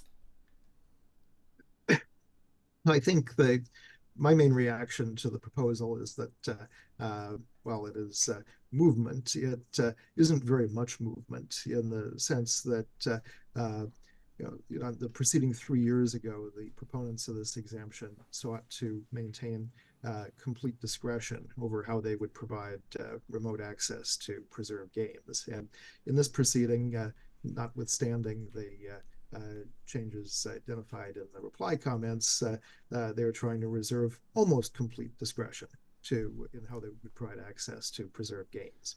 And so with respect to human review, that ensures that the process is not fully automated, but nonetheless, it doesn't prevent users from lying or libraries from providing a simple checkbox where users could affirm that they have a purpose of scholarship or research, and a human would note that and allow someone in.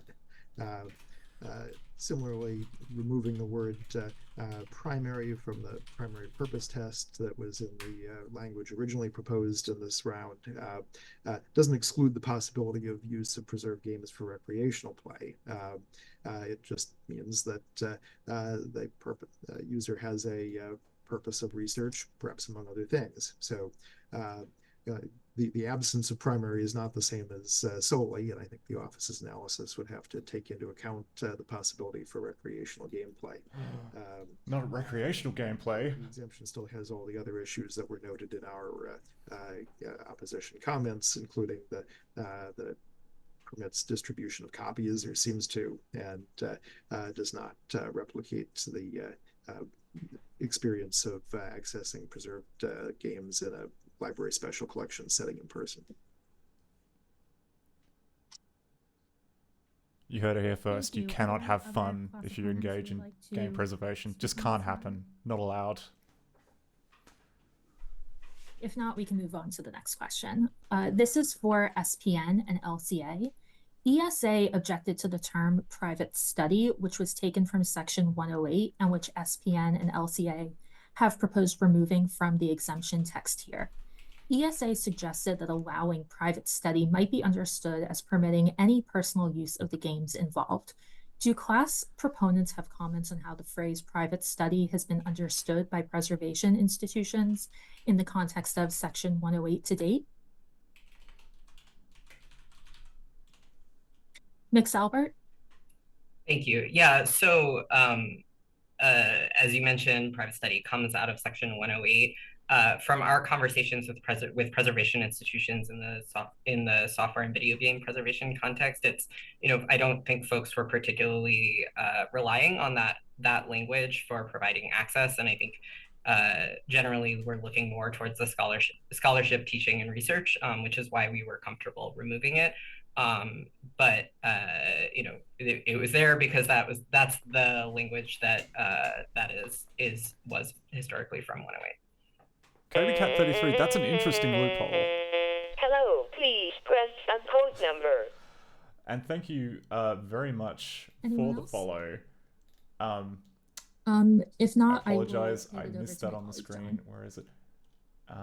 Thank you, Heather. The next question Cat 33, sorry, I missed that, but thank you for the follow. The interesting loophole. Game's not fun, I guess it's fine. Individual review.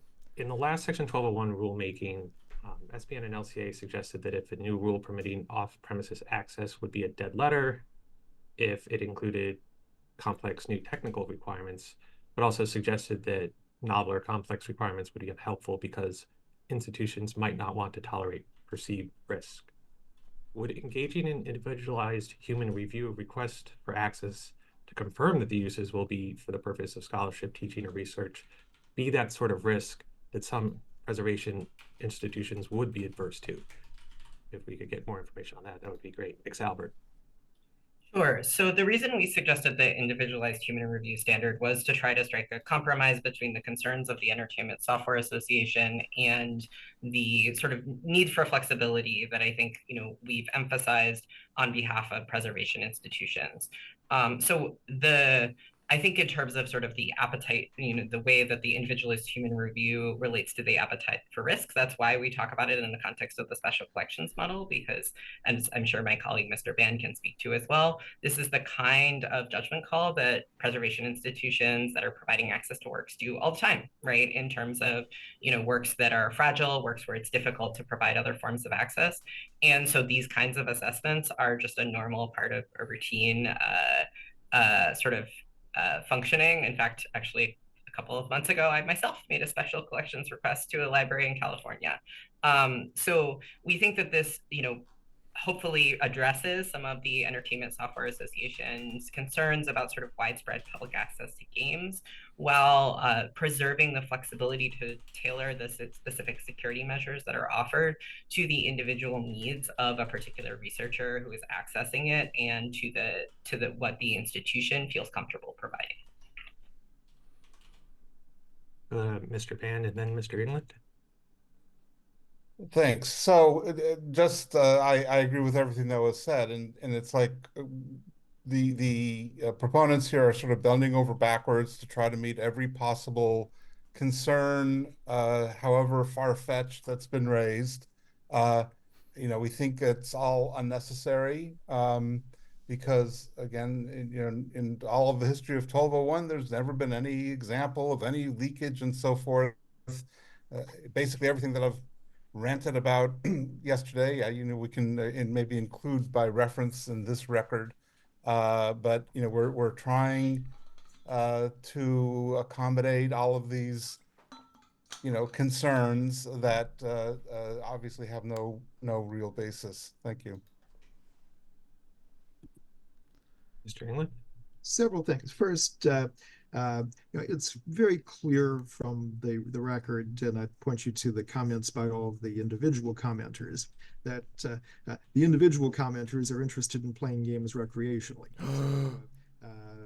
We will all have a careful, lawyerly debate about the fine points of copyright here. But we should never lose sight of the fact that out in the real world, people want access to preserve games to play them for fun. And so can't be done. Illegal.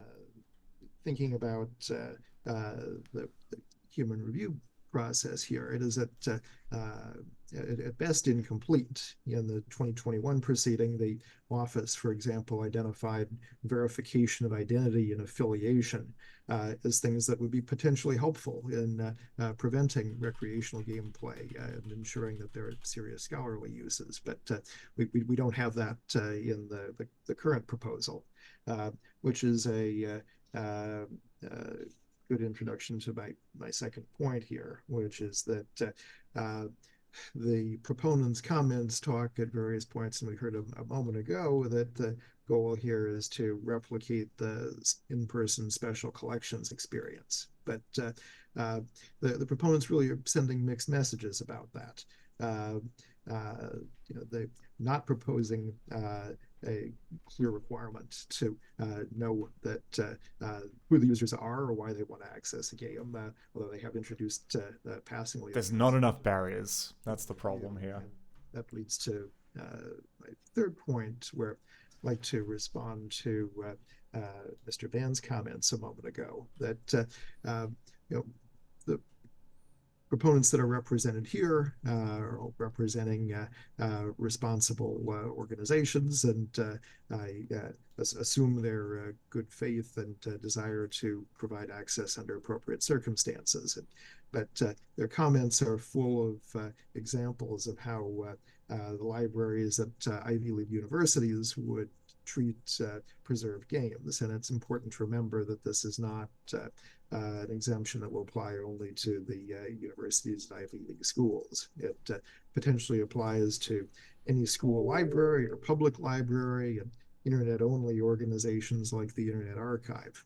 So the office cannot assume that if an exemption is granted with a great deal of leeway for the organizations involved to decide how they want to provide access, that any beneficiary of the exemption would act in the same way as the Yale University Library. Imagine the bedlam that would happen if it was not Yale. If it was just a public library offering you a game. Imagine. Any organization under the sun that is a nonprofit, has a library or archive, can put preserved games online. They're likely to be, with few restrictions, we are likely to see a situation with the kind of online arcade that I've been warning against for the last several proceedings. I have a couple of follow-up questions to that. God, it's shocking. Don't know that you're suggesting this, but I want to be clear. If proponents added an affiliation requirement similar to the one that was discussed in the last proceeding, would that just be more movement or would that get closer to being something that your constituents would support in terms of an exemption? I don't think there is at the moment any combination of limitations that ESA members would support to provide remote access. Oh, who could have seen this coming? The ESA hates remote access. As progress, but not sufficient progress. And it's not possible to seal people in a concrete block while using the games online. That's the problem. Maybe once we sort that part of the technology out. Do you think that the individualized human review is not going to be able to prevent that? I think the point I was trying to make a moment ago was simply that it's not clear what that means. And the proponents who are represented here may well engage in verification of identity and make a serious determination. They talk in their examples about how some school libraries turn down requests to access special collections in person. I think once we open this to every public library, every school library, every internet-only organization that wants to provide access to games, put them up on the website, checkbox affirming the scholarly play, have a person look at it, grant access. So one other question, people point to the Internet Archive as an example of an online arcade. Would an exemption that had a requirement that the institution has a physical premises and is not online only address that sort of circumstance? I would say again it helps, but I believe the Internet Archive has offices, so that maybe there was some way to talk about physical facility which collections are viewed, but I wouldn't necessarily put a lot of stock in that kind of language, particularly. No, of course you wouldn't. It's not Yale. The Internet Archive is in Yale, the only safe place to learn things. At the risk of piling on, I would agree with Mr. England's comments about paying attention to the practical realities that we're seeing here. There's a shock. There are not a lot of individual comments that come into these proceedings, and I think it's notable that the ones that did were in this class, and that a number of them noted essentially the desire to play games recreationally and expressing a preference for. Jesus Christ! They want to play games recreationally. In terms of preservation, expressing a preference for the older version of games as opposed to new releases that they felt were inferior, that had very little to do with scholarly research. So I think that's a very important element here that differs from most of the other classes that we deal with. That there is there is some representation from individuals in the public that they're looking at this not in the way that we are. And I would also note that sharing Mr. England's comments that certainly the folks that are here are representing parties that are going to be responsible and the fact that they're here is very helpful, that we're all trying to work together to come up with something reasonable. But when something is as vague as human review, I also have to question is checking the box, identifying the traffic lights and in the picture and checking the box that I'm not a robot, essentially, is that or that I am involved in scholarly research, is that going to take care of it? And frankly, anybody can have a mailing address, and so I'm not sure when it comes to just checking boxes as opposed to having anything verified. I would have concerns there as well. These guys are going to be so mad when they learn about maybe I don't lending libraries. It's just a mailbox. As we all know, if there's a physical location Having a physical location, yeah, you can't be trusted to borrow anything. Anybody can. It might not be scholarly. Like, imagine if you were just to read that book for fun. To the extent that that might be a mitigating factor in helping to confirm that this is a legitimate resource as opposed to an internet-only workaround. It's not clear that that's actually going to be effective. In Section 108 is the requirement for a physical premises. It's more than simply an address, though. You have to be making the materials available at that premises. Is that not correct? It's more than a P.O. box, for example. Yeah, that's true. Granted, but what does it mean to make them available? I think the broader point is there needs to be a little more substance in that, as opposed to just saying there is a physical location. Thank you. Ms. Albert, thank you for your patience. You're up next. Yeah, so I have a more specific point, but I'd like to start by making a more general one, which is we just heard from the Entertainment Software Association that there is literally nothing that preservation institutions can do that would permit the kinds of off-premises access that is required for research. And I think that speaks to the degree to which preservation institutions and the proponents have been willing to make significant compromises, require very specific processes in order to try to prevent the really significant adverse effects that have been caused by these restrictions. That's what we're here with. We did that in our reply comment. And what you heard from Mr. England is that none of that is ever going to be sufficient to reassure the rights holders that it will not cause harm. And I think that speaks to me to the sort of the fact that it sort of tinkering around the edges and being like, okay, we're going to provide these requirements. I think that if we want to talk about what the practical realities are, our reply comments included 2 statements from companies that do regular reissues of video games under licenses, that the types of scholarly access here, and indeed potentially even more broad access of the type that Mr. England has been concerned about with online arcades, does not harm the re-release market. So if we're talking about practical realities, I really want to emphasize the fact that at this point, proponents have repeatedly proposed compromises that allow preservation institutions to provide the kinds of access that is necessary for researchers, while sort of trying to address some of the concerns presented by opponents. It's not clear to me that it will ever be enough to satisfy, right? And I think that moreover, those concerns do not actually appear to be a realistic assessment of the entire field, right? The very folks who are most involved in that the Entertainment Software Association is citing as the examples of the re-release market that is potentially of concern, don't agree with their stance about the potential harm. Finally, I want to sort of come to this point about kind of the public comments.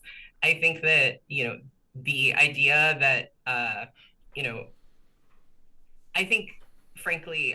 I find it somewhat upsetting that the fact that people care about these works is being used as a reason to actually make it harder for scholars to access them, right? I think that's a really frustrating and difficult way to treat what is both an art form, but also a cultural product that is incredibly important.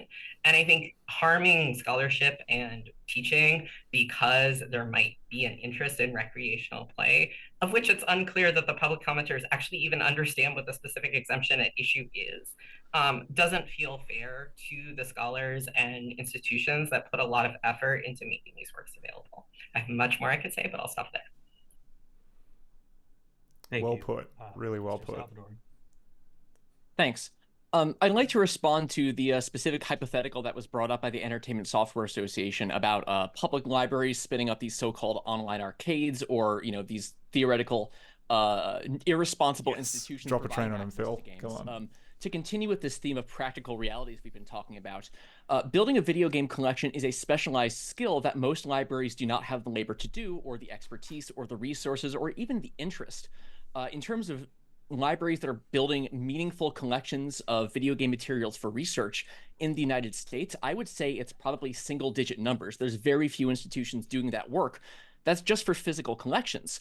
When we're talking about remote access, this is an additional layer of building digital infrastructure to provide access to these games that, again, most of these institutions, even the ones building physical collections, do not have. So I'm sure my colleague Dragan can talk more to the infrastructure required to provide remote digital access. But just talking again about the practical reality, there are very few institutions in the US that would be using this exemption. This is really meant for specialized institutions and specialized collections.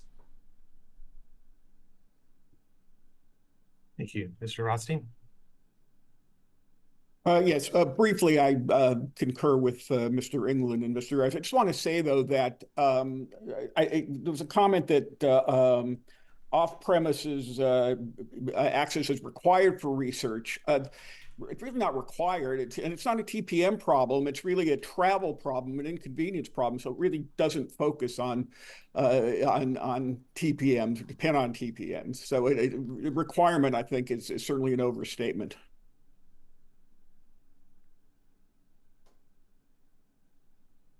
Mr. Taylor. Yes, I'm not sure that it's really very intellectually honest on the part of the proponents to suggest that they're offering all the flexibility here, because here we go. When you read their comments, they are not interested in including such limitations as solely. And in the absence of solely, then you absolutely permit the gameplay that the register was very much concerned about in the last recommendation. And as far as the solely? What's that? Representations by providers of re-release arcades or the likes, I'm not sure that they are really legitimate to the extent that they are not the publishers of these works. So the fact that they are interested and support the exemption, they have a commercial interest to make sure that they have some ability to go look at these works themselves and see how they would work with their own business models. So I would not suggest that their representations are that should be given that much weight. Mr. Espinci. Thank you. Yeah, I wanted to pick up well-known profit churners, Mr. libraries. was mentioning. So at Rhizome, we are an online-only organization, actually, and we run a quite sophisticated emulation infrastructure that makes it possible for remote users to access emulated software environments.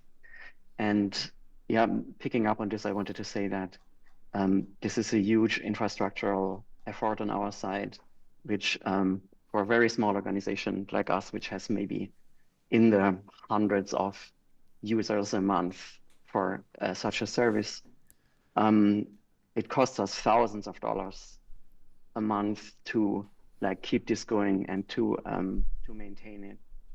And so I don't think there is really a risk of arcades, online arcades springing up everywhere. And also from the experience how we have been putting these emulators into public access, I think what was mentioned before about a sole purpose or a sole purpose, I think there is what we have been doing, for instance, in 2015 already, when there was a discussion about the role of female game makers and female gaming, which was discussing the roles of who is doing what, and is this even worthwhile being thought of as a game. We were able to enter this discussion by publishing CD-ROM games online from 1995 to 1997, showing the history. It was the Theresa Duncan CD-ROM, so showing what kind of history of female game making there is, and what today's game creators can refer to or build their current practice on. And so, yeah, these are the two comments I wanted to make to what was discussed right now. Thank you. Thank you. Professor Nooney. Hi, yes, thank you. I wanted to respond to the characterization that the on-premise site requirement is merely an inconvenience, or as I believe it was referred to, a travel problem. As someone who does this work for a living, it is not merely a travel problem. It is a significant financial and logistical impediment to doing research. I live in New York City. My nearest the nearest institution to me that affords in-person access is the Strong Museum of Play in Rochester, New York. That's a 5 to 6 hour drive on a good day, or a flight of several hours. And if I were to, let's say you don't go there just to play a game for a couple of hours, right? Games are a unique temporal medium. They can take 60 to 100 hours of gameplay. They can take far longer than that to acquire mastery at other kinds of games. These sort of impediments, I have been able to work at the Strong twice because of how expensive it is to go there and do extended research. It costs thousands of dollars to put yourself up in accommodation. And I'm a researcher who is fortunate to be at a university that actually funds me to be able to do that. This puts dramatic limitations on the availability of graduate students, scholars employed at universities that do not have extensive research funding, and precarious researchers to be able to do work that, frankly, my colleagues in literary studies or film history have pretty routine and regular access to digitized versions of the kinds of things they study, be it novels, films. The early kinetoscope films of Thomas Edison are available on the Library of Congress website. These impediments do actually are real and significant, and they do impede research, and they impede it in ways that is not equitable compared to my colleagues in other disciplines. Thank you.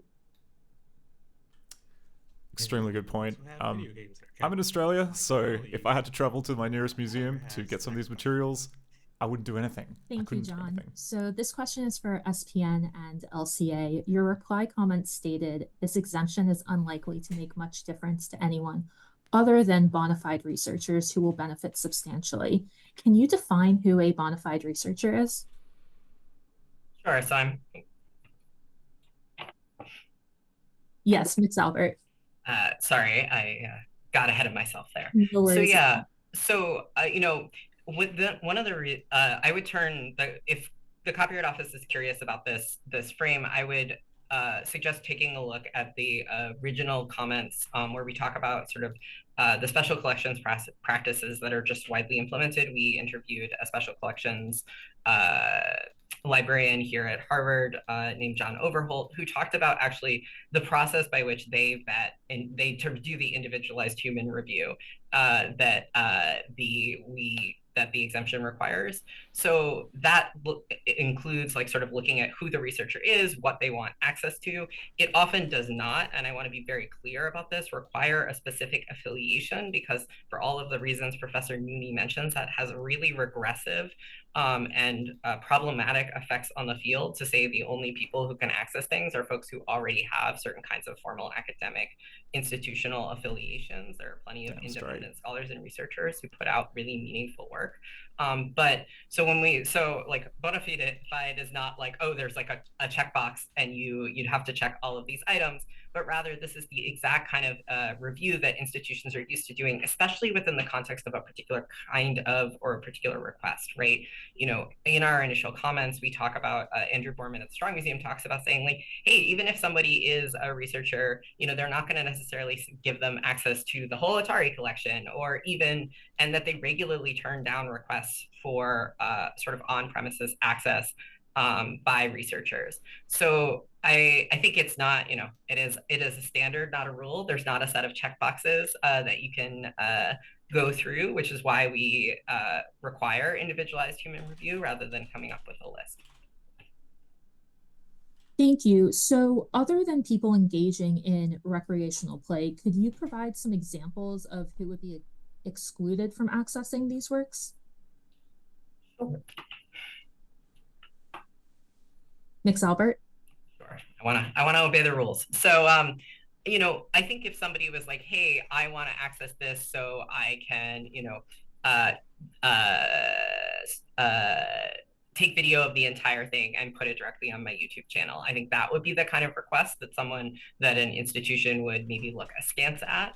I think if someone said, hey, I want access to this work because I want to be able to, you know, like play it at a party. I guess that's recreational use. But I think, you know, generally speaking, part of the sort of process of looking through individualized review is to screen out requests where the sort of access to the materials is not proportionate to the type of need, in addition to kind of looking at the question of recreational or versus scholarly, you know, teaching, et cetera, uses. I'm sure the ESA will be happy with that Is there description. any response from opponents? If not, we can move to the next. I'll just say that it's clear from Mix Albert's comments a moment ago that the bar here is to be set very low in the judgment of the proponents. That if anyone has any plausible claim to be doing something other than recreational play, and it's consistent with the resource allocation of the preservation organization, access will be granted.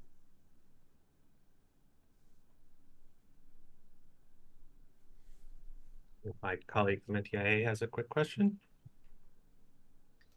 Sure, thank you. So for the proponents, separate from the limits you're already proposing, you mentioned recreational use is unlikely because preserved games are suboptimal for leisurely play or different from even the re-releases. I believe I have an idea of what you're talking about, but can you expand on this for further clarification?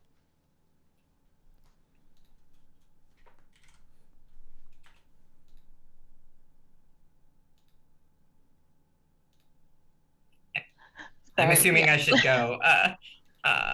So yeah, so happy to talk about this. First of all, oftentimes the kinds of emulation environments that preservation institutions provide access to are just like not.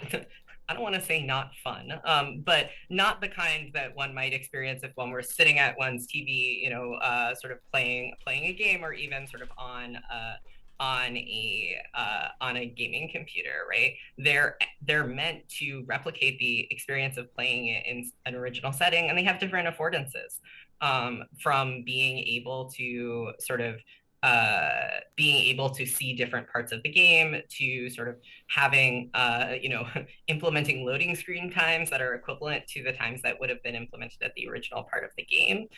So sort of just on the sort of sheer emulation functions, right? I think that that's, you know, important to know. And my colleague, Mr. Espenscheid, can speak more to the specifics of that if it would be useful to the Copyright Office and to NTIA.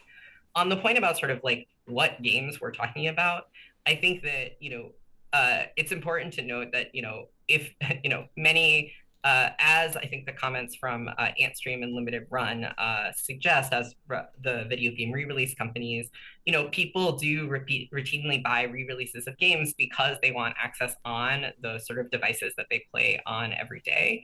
And that the types of games that are re-released, as Mr. Salvador can speak to, are the ones that are often like, you know, financially viable to do so, right? They are, you know, often going to be popular. They're going to sell copies. Our comments talk a little bit about Spec Ops: The Line, and there are many other examples, but that's just one that was very much on the top of mind for folks because it was it's no longer available on the commercial marketplace. Where there are lots of games that are of interest to scholars because of their role in video game history, because of their historical importance, that frankly, like, you know, in my personal opinion, which is not what matters, but it's not, you know, that are, let me put that differently, that they're not going to be likely to be accessed for recreational play. I know Professor Nooney's work often focuses on like certain Sierra Online games that are just not actually fun for modern audiences. So there's both a sort of like very straightforward component about kind of how the emulated systems provide access and how that's different from the types of access that recreational players might want. But also sort of the reality of the types of games that folks are often getting from preservation institutions are different than the types of games that might sort of be viable to re-release. I hope that answers the question. Thank you. And Mr. Salvador? Actually, I have a follow-up to that, if I could jump in for Mix Albert. Do you see a tension between the concept of preservation and this discussion about, you know, emulation and making edits to the game that make it not the same game that was originally published. Can you talk about that at all? Because on one hand, if you are making changes to the game, is that really preserving a work? On the other hand, if you are making changes to the game for research purposes, is that undercutting, I think you talked about this part before, but I would say yes. That's kind of what we're doing now. We're doing it right here. We're changing things so that it can be played on newer systems. Thank you for the opportunity. I just want to make sure that I appreciate that question because I want to make sure I'm clear, right? When I'm talking about the types of experiences that emulated access provides, some of them actually may be more true to the original game, right? And that's why they're less fun for recreational play, right? I don't think this is actually about sort of making changes to the game in the way that you're describing tension with preservation. It may involve sort of providing access to particular parts of the game or providing access in particular ways that are sort of more valuable for a researcher, right? If it's valuable to play a specific subcomponent of the game or to access particular files as part of it. And I think Professor Nooney can speak to why that's useful for researchers. I think that isn't at all in tension with preservation. We regularly have preserved works that people look at differently than the original users would have. In fact, that's part of what makes this use fair. So I think I don't necessarily see that tension, but perhaps I'm just not articulating sort of it super well. We'll see what some other participants think here. I think the order, forgive me if I'm getting this wrong, I think Mr. Salvador is up next. Right. I'd like to comment more on this this issue we brought up, that perhaps the games that scholarly and research interest exists for are not the same as the ones that are used for recreational play. In our study, we identified this 87% of historical video games that are out of print. And one of the things we emphasize is that the ones that are in print, the 13% that you can access, tend to be ones for which there is some business incentive to re-release. It's games that there is a commercial market for or popular interest for. That other 87%, there's other systemic issues that are perhaps too expensive to justify re-releasing these individual games.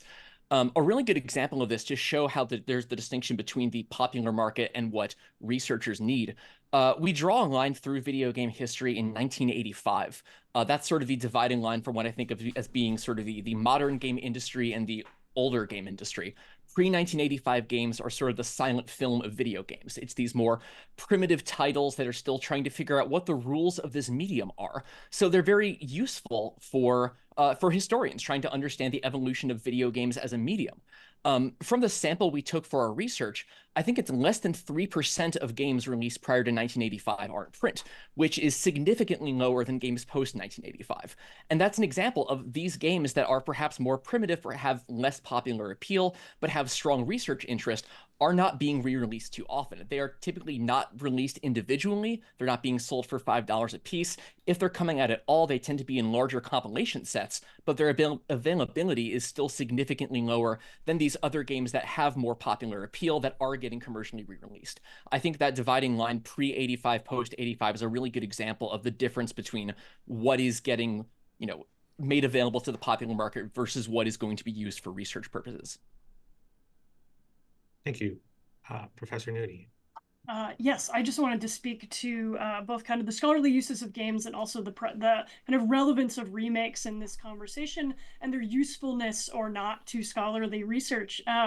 First of all, right, scholars, to underscore what Mr. Salvador was saying, scholars turn to video games often for reasons very different than a recreational user would. I might be interested in representational issues inside of a game. I might be looking at the way the software relates to the hardware that it was originally designed on.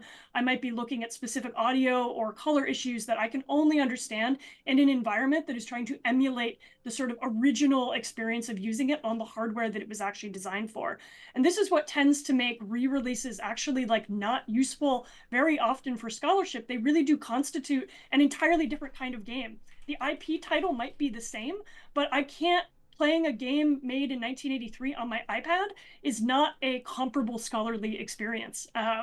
The input mechanisms are different, games have been sped up and sometimes entirely recoded. You're not dealing with the same kind of integrity of the original historical object, for which, again, if my only way to access that is to travel to an in-person site, then that puts tremendous kind of constraint requirements on my ability to do that work.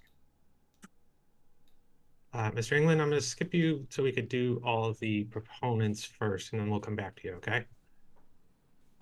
Mr. Espenscheid. Thank you. Yeah, I wanted to come back to this point on how access to an emulator is actually managed online. So, and also how that affects like recreational use.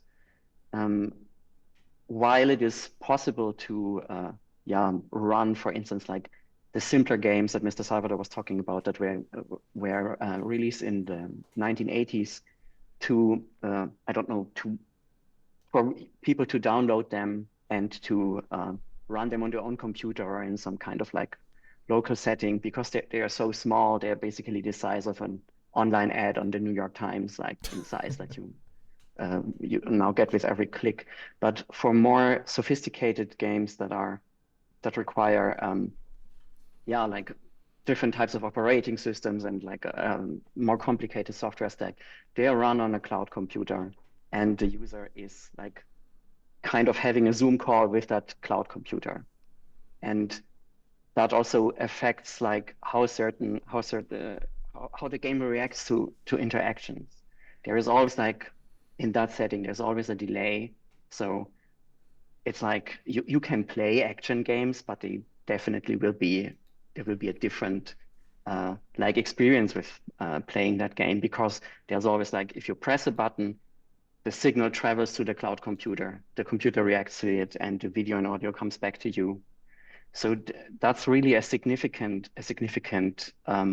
difference, and that also like is kind of supporting a more reflected access to such software than like being completely immersed in that software.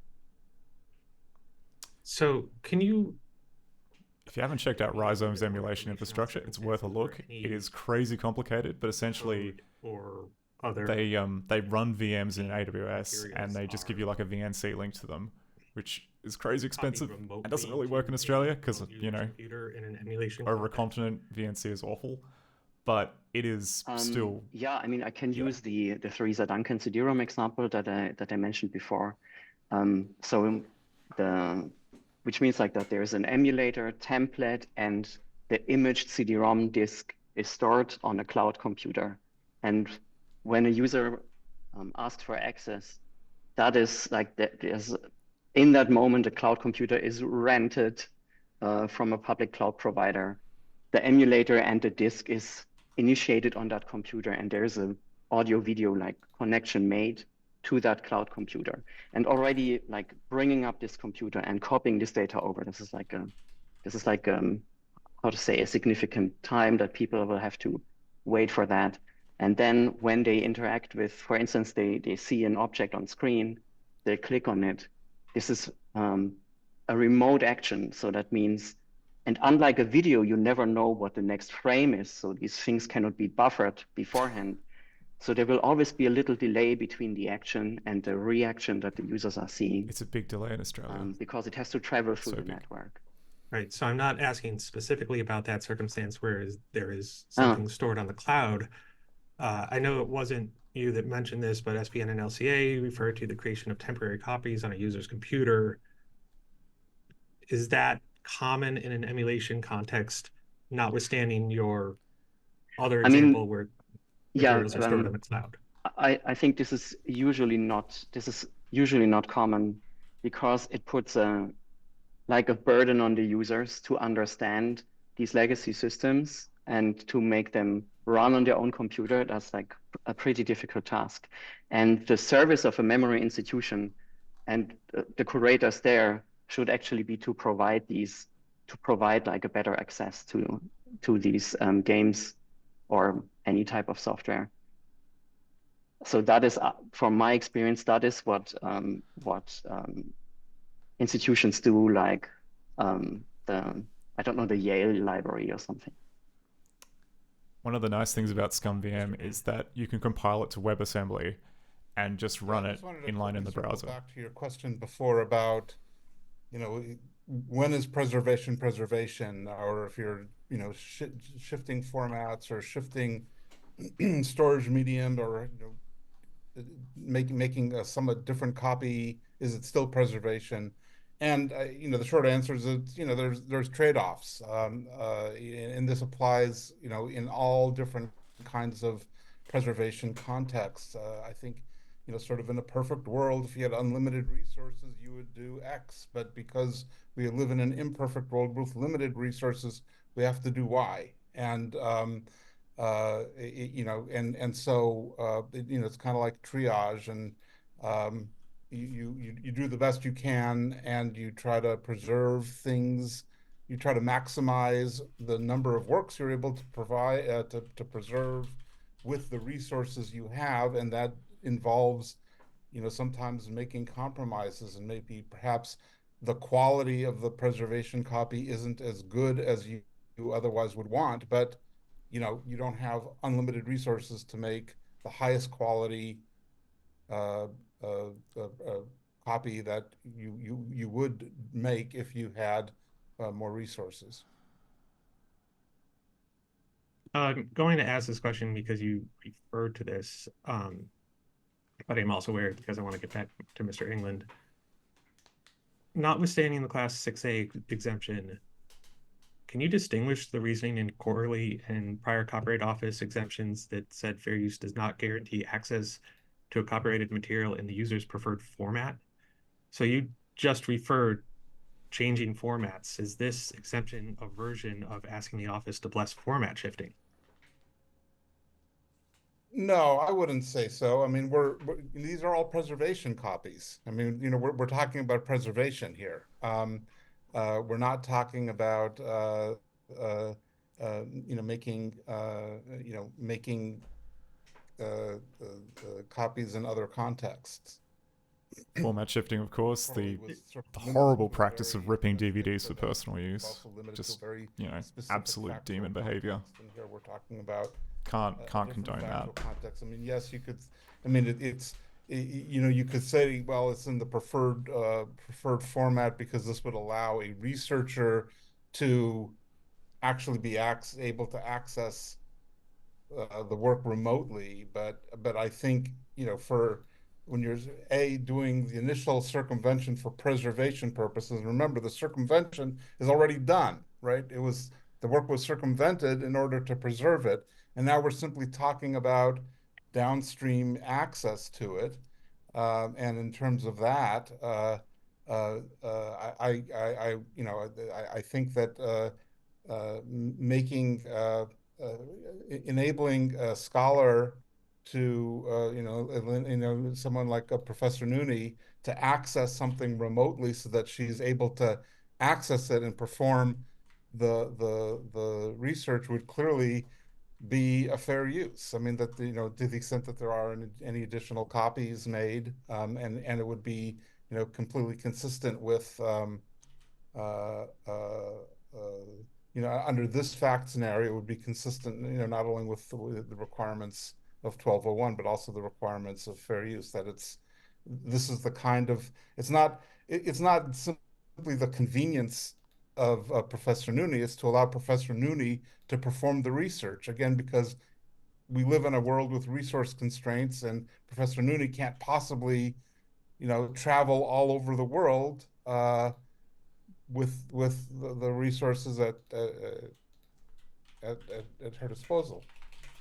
Right. In the interest of time, I'm gonna ask folks to, you know, the couple of questions we have left, to try to be as short as possible, if only for the interest of time. But before that, Mr. England, you've been patient. Yes, and there's a lot to respond to in the last half dozen speakers here. So first, I think it's important to note that for the last 10 or 15 minutes, we've been talking about cloud-based emulation. and that is consistent with the proponent's written comments, but it's not consistent with the proposed exemption. The proposed regulatory language refers to distribution of copies, and so does not seem to be a exemption that is focused on emulation. So I don't think there is a record that justifies anything other than emulation. I don't think there's a record that justifies an exemption at all. But to the extent the office disagrees, it seems like there is a record on emulation, not other ways of access. Second, concerning emulation, it's a major theme in the written comments and in Mix Albert's comments a moment ago about that emulation isn't fun. But that isn't really what Mix Albert seemed to be saying a few minutes ago. What Mix Albert seemed to say, the emulation is too faithful to the original. But there are audiences for the original games. That's why there's a thriving market for classic games. And so saying that emulation is too faithful to the original is not the same as saying it is not fun. And I think we have some evidence of that.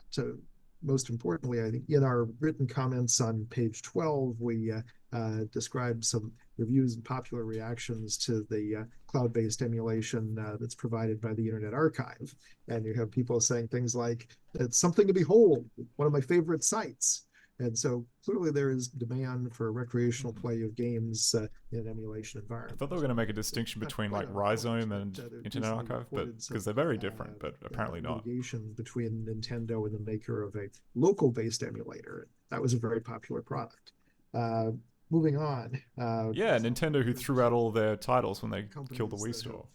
Filed declarations. Great example. The proponents here, and they're not ESA members. ESA respects their right to have an opinion and the right of any copyright owner to distribute their works through whatever channels they want. But I think should note that both of these are, in the grand scheme of things, comparatively niche channels. So I understand that Limited Run is focused on small runs of physical games. I understand that Antstream Arcade is focused on very old games, and so not representative of the full market.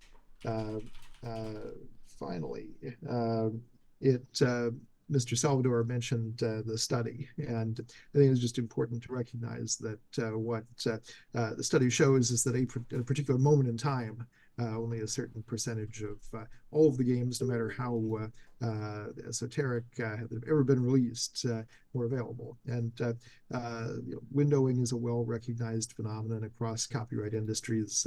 Window of motion pictures, television shows, music, and game companies too have the right as copyright owners to decide how they want to window their works, and shouldn't be forced to compete with third parties that are trying to provide online access to. You're right. They should just lock them in a vault. Properties.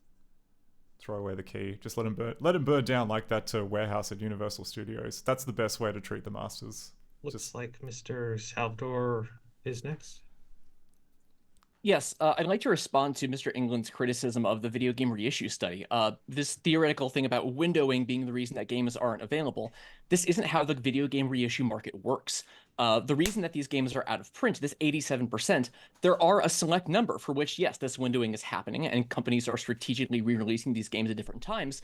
But the reason 87% are out of print is not because of windowing. It's because of these systemic issues we identified in our study, involving the complicated technical issues keeping games out of release, involving significant rights issues for games that are still outstanding that are preventing these from getting back on the market at all. So this isn't a temporary problem. If we're looking at video games as a medium as a whole and not just looking at individual anecdotes, it's systemic factors that are keeping these games out of release, not strategic business decisions.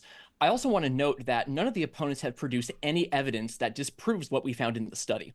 The factors we identified, the statistics we found, this has also been corroborated by these comments from Antstream Arcade and Limited Run Games, who I'll mention often work with large rights holders to reissue their games and encounter these same troubles. Their experiences are valid to this conversation because they're often trying to reissue some of these larger titles owned by larger companies and simply aren't able to because of the issues we identified. That's what's keeping games out of print, not deliberate business strategy. Sick. Excellent rebuttal. I know we're at time, so I'll be very brief. I think that I think that just to conclude, I know, you know, we have done this many times. We're sort of back here asking again, because the adverse effects on the, you know, people who actually studies these games are quite significant. And every time the Entertainment Software Association and you know, opponents say, well, you haven't done it right, you haven't shown the right things, there are these harms, that, you know, first it was games get re-released, and then we have a comprehensive study that says most games never get re-released, and then it's, well, it's going to harm the re-release market anyway, and then we get specific comments from people who are re-release games on the re-release market that actually it will not harm the re-release market. And I think this speaks to what Mr. Englund said earlier, which is that there is no world in which the Entertainment Software Association is actually comfortable with off-premises access to these games. And so thus, I think focusing on all of these sort of like specific kind of goalpost moving concerns, I think just harms the very scholars who are sort of thinking about researching and training these games and sort of potentially providing that information to future generations. And so I think it's really important, as the Copyright Office considers this exemption and the record in front of it, to just sort of actually, you know, grant the kinds of the uses that are necessary to the institutions that actually have been trying to just preserve these works and make them available to scholars and researchers for a long time. And that is like what we're here to ask y'all to do. And doing so will not harm the interests of the copyright holders. In fact, it may help them it may help them. I'll stop there.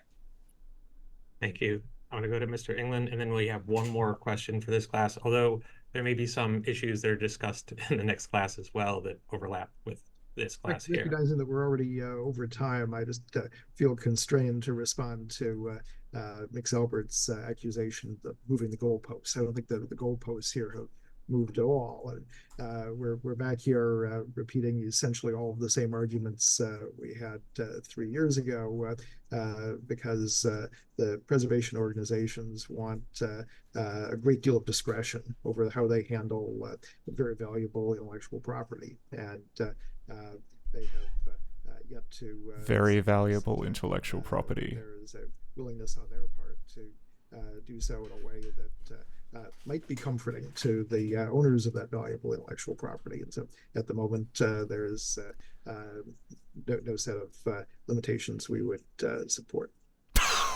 Well, at least you're honest. At least you're honest that, like, you basically just want this crap to be, like, locked in a vault forever. Thank you. So this final question is for SPN and LCA. Your comments stated that under the current exemption, if a student needed a screenshot of a game, they would have to travel to a university where the game is being preserved. Can you explain why, and is it your position that you would need an exemption for taking a screenshot?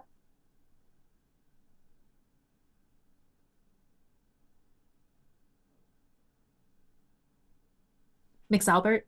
I will just go. I was about to just go in the interest of time. So no, I mean, it's not our position you would need an exemption in order to take the screenshot. It's our position you would need an exemption to get access to the game to take the screenshot. So if I want to take a screenshot of a particular moment in a particular game, I, you know, presumably need to play that game to get to that moment, or especially if there is not if not already accessible, which is in some way, which is the case for most games. So I apologize if it sounds like I'm not answering the question fully, but it's not that you need it to take the screenshot, it's that you would need it to get access to the game, which would be required to then take the screenshot. All right, I think we're going to hand it over for some closing comments to our general counsel. Is our general counsel available? Yes, thank you so much. And I just want to thank everyone for a really helpful discussion on this subject. And for everyone who is listening online for hanging in there as we went over a little bit. We're going to be taking a short break. We will be reconvening at 12:30 for class 6A. And so hopefully it's enough time for everyone to grab a little caffeine and a little food, and we'll see you again very shortly. Thank you so very much. Bye.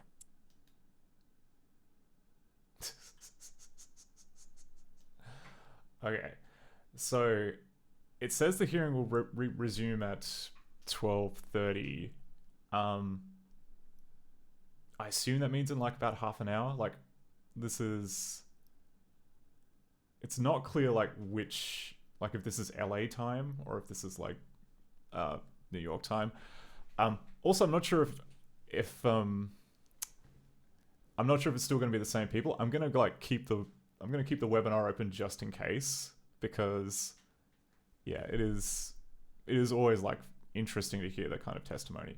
Now oh, 9 a.m. on the East Coast, so it's definitely East Coast. Okay, thank you. I mean, like from listening to those arguments, yeah, the entertainment software industry line, it just, I mean, I'm not a lawyer. If you follow my advice, you'll definitely go to jail. But it sounded just very kind of like obstructionate. Like they were literally just kind of trying to run down the clock and say, you know, I mean, you know, they were clear at the end that there was basically no set of exemptions that would make them happy. And they were just trying to kind of, you know, it's basically a case of like muddying the waters for saying, oh no, it's just a windowing issue. Like, you know, so 87% of all of the games ever made aren't available now, but who's to say that, like, the publishers know best. The publishers will come and put them out later. And like I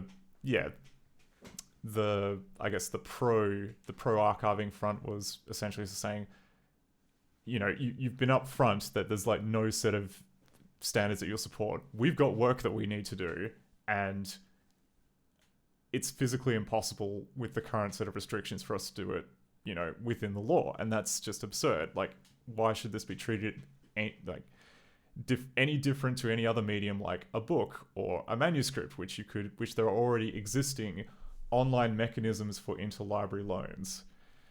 And yeah, it's just I don't know what to take away from that.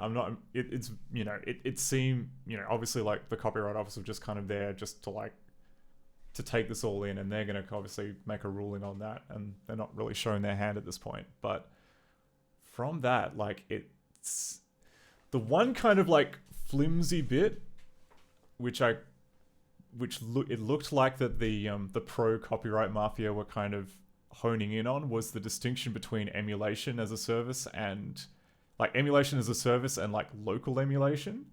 Like, clearly, obviously, like local emulation, that's a big no-no in the eyes of the entertainment cabal. Like, that's only allowed if your name is Nintendo and you're willing to kind of like, I don't know, steal the format to INS so that you can, like, you know, sell people I don't know, Legend of Zelda for the NES for $10. Like, that's the kind of emulation that's allowed when it's entirely controlled by the publisher as part of the platform. But yeah, where like the thing is, like, you've got Rhizome, which provides emulation as like a virtual machine, like that they physically rent. Like, they've got a bunch of, you know, like, you basically push a button, it'll provision a machine in AWS and then give you a VNC link to that virtual machine, which is, you know, I mean, it is, I'm not going to pretend that it's like, it's got like obviously like a lot of limitations, especially in the realm of like latency.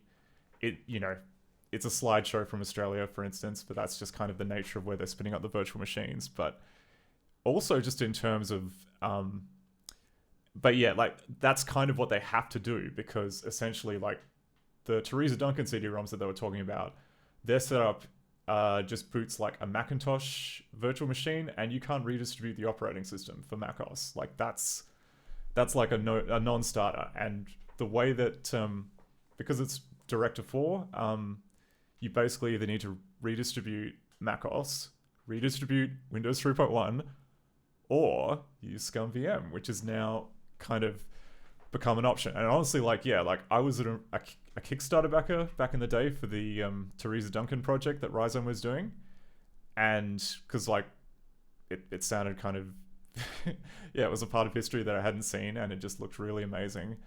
And yeah, Chop Suey, which was Teresa Duncan's first game, was the first game that I got working in the Director engine. So The other two are Director 5 and they're on the list and they're going to get working, but basically because ScummVM can run in the browser, that also opens the option up for in-browser emulation, which is notably like, you know, WebAssembly is good enough at this point that for most people it's just indistinguishable from just running the game locally, you know, using an emulator that you've provisioned yourself. But of course, like in the eyes of the entertainment industry, that is essentially you're downloading a copy of the game, because as anyone who's probably like looked at the Internet Archive's player, which is based on like downloading an emulator to the browser knows, it's just a zip file. You can just kind of lift the zip file out of the browser and hey presto, you've got the data. Which, you know, as much as I'd like to kind of like, you know, close my eyes and pretend that the entertainment software doesn't kind of get this, they absolutely do. Like those lawyers are paid a ton of money to kind of poke holes in this everywhere they can. So obviously that's a large part of why they're...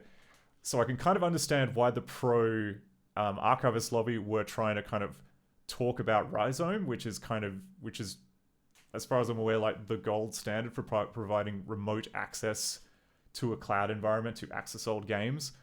But while at the same time leaving open the option for in-browser emulation.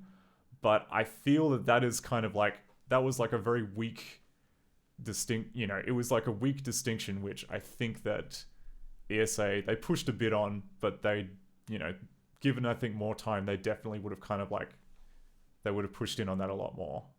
But that's just kind of my gut feeling about that.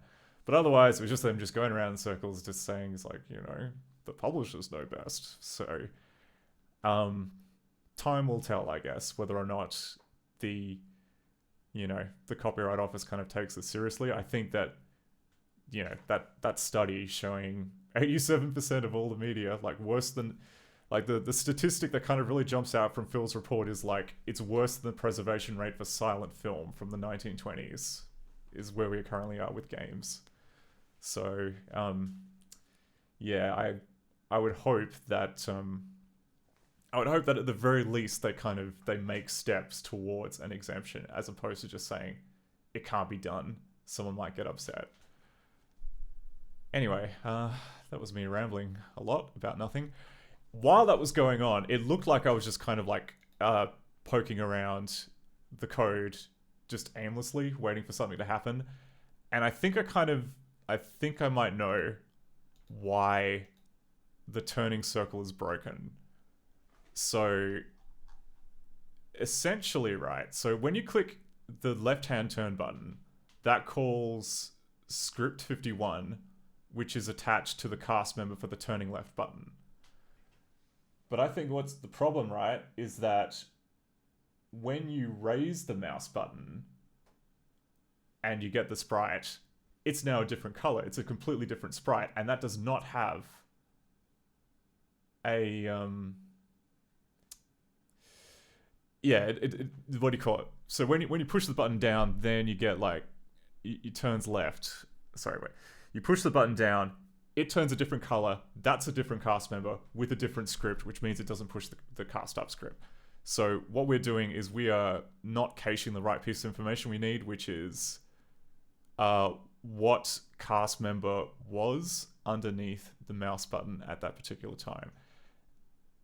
Now, as for exactly where in this morass that we have to kind of put that piece of information, I am still a little bit unsure, because we have there's like a couple of layers of indirection here, I think. What are we doing? Because yeah, like looking at this, right? So this is what happens when you try and queue a mouse down event. It will this bit here threw me, because I was like, what in the God's name? Like this is like an enum. This you know, this is the enum for like K mouse down. But what it's actually doing is it's kind of overloading this cast member ID field in a cheeky way. And then it calls this K event script. I don't know, it tries to check for like, oh, that's right. It's checking for any script contexts that are in the K event script realm. So basically any global script handlers for K mouse, K mouse down or K mouse up. That shouldn't be the case. Yeah, it'll queue those first, then it comes down to here, and then it will try and queue the sprite event based on the target ID. So, and as far as I'm aware, the target ID is only... Oh, okay, no, it's used. Yeah, it's used for that as well. That's annoying. All right. Like maybe we need to kind of break queue sprite events so that it caches. Because like we've got this because it's got the event ID and then it's got the sprite ID, and then it will try and fish out the cast member from the sprite, which in a perfect and just world would be what we want, but this is neither of those things.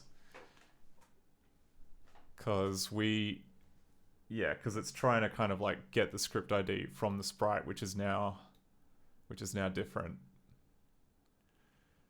Really, we want to send like more stuff. We want to send more stuff than just one int. But I'm not sure if we can do that. I'm not sure we can do that easily. Yeah, this guy here. So it's like fishing all this stuff out of that. Okay, well that's all. All right. So we know roughly the drama now, and this is all happening. Which okay, and this is all happening on the movie. So we can put a hint in the we can just save it on the movie. Yeah, we absolutely can just save it on the movie.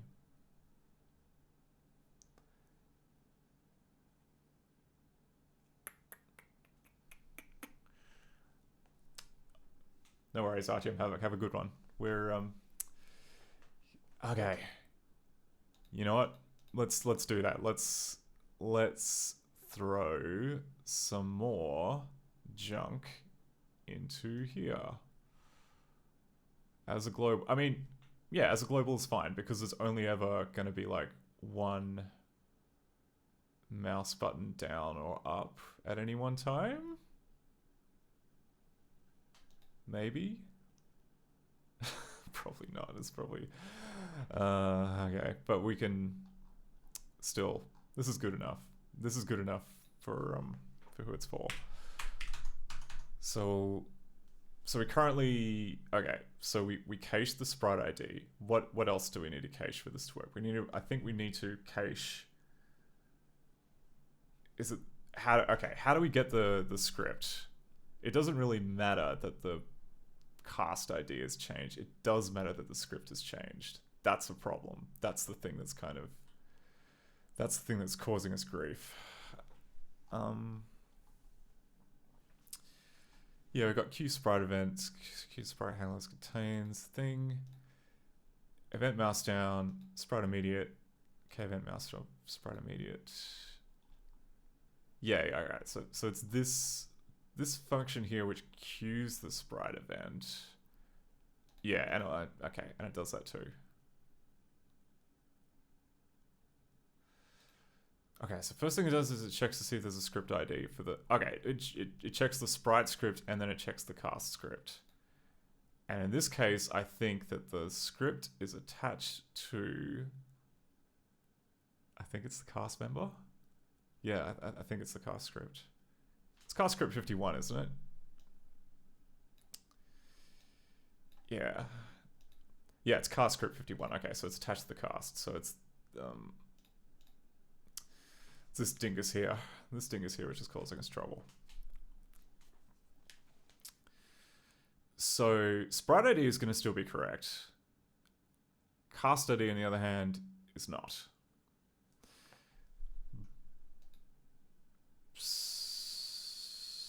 So we can go, and this is just for Q sprite event.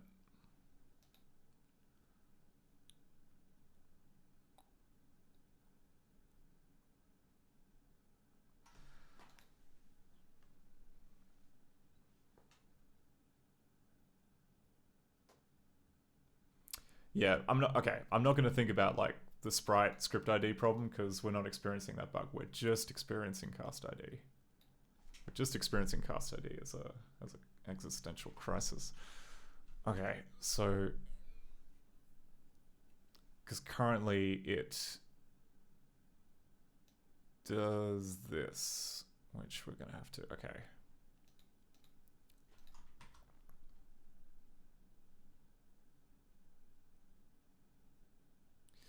When the mouse down or mouse up occurs on a sprite, the message first goes to the sprite script, then to the script of the cast member. Yeah, okay. That's all legit.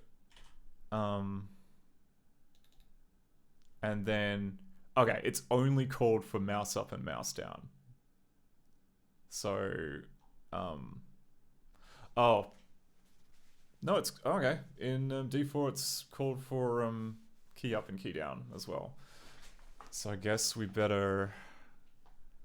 But really, we can check.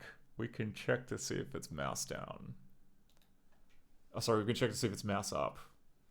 And then put in an override. I mean, normally I'm not a fan of just adding sticky tape, but this feels like a good use for sticky tape. Okay. Let's put in some sticky tape. Sticky tape. So cast member ID target equals this thing.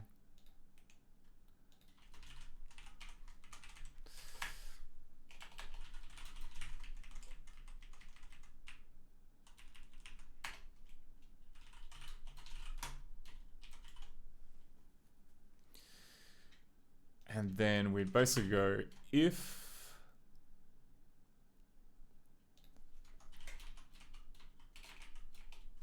event equals k event mouse up,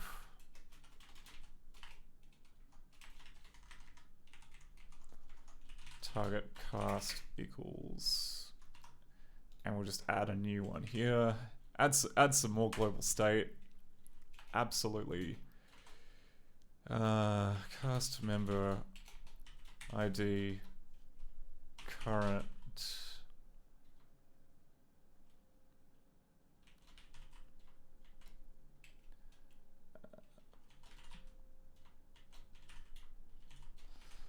mouse down cast ID. Okay. That's an object, so we don't need to initialize it. That's all good. And back in here, we can go current mouse down cast ID equals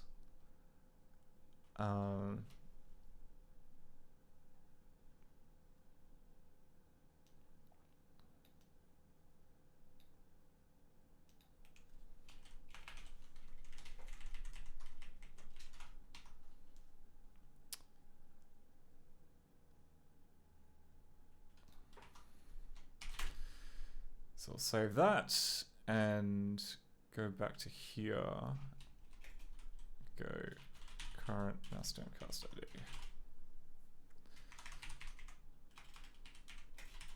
In the case of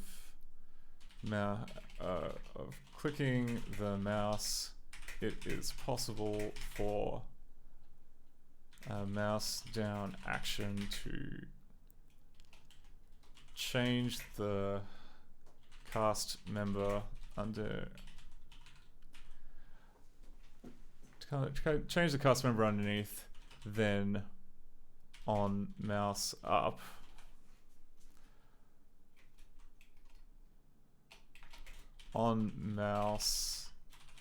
should try and load the cast script for the original cast member, not the new one. Okay.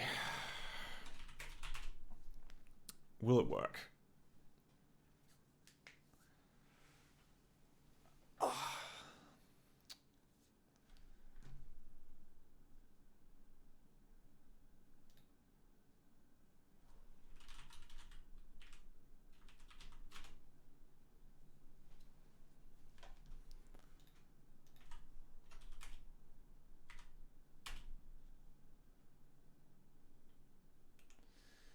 Oh yeah, the copyright hearing should be back in about 3-ish minutes.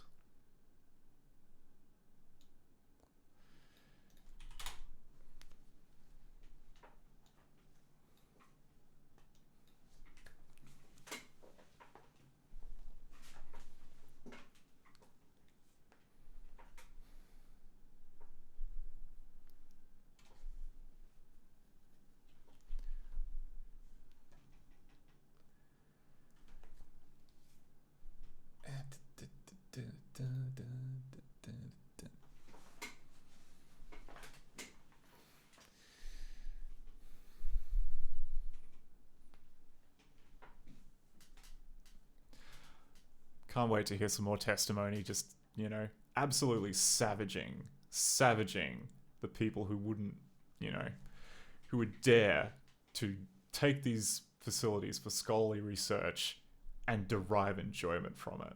It's just, it's sick. Sick and twisted.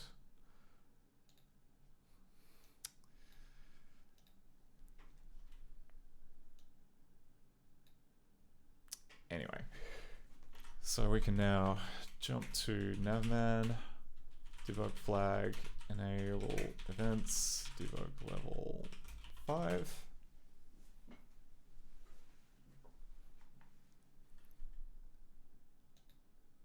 Dope. Look at that. We can turn around. We can turn around forever. Well, not forever, we just get dizzy. But that should untick that box.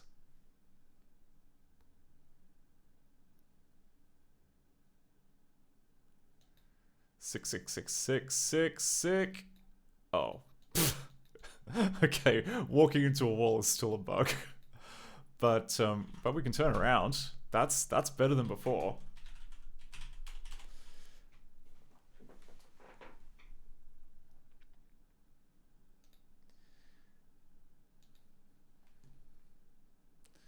Okay, can we go outside?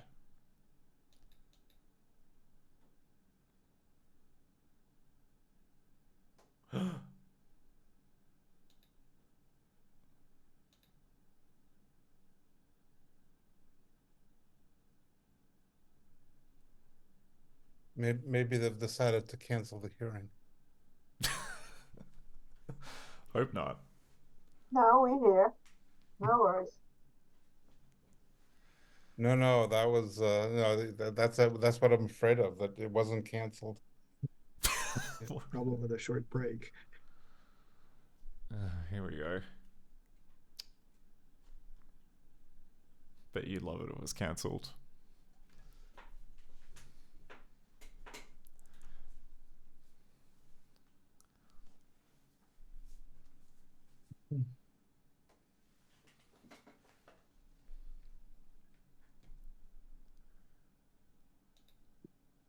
Hello, everyone. We're going to get started in just a couple minutes here.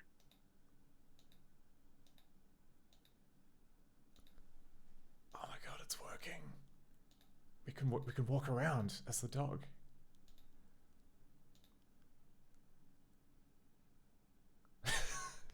Zip on chicken. Oh my god, this game is good. Alright. So why can I not... So why does moving forward lock up the game? Or moving into a wall, why does that break the game? That's a question.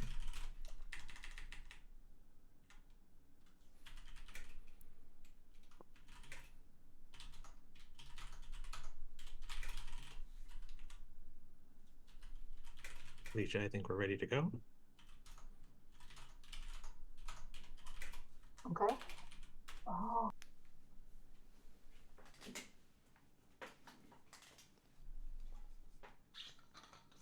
Welcome back, everyone. Again, my name is John Riley. I'm an Assistant General Counsel at the Copyright Office, and I'd like to welcome you back to day 3 of our Section 1201 rulemaking hearings. Before we begin Class 6A, I'd just like, again, to go over a few logistical items. Should be familiar to many of you. The colleagues and I will pose specific questions, and we will call on participants to respond. please use the raised hand feature on Zoom to indicate that you'd like to speak. But if that's not working for you, feel free to raise your hand live. Again, we're going to ask that you please try to focus your responses to the particular question asked, and we ask that you keep your comments relatively brief. In addition, today's event is being live streamed, and it's being recorded and transcribed by a court reporter. The video and transcript will be posted on the Copyright Office website, and so we would ask that everyone please try to speak clearly and to mute your audio when you're not speaking to assist with the recording and transcription. And of course, if you lower your hand after you're done talking, that would be great too. Later this afternoon, we're going to be holding an audience participation session. Anyone can sign up to participate in that session using the link that's going to be posted in the chat. We will ask that remarks be limited in that session to about 3 minutes for public participation, which can be on any of the classes. Before we begin, I would like to invite first my Copyright Office colleagues to reintroduce themselves. Thanks, John. My name is Heather Walters, and I'm a Ringer Fellow here at the Copyright Office. And I'm Brandy Carl. I'm an Assistant General Counsel. And now my colleague from NTIA. Good afternoon. I'm Diana Moreno Hyde. I'm an attorney advisor at NTIA. Would like to give participants an opportunity to introduce themselves, but I think there is maybe only one new participant. Why don't we go with you? Unless other folks want to reintroduce themselves, we could probably skip that other part of the proceeding. I'm guessing that's me. Yes. Okay. Hi, everyone. I'm Cassifina Radin. I am the founder of Small Data Industries. I'm an art conservator in private practice, which I've been doing for 7 years. Prior to that, I was a conservator at the Museum of Modern Art. And prior to that, Rhizome, same place as my colleague Dragon, who you heard from previously. And the reason that I'm here is because in the work that I do as a conservator of art, who specializes in art that uses technology, access is essentially inextricable from preservation. So my clients who are institutions, art collectors, artists themselves, they often hire me to devise means of access and display, because if it's not possible to display, you can't preserve it. Anyway. Thank you. We're just going to... So much non-binary talent on this call. It's amazing. Very brief part, but we'll give you plenty of time to say your piece. We're going to start with a question from my colleague, so I'm going to turn it over to Heather Walters. Thank you, John. This question is for the opponents. Do any class opponents have any comments or analysis regarding SPN and LCA's proposal to replace the term private study with teaching in the exemption? Mr. Rothstein? Yes, I'll first note that was not in the original proposed exemption. As I view it, it was only in the reply, and fairly surprisingly only pointed out in a footnote. At first, frankly, I thought it was just a change, and I saw even this morning was in a footnote. So I think actually it's too late. There was absolutely no response. But turning to the substance of it, teaching is clearly an expansion. The exemption was patterned after Section 108 of the Copyright Act. It no longer is with teaching, because that necessarily means a proliferation of copies. And again, there's as in the prior proceeding, there's a lot of talk about emulation, but the exemption says distribution. And in fact, it turns libraries, the library model, into the copy shop model. So I think the expansion, A, is too late, and B, overly broad. Again, nothing. Thanks, Albert. Nothing would satisfy that. Thank you. Yeah, so I'm happy to address this. And I want to note that the teaching language was actually in the original proposal in 2021. That was before the Copyright Office, and the in the exemption that was approved in 2021, without, as far as I can tell, significant commentary on why the exemption should not apply to teaching, the language was replaced with the language from 108 that included private study.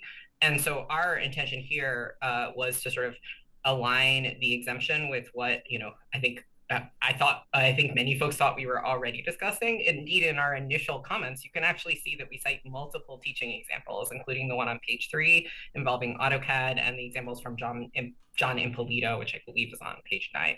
So, even if the language is not, the language change is newer on the reply, the idea that this exemption covers teaching is certainly not new to the reply.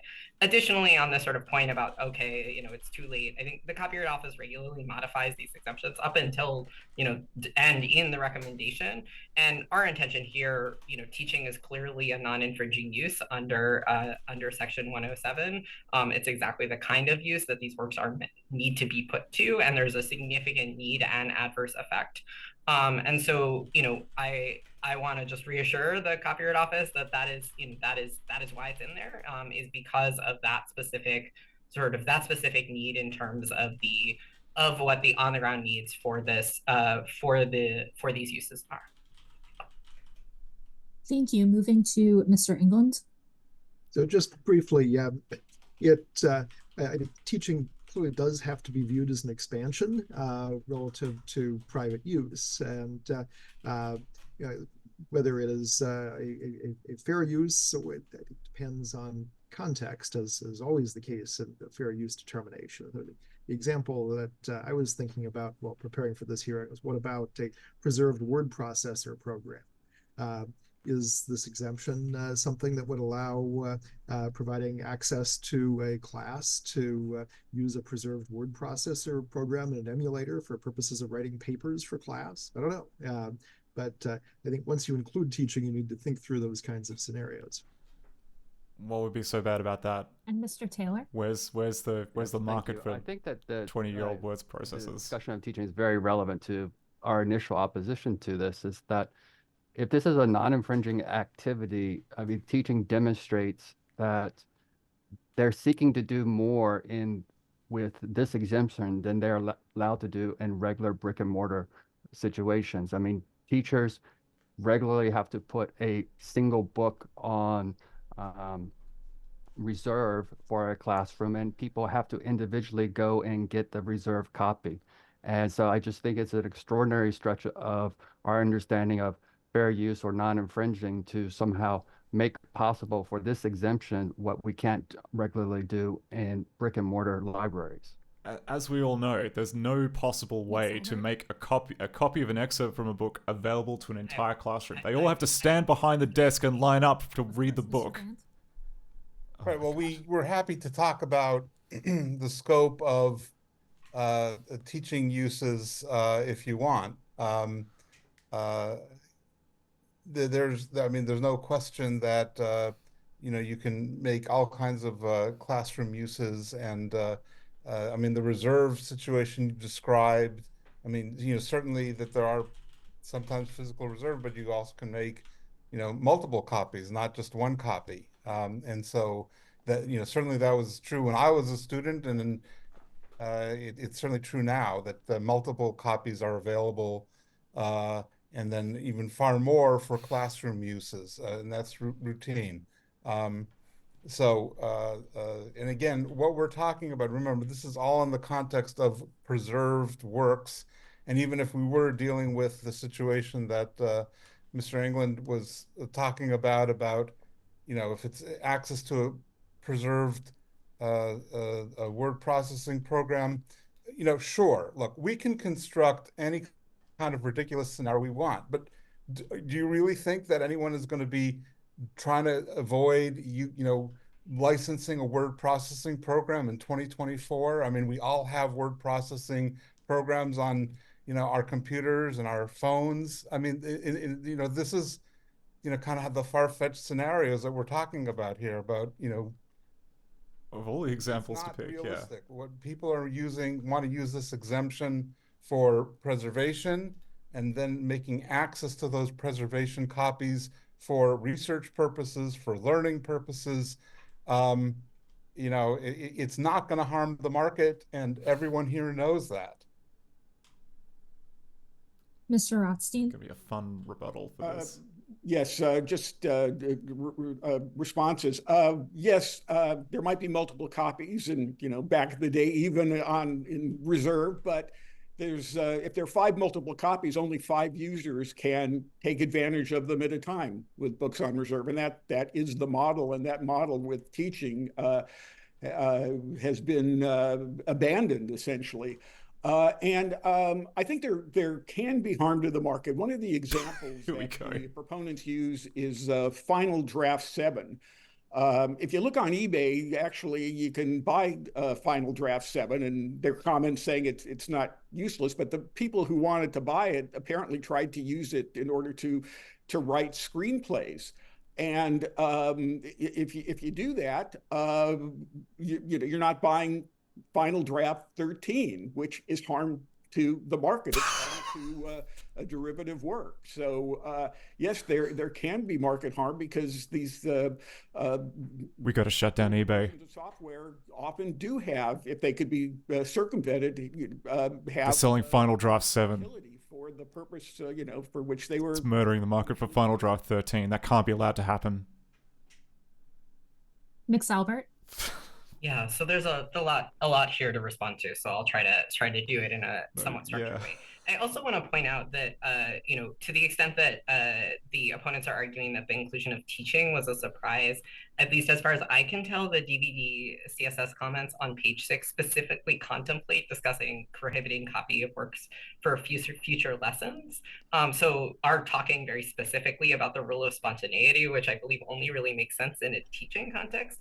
So I think that if that seems to point to the idea that actually the sort of idea that teaching was such a shock in this exemption may not be driven through, at least in those reply comments. Of course, that doesn't necessarily reflect on other opponents. Obviously, multiple copies for classroom use is included in Section 107. I won't insult this room by sort of repeating what's in the statute.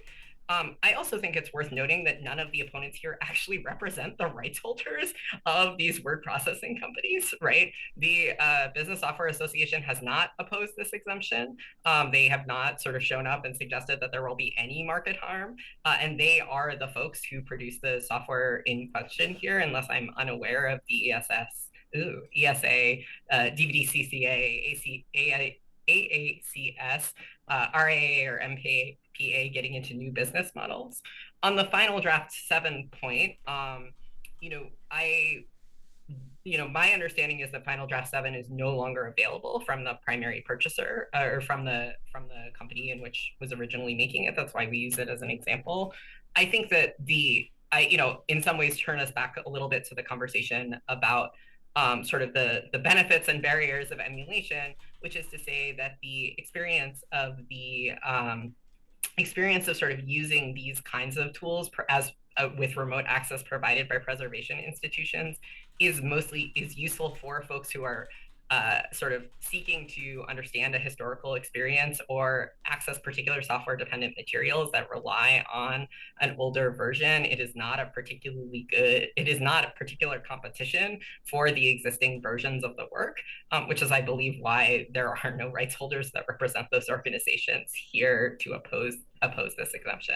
I'll stop there. I'm sure there's plenty of other stuff. Extremely good point that the BSA did not oppose this, unlike the entertainment industry. Regarding something that was brought up previously about acquiring software, making the example even more bizarre. And Mix Albert, you stated, or SPN and LCA stated that some academic institutions and organizations won't procure software from eBay or other secondary markets. Could you explain why? I think it was a mystery to the person who told us why that was true. I suspect if I was to speculate, I suspect part of it has to do with provenance. And that's actually, I think, one of the really important things that matters to preservation institutions, right? Which is that you want to make sure that the version of the software you're running is actually, and my colleague, Mixfino Radin, can speak to this, like the version that was sort of released by the company, that you understand the version numbers, etc. Right? And so I think that when you're getting software on the secondary market, that even it can be difficult to fully understand exactly where it's from, whether any modifications were made, etc. But Mr. Band may also know more about that. I do want to pass it to Mr. Rothstein, and then we can go to Mr. Band. Sure. The unwillingness of institutions to buy from a particular market isn't a TPM issue. It's an economic issue that relates to whatever business decision the institution is making. So, in fact, it shows that there are alternatives to circumvention because there are avenues of purchase. We just went through that. Mr. Rothstein, you have to drive at least 5 hours. That the expansion can be a harm to the market. So I just wanted to ask, given the current exemption, has there been any harm to the copyright owners? Yeah, has there? Well, under the current exemption, I don't know of any. But certainly with this expansion, it's conceivable. Yeah, all those people taking Final Draft 7. Oppose the renewal of the current exemption. Thank you. Back to you, Heather. Just destroy the market for script editing. Mr. Band? Right. When you're buying software off of eBay, you also don't know, in addition to the provenance questions, you don't know. I mean, if it's used, then you have licensing issues. You don't know if it's you might be violating license terms by buying it, and so there's a whole thicket of legal issues that come along with software because of the licensing problems that accompany it. Mr. Taylor? Yes, I just want to respond very quickly that it's not exactly clear to me that DVDs did not at some period indeed host some software programs. It was a brief period in time, but to say that DVDs, that we don't have any interest in this is fairly overstated. Yeah, all those people playing Dracula Unleashed on DVD-ROM. Or Howie Mandel's Deal or No Deal on DVD. I believe you're on mute. So sorry.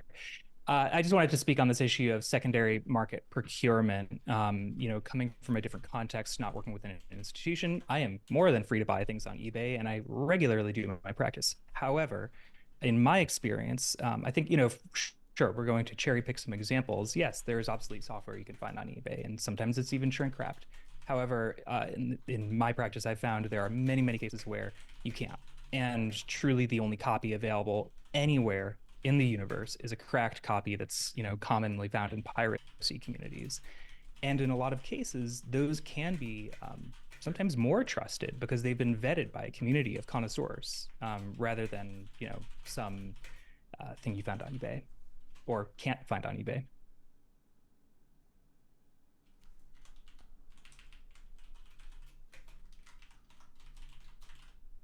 Thank you. I will pass it over to my colleague, John. I think we had one more follow-up from Mr. Ayers. Thank you. Just very quickly, just to build on what Mr. Taylor had said, actually in the context of DVDs and in Blu-ray discs, there actually are a number of software players that incorporate content protection technologies for playing back these discs on PC platforms, on computer platforms.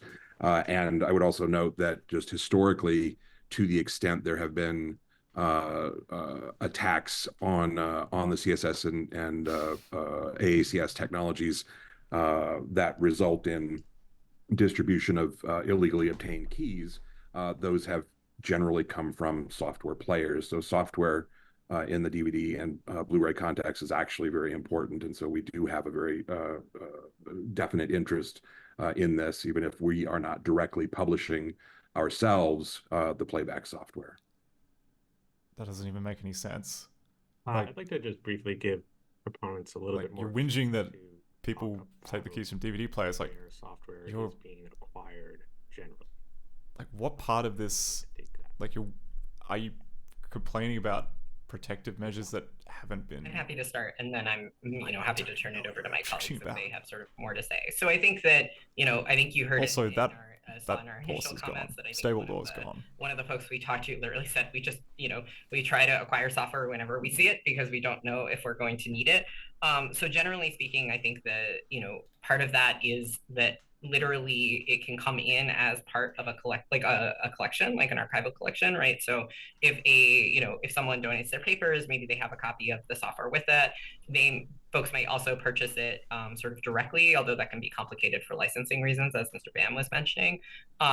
Or there may be sort of like others, it may come in with a sort of broader, with a particular other, through other means. I think generally speaking, many of the organizations we talked to, it was not a collection priority, but they understood that they often would need these forms of software in order to access works.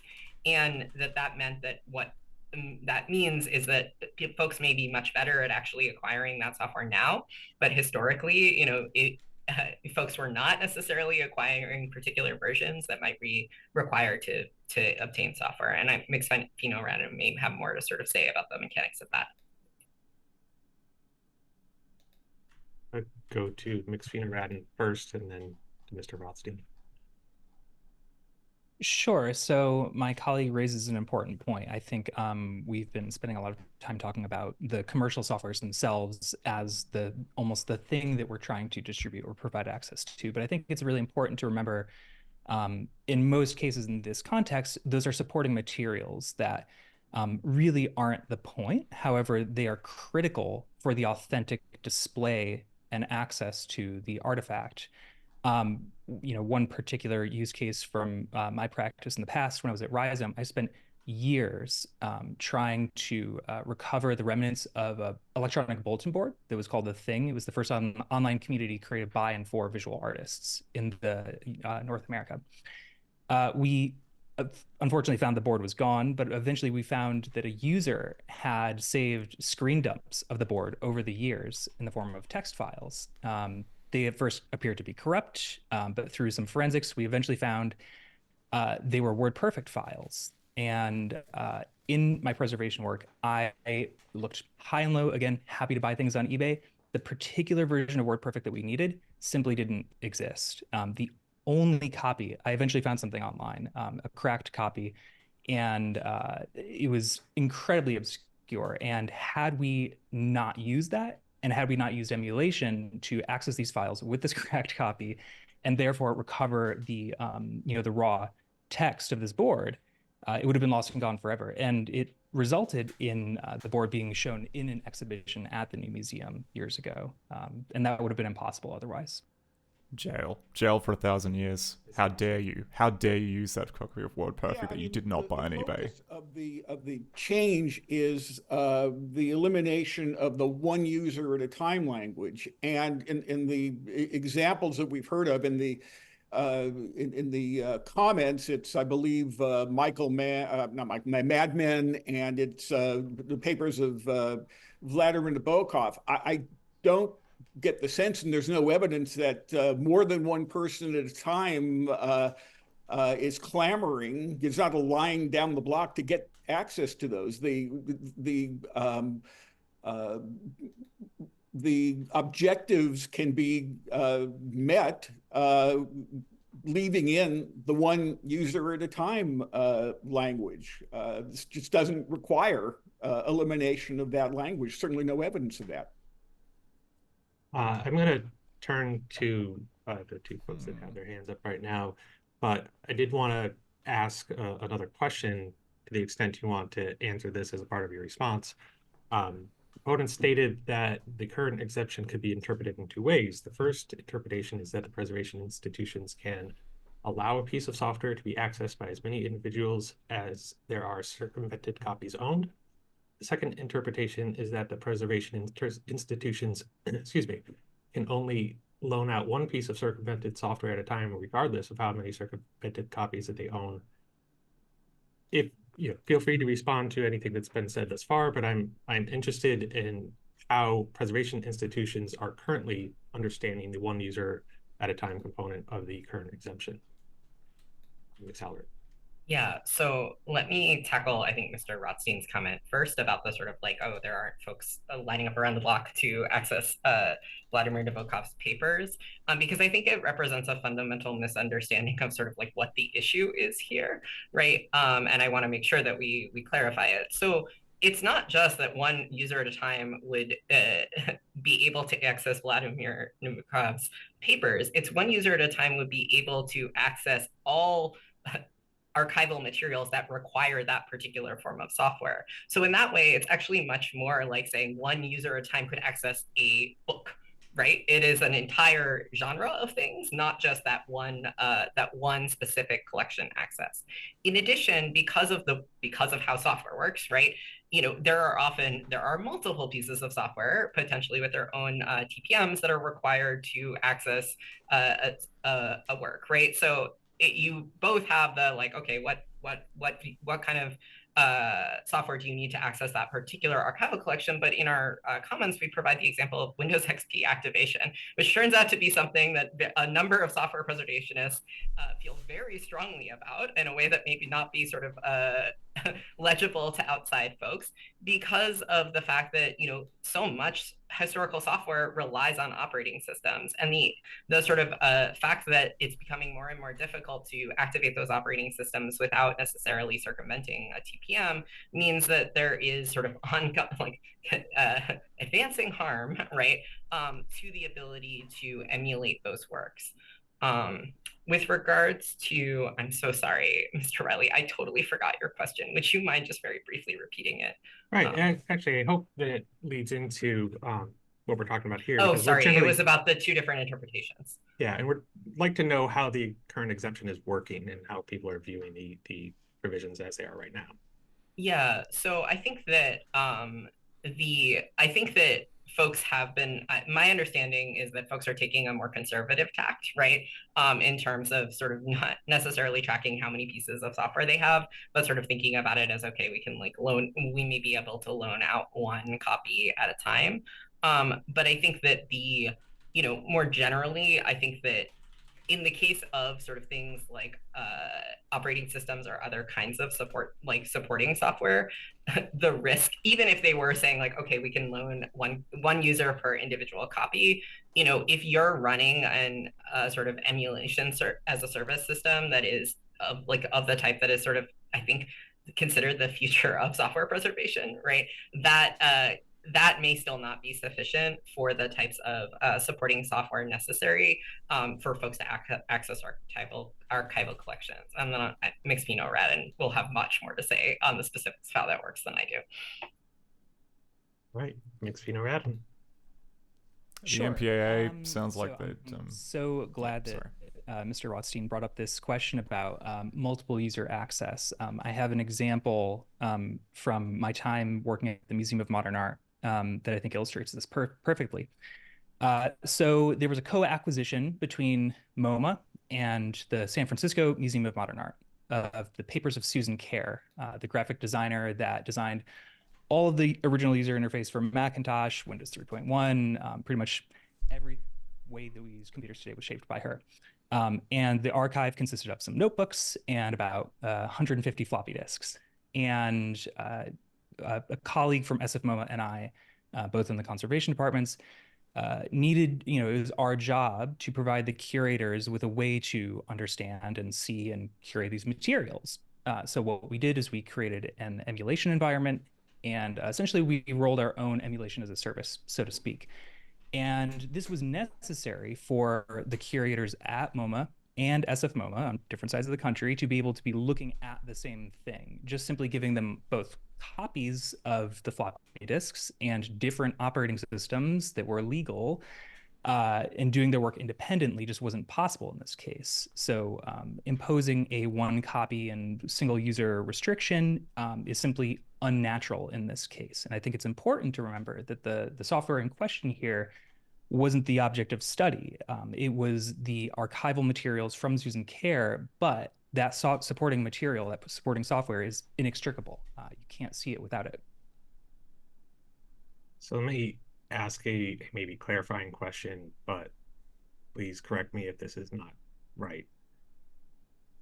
If a preservation institution has a preserved program that is just dependent on a preserved operating system, is it typical for someone who wants to access, as an example, an AutoCAD file, an older AutoCAD file, would the preservation institution typically have one copy of Windows 98, one copy of the older version of AutoCAD, and then MPAA wants them to buy like one copy of Windows XP for every person using the machine. Dependent piece of material, or what is actually happening right now? McSaller?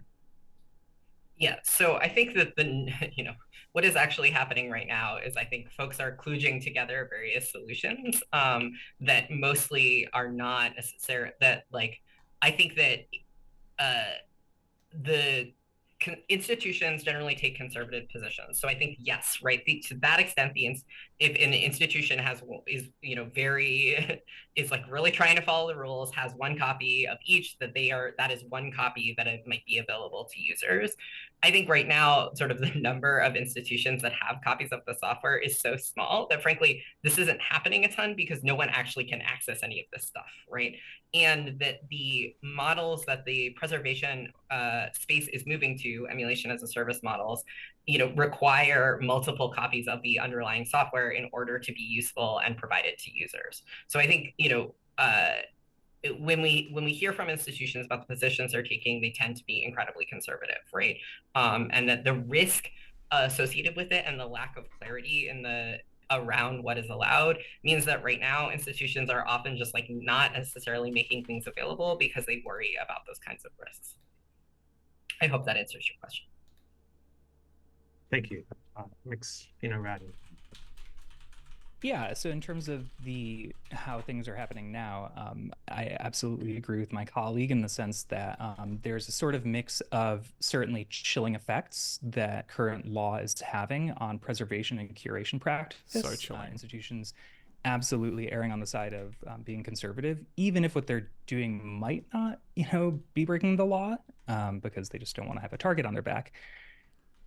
Simultaneously, there's the opposite happening, of course. There are institutions that are just going about doing their work of preservation and curation, hoping that it falls within the context of fair use. And I think it's important to remember that there are many contexts where, you were asking about one copy of an operating system for one artifact that's preserved. That absolutely is not done at least not within art museums. The art museum might be going to the trouble of making sure that they have at least one copy of everything that needs to support it. But let's say they're going to be really angry. That's my bet. They're not going to like that. But the Department of Architecture and Design, I think, is a great example because a curator there, Paola Antonelli, would frequently show an exhibition of 25 video games or pieces of software or things, and let's say half of that all depends on the same operating system or some specific program. Now you're in a situation where legally it sounds like, I'm no big city lawyer, but it sounds like you would need to be having unique copies, legal copies for each of those. And if we multiply that, think about the fact that there are museums all over the world showing these things. We very quickly get into a situation where when we're talking about obsolete software, there's just likely not enough copies still in existence to make that happen.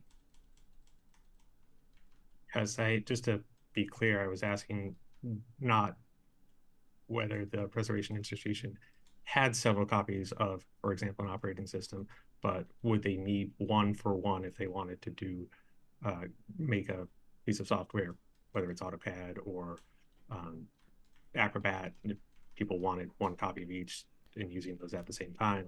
It sounds like they would need two copies of the relevant operating system as well, with those operating systems acting as a pinch point. Okay, thank you. Mr. Rothstein. Yes, just briefly on the point that institutions are taking conservative views of the exemption. One would think that if there's a perceived ambiguity, the proposal would be addressed to that perceived ambiguity and not radically change the exemption. We don't see, however, any kind of discussion of ambiguities that could take care of what some feel are unduly conservative approaches. We see something far different. Far different, huh? I mean, that is true. I'll just be very brief. Yeah, we tailored the proposed exemption to the needs of the relevant preservation community, which is both to resolve the ambiguity, but moreover to not have the number of copies that someone may have saved of an operating system from 1998 be the thing that determines how many people can ever access an archive or run particular other pieces of software. I think the idea that we should only address the ambiguities rather than actually responding to the adverse effects of the anti-circumvention provision does not seems to me to be a little bit strange. Mr. Taylor? Yes, I would just add to that, but it's not the 1201 that's creating the adverse effect. It's copyright law itself. And while you suggested that 107 allows you to make multiple copies, it does not, and there are not libraries out there making multiple copies for the purposes of filling their special reserve requirements. So, I mean, you're, again, just asking for something that is not consistent with good copyright policy. Yeah, as opposed to that bad, so I would point Mr. Taylor at Corellium from the 11th Circuit, which is directly factually on point about making multiple copies of software for the purpose of sort of like research other secondary uses, and found those uses to be fair. Moreover, Corellium was a commercial use of software that was still on the market. So to that extent, the works covered by the exemption are even more likely to be fair use. So, to the extent that, opponents are arguing that we are not, we're the ones with the problem with copyright law, I would suggest, consulting that case, as well as, cases like Google v. Oracle. I could keep going, but it's in the comments, so I'll just stop there. Interesting. So they bring up Corellium, which is that iOS online software as a service thing. Tried to distinguish some of those cases. So I'm going to go to Mr. England next, but we'll come back to you, Mr. Band. Just on the specific subject of the Corellium case, a couple of points. First, and maybe most important, the office should recognize that that's an unpublished decision by the 11th Circuit, and under 11th Circuit Rule 36.2, that means it is not a binding precedent. And so, of course, the office is free to evaluate whether it thinks it's persuasive, particularly in light of the subsequent Warhol decision. But there's less there than has been portrayed by the proponents here. In terms of the merits, I think, first of all, it certainly doesn't purport to tell the office how it should analyze proposed exemptions. It, like all fair use decisions in the courts, is addressing a particular use case, in that case, some virtualization software. But as the Warhol decision teaches, that involved a specific use. And so it analyzed that use. And here, the exemption that's been proposed potentially encompasses a wide range of uses. And the office needs to take those uses into account. It can't simply ignore some of them, which is how the proponents would like to use the Corellium decision. So I think it is not particularly relevant. Go to Mr. Taylor, then Mr. Band, then So they're arguing that Corellium is not relevant just because primary use was security research? But I don't think anywhere in the decision it addresses the fact of whether or not multiple users of the software is indeed a non-infringing use. I think they looked specifically at what the technology was doing and reached its conclusion on non-infringing use on that point. And I think it's a very far stretch to say that that's what that the case actually stands for, what you say it does. And I'm going to jump in and suggest that, to the extent that people have made these arguments in their written comments, we don't need to go over them again. It's relatively beneficial to hear some factual discussion of what's happening Yes, and what facts, factual discussion. So with that context, Mr. Van. Yeah, then if we're not going to be arguing about the legal issues and just rehash that, then I'll lower my hand and let Mix Alpert address this.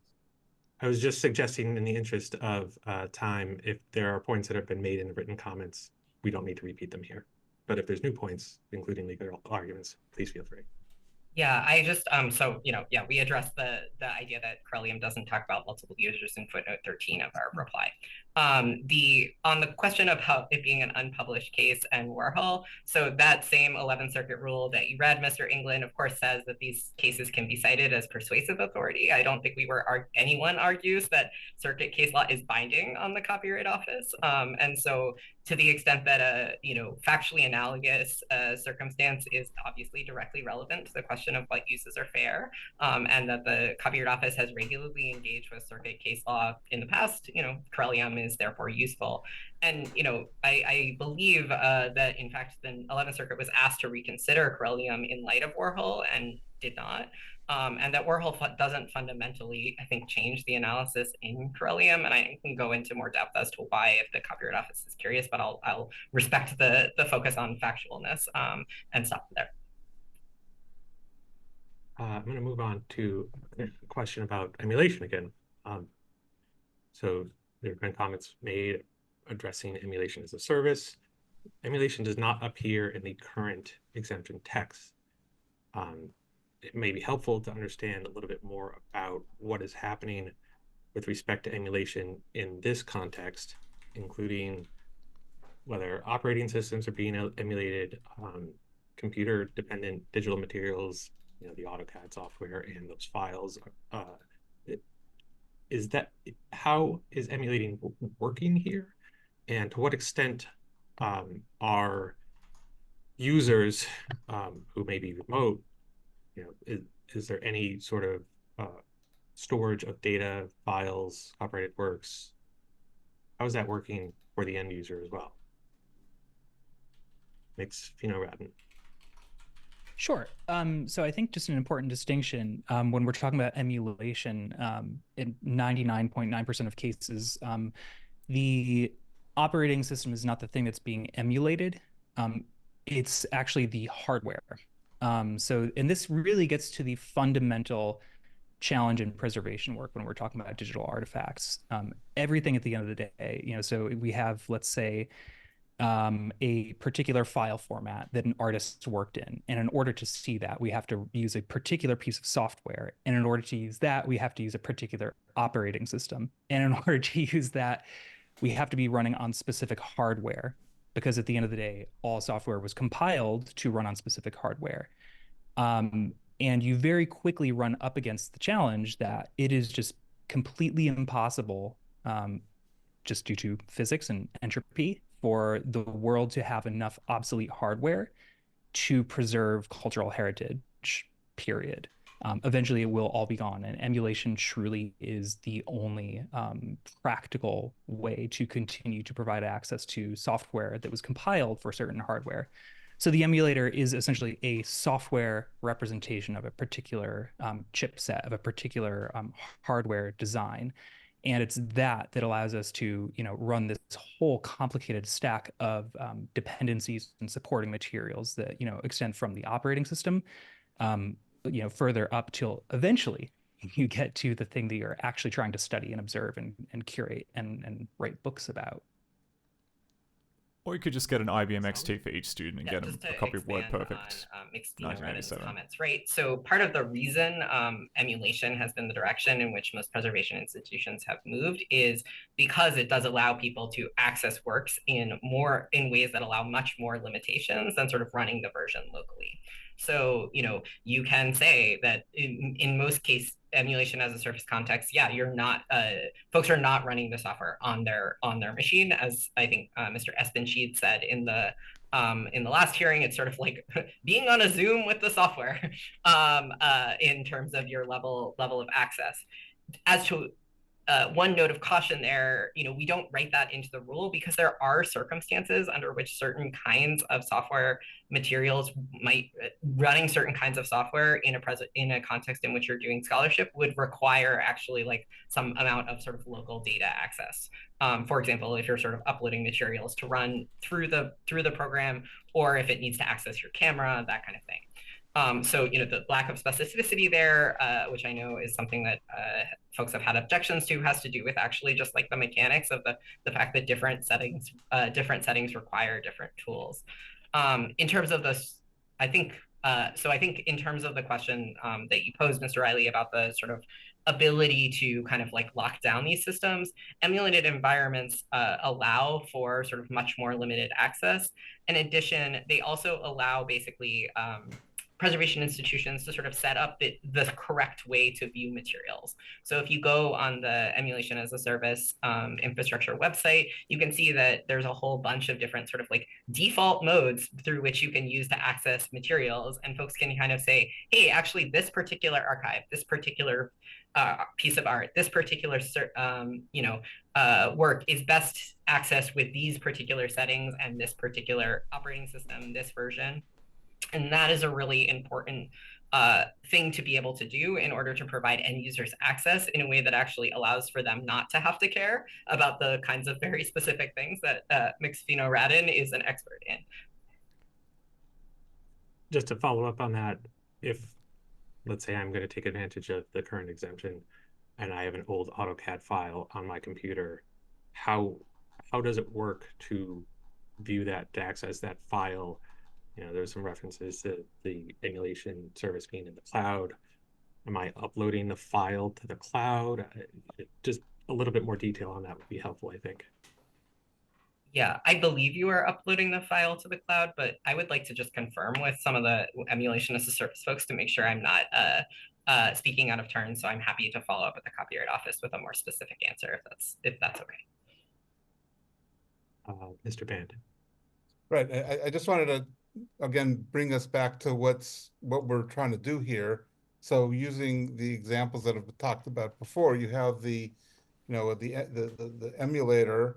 On top of that, you have, let's say, the operating system, and maybe circumvention needed to be done to get the operating system to work with the emulator. And then on top of that, you have the application. But all that's already been done, right? That's all that's already okay for purposes, for the existing exemption, any circumvention that was done to allow that to operate. But the problem is that you might have a large number of works that need to use that stack. And right now, that stack can only be used by one user at a time. And what we're saying is because that stack might be servicing a large number of works, it's conceivable, and it's not only conceivable, it happens that there could be more than one user at a time that wants to access part of this corpus of, this Apple developers files, and there might be hundreds or thousands of her files, but only one stack that allows access to them. And so that's why you might need more than one person to have access at a time. Mr. Taylor? Well, we disagree with Mr. Ban on whether or not this exemption needs to be modified. I do want to make clear it has not been our position that we have gotten into parsing how they engage in preservation. And we would assume in good faith that, the way they engage in preservation really is not at issue for us today.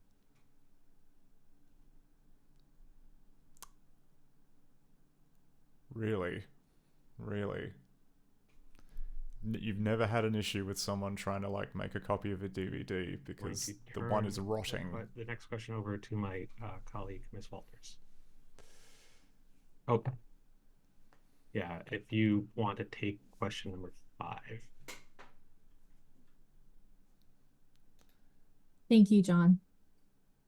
Would the current exemption cover a circumstance where computer-dependent digital materials can be operated by a computer program that is currently in the marketplace, even if an older version is not in the marketplace. For example, if current AutoCAD software is backward compatible, should the exemption cover discontinued versions of AutoCAD? Let's start with Mixfino Radin.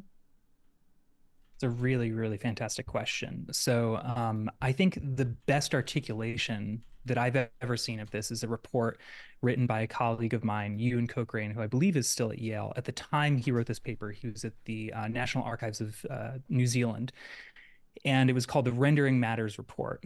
And he showed that, even with materials as, seemingly trivial from a visual perspective as government documents, that just because something opens in contemporary software doesn't mean it's being rendered correctly. And he showed incredible examples, like example after example, evidence, clear visual evidence that there was significant information loss just because something can open in Word today, but it was written like in WordPerfect or some other obsolete word processing software.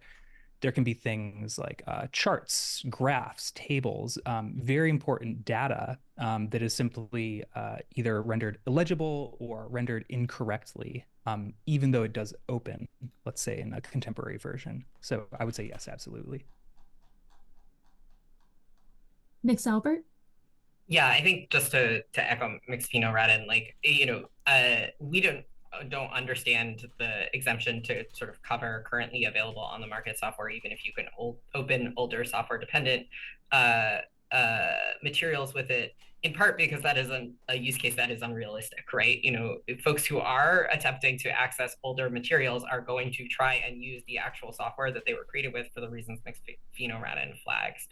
Additionally, I wanted to just come back to Mr. Riley's question because I wanted to just confirm that, yeah, so if you had an individual AutoCAD file that you wanted to use the emulation environment, you would upload it, but often that process is actually done in partnership with a software curator or through a negotiation, because generally what folks are doing is accessing materials that are already owned by or controlled by a library, right? So you're accessing someone's papers, and you're using the emulation environment. It's much rarer for folks to upload their own materials.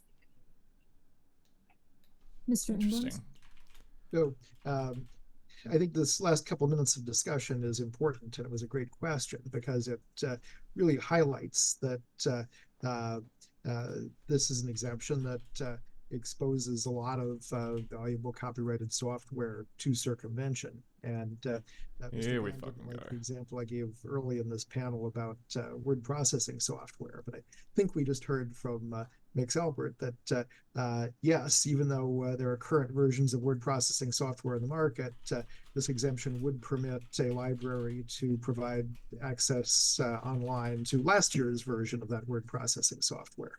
And that may or may not be helpful for particular research projects, but when one then talks about eliminating the per user, single user requirement, I think you're setting up a scenario where a library could post an emulated version of a word processor on a website, and as long as it didn't have notice that it was being used for non-research purposes, it would be there for people to use. And that may not be the intent. I think probably not the intent of the organizations that are represented here, but that's what the regulation says. And I got to take the regulation at face value and assume that anything it permits is something that someone might want to do. What? Mix Albert? Yeah, I guess I'm confused by Mr. England's comment. Yes, you can. The fact that there's an existing word version. That's your argument. On the market still doesn't mean you can't circumvent Word 2003 for purposes of making it possible to preserve it and provide access. That's the whole point of the exemption. Indeed, that's the exemption that currently exists, and there is who wants to use WordPerfect in a crap VM over the internet? There's no evidence of market harm from that. How is that market harm? Yeah. As we I think said in our initial comments, there is no evidence that folks turn to older versions of the software when they could have the option of newer versions. And other than for the exact purposes that Mixfino Radin was flagging in terms of because you need it in order to view the works in which it was originally the works in the context in which they were originally produced. I do not think providing the fact that folks can now provide access to more users there's no evidence that this is going to change the lack of market harm. Mr. Band? Yeah, and I'll just go back very quickly to the point, 2 points that Mix Alpert made earlier. One that, again, the software makers are not here. They don't care. And this also relates to the bigger point that from the previous hearing where as Mix Albert pointed out that Mr. England said, there is no condition under which the opponents would sort of agree to the exemption. Look, what's going on here is that you have a few associations that are ideologically opposed to any exemption whatsoever, and whenever any new exemption whatsoever is proposed, they oppose it. That's fine. They have that First Amendment right, but that's, and then they were able to come up with, they hire very good lawyers, and Mr. England and I in particular have been tangling with each other in these proceedings and in other proceedings for, I don't know, at least 30 years. And that's all well and good, but the Copyright Office needs to take all of these concerns about all these terrible things that might happen with a grain of salt. I mean, none of these concerns have ever come to pass. There is a performative quality to all of these rulemakings. I'll stop with that. I'll let the record reflect that Mr. England is a very good lawyer. Mr. Taylor, next. Yes, well, I again disagree with Mr. Van over our intentions here, and I think I can point out many times where we've been very cooperative with respect to exemptions and the needs of certain communities. And just in this conversation, I just said that the way you engage in preservation was not going to be what we were concerned about. So. That being said, I do want to direct the office's attention that somewhere along the line, we did have this discussion about obsoleteness, and somewhere that has disappeared from the current exemption, but there's a plenty record and precedent on what the register has considered relevant with respect to your question on, and specifically, I would just direct you to the discussions on obsoleteness. Mr. England? Mr. Ben and I have been friends for more than 30 years, I think. So I feel a little old, but I can't let his suggestion that the associations are without an interest here go without a response. The major copyright owner associations care greatly about effective copyright protection for all kinds of works, and also protection for the TPMs that enable commercialization of those works. And that depends upon proceedings like this one being carried out in accordance with the rigorous standards that the office has always applied in these settings. So even though remember back when music was released on cassette and there was no music industry because people could just make a copy? The office analyze any proposal rigorously. Or VHS, remember that? Standards that have developed across the last 8 triennial proceedings. Famously unprofitable VHS. There is already an exemption to the extent that this expansion is asking to remove, the single user time requirement. It would have unlimited potential users using the exemption. Is that a concern if the amount of users were bounded to a number like 3? Would that be something that would address your concerns to a degree? Is that what you would call movement as you've made in the past, or is it just a non-starter? But as Mr. Van pointed out, these aren't my members' works, so I can't speak to what details the copyright owners of particular software might be comfortable with or might not be. But I think you put your finger on the point that when you're talking one user, you're a very controlled experience that really replicates the library special collections experience. And once you take that away, you're potentially in a world of infinite access. And If there were my works or my clients' works at stake, I would find that very scary. Mr. Ayers? Hey, Obscuratory. Yeah, just to yeah, we're just watching these wonderful. As I noted before, AACSLA and DVDCCA, both, while not direct publishers of software themselves, have a very direct interest in the protection of software. You see, they've got a very direct interest in protecting all this stuff. Incorporated, which like, then also just, you know, as we all know, like DVDs you can't copy, Blu-rays you can't copy. I mean, if you could, the industry would collapse. Copyrighted audiovisual works that were designed to protect. And I would also clarify. Amazing job with the testimony before, by the way. Absolutely knocked it out of the park. That this proceeding sticks to the standards that have been set out is hardly performative and is actually a very valuable and good faith participation in the process. So Mr. Band, I would disagree with you on those characterizations. And I would note that while we haven't specifically said that in this proceeding, we've and we continually we continue to object to the expansion at all under the conditions that have been discussed so far. But as we've noted in many other proceedings and for other classes, to the extent the Copyright Office is considering a recommendation that includes some desire to accommodate the. I'm just kind of amazed that, like, when it really boils down to it, like, quite a lot of the argument that has been presented by the rights holders in this, it boils down to the end of, like, don't copy that floppy where they talk about the end of the computer age when there's too many copies that get made. It just, it really is that kind of level of complexity that they're talking about. Oh, and I just loved that example that they gave about how certainly probably something reasonable. Oh, that's right. If someone was able to, like, make a word processor available provided in this as to for access that number might be on a crappy VM over an internet connection, that would somehow undermine the market for all word processors. Like, it's just an incredible reach to suggest that this is in any way competitive. Wrap up a little bit because I know we're close to time. So I hear oh god, yeah, it can't be for fun. Folks saying that they represent fun is just verboten on software. They provide no examples of those in their comments. They have provided no examples here. Despite the fact that there is no market harm from the existing exemption, there is no discussion of meaningful market harm in the comments with regard to this class. You know, there is no examples. There are no, not even like Mr. England's,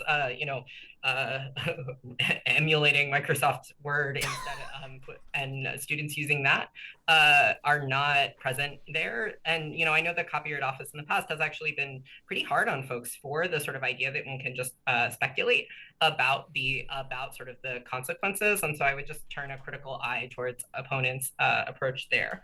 And so I just want to kind of come back to kind of what we're here, what the proponents have the burden to prove, which is that the use is non-infringing. Under Corellium, the fact that it's multiple users it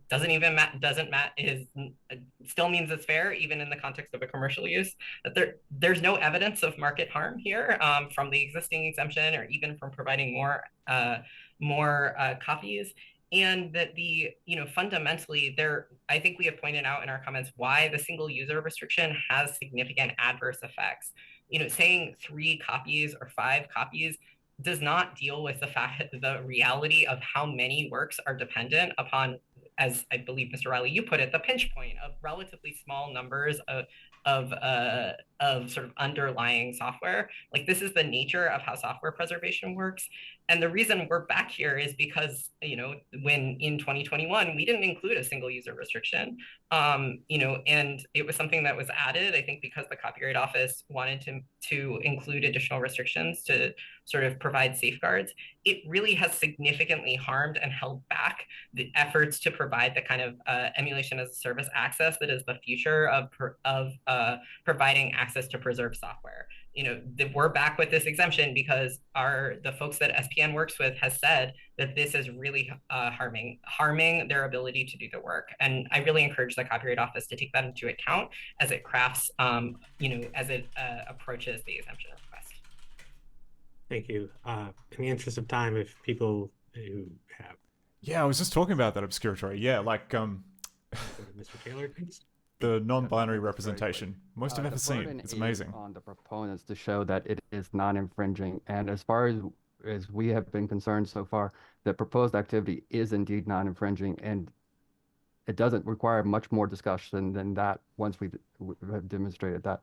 And yeah, I will leave it at that. Oh, but one more thing is we don't get a reply, so this is structured in a way that we don't get a full back and forth. Thank you.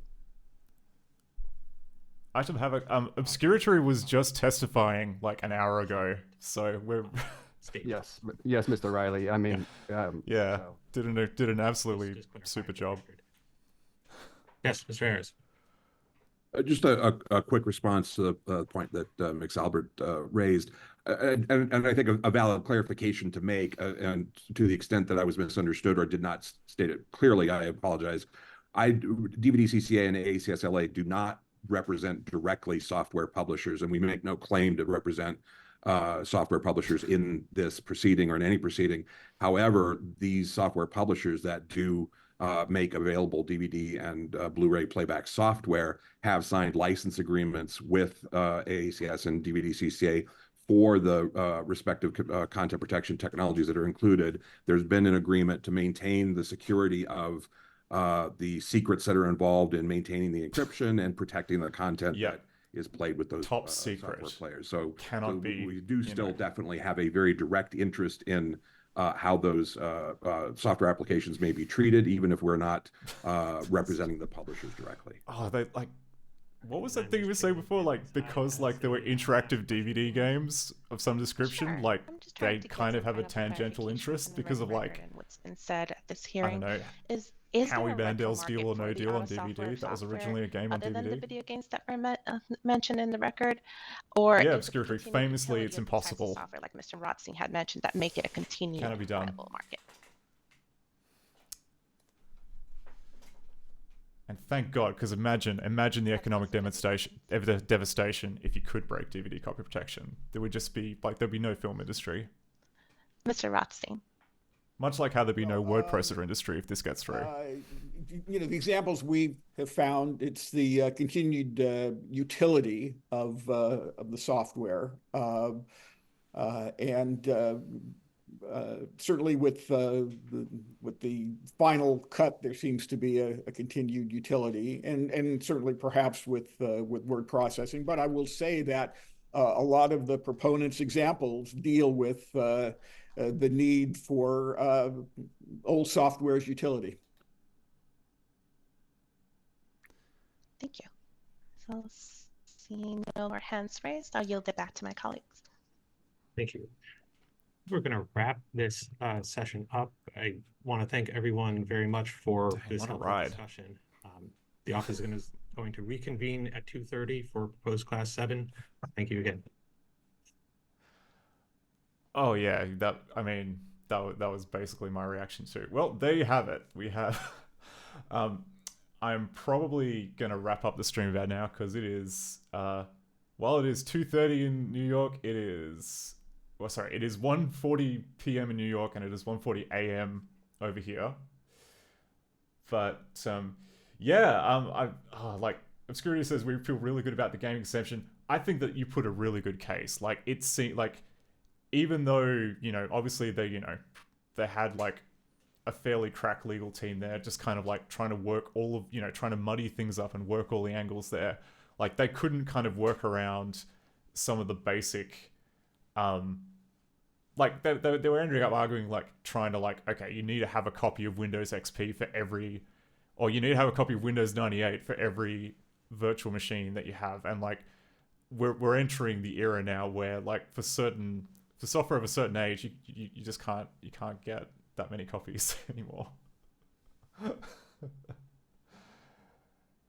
Yeah. Oh, and the bit where they questioned the study was also very good. It was yeah, like the one bit which I found, like, it was also really interesting to hear from the Rhizome guy. Like I brought up a little bit earlier in the stream how kind of part of the reason why I kind of got onto like doing director stuff in the first place was was because I was part of that original Kickstarter that they did to make Teresa Duncan's works available over their emulation as a service, and yeah, the way that they're doing that with like they're running macOS in a VM on AWS and like VNCing it over, which unfortunately doesn't work very well for me in Australia because the VM is too far away. It's way too stuttery. But I was actually kind of surprised that the lobbyists for like the copyright guys, they didn't kind of try and push. Like, it felt like, I don't know, maybe I kind of like part of it what kind of went over my head because I was because I'm not a lawyer, but it felt like there was like a distinction that was being made about emulation as a service, as in like the Rhizome model, which is obviously like very relatively expensive, versus like the archive.org model where it's all in browser and there's essentially like just a payload being kind of copied locally, which would, you know, in their mind count as a copy. But I would have thought that they would have tried to kind of like push it like, oh, you're trying to advocate for one, but what you really want is the other. But instead they just kind of decided to like die on the hill of maybe you want like 1 million copies of WordPerfect, and wouldn't that be terrible for wouldn't that be terrible? Yeah.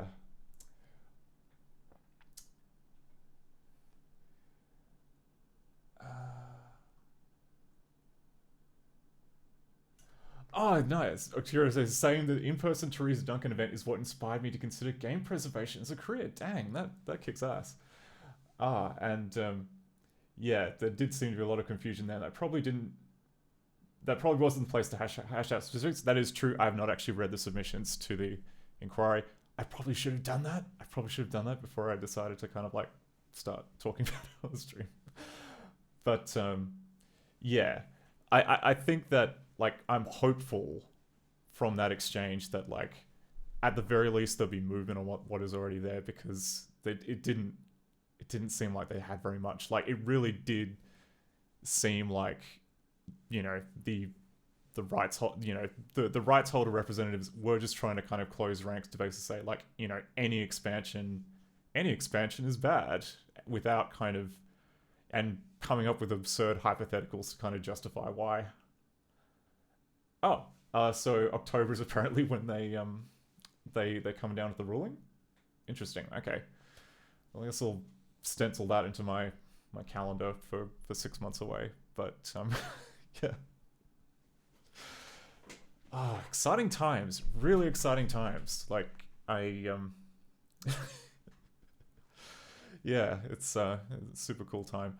All right, well, maybe, yeah, this feels kind of like a natural kind of closing off point for the stream. So like, obviously before we kind of like got into like watching the hearings, we were looking into getting P.A.W.S working, and we actually got pretty fast. So previously, like the like the first posted mode was all like 8 flavors of broken, and we've mostly got it working now. There are still like a few kind of little edge cases which kind of, where's hang on a second, where did I put ScummVM?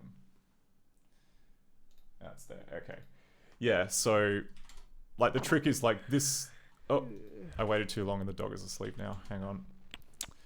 But essentially, like these eye holes here, that is actually just one QuickTime movie that was being like the equivalent of, it was stopped, but you were just moving the cursor around to kind of find where the next bit is. Ooh, I think I crashed it. That's okay. Nav man. But we just weren't rendering that properly, so it was just appearing as kind of like a black box. Is this, what's this? Is this crashed? Okay, maybe I left it for too long. We'll just start that again. But yeah, we can now move around, and yeah.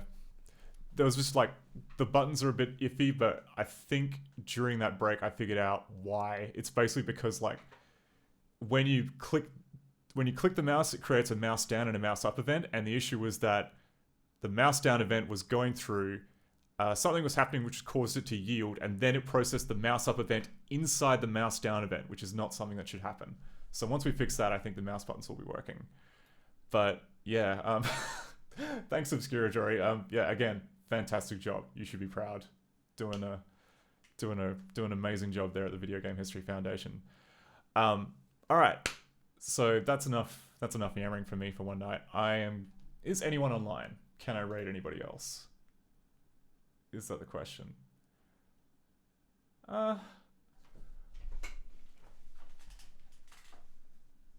Oh, okay, Text Files is online. Possibly because they're watching the copyright hearing too. But you know what? Okay, we're on a copyright bent. We'll kick over the Text Files and see what they're doing. Okay. Have a wonderful rest of your evening. I'll just line that up now.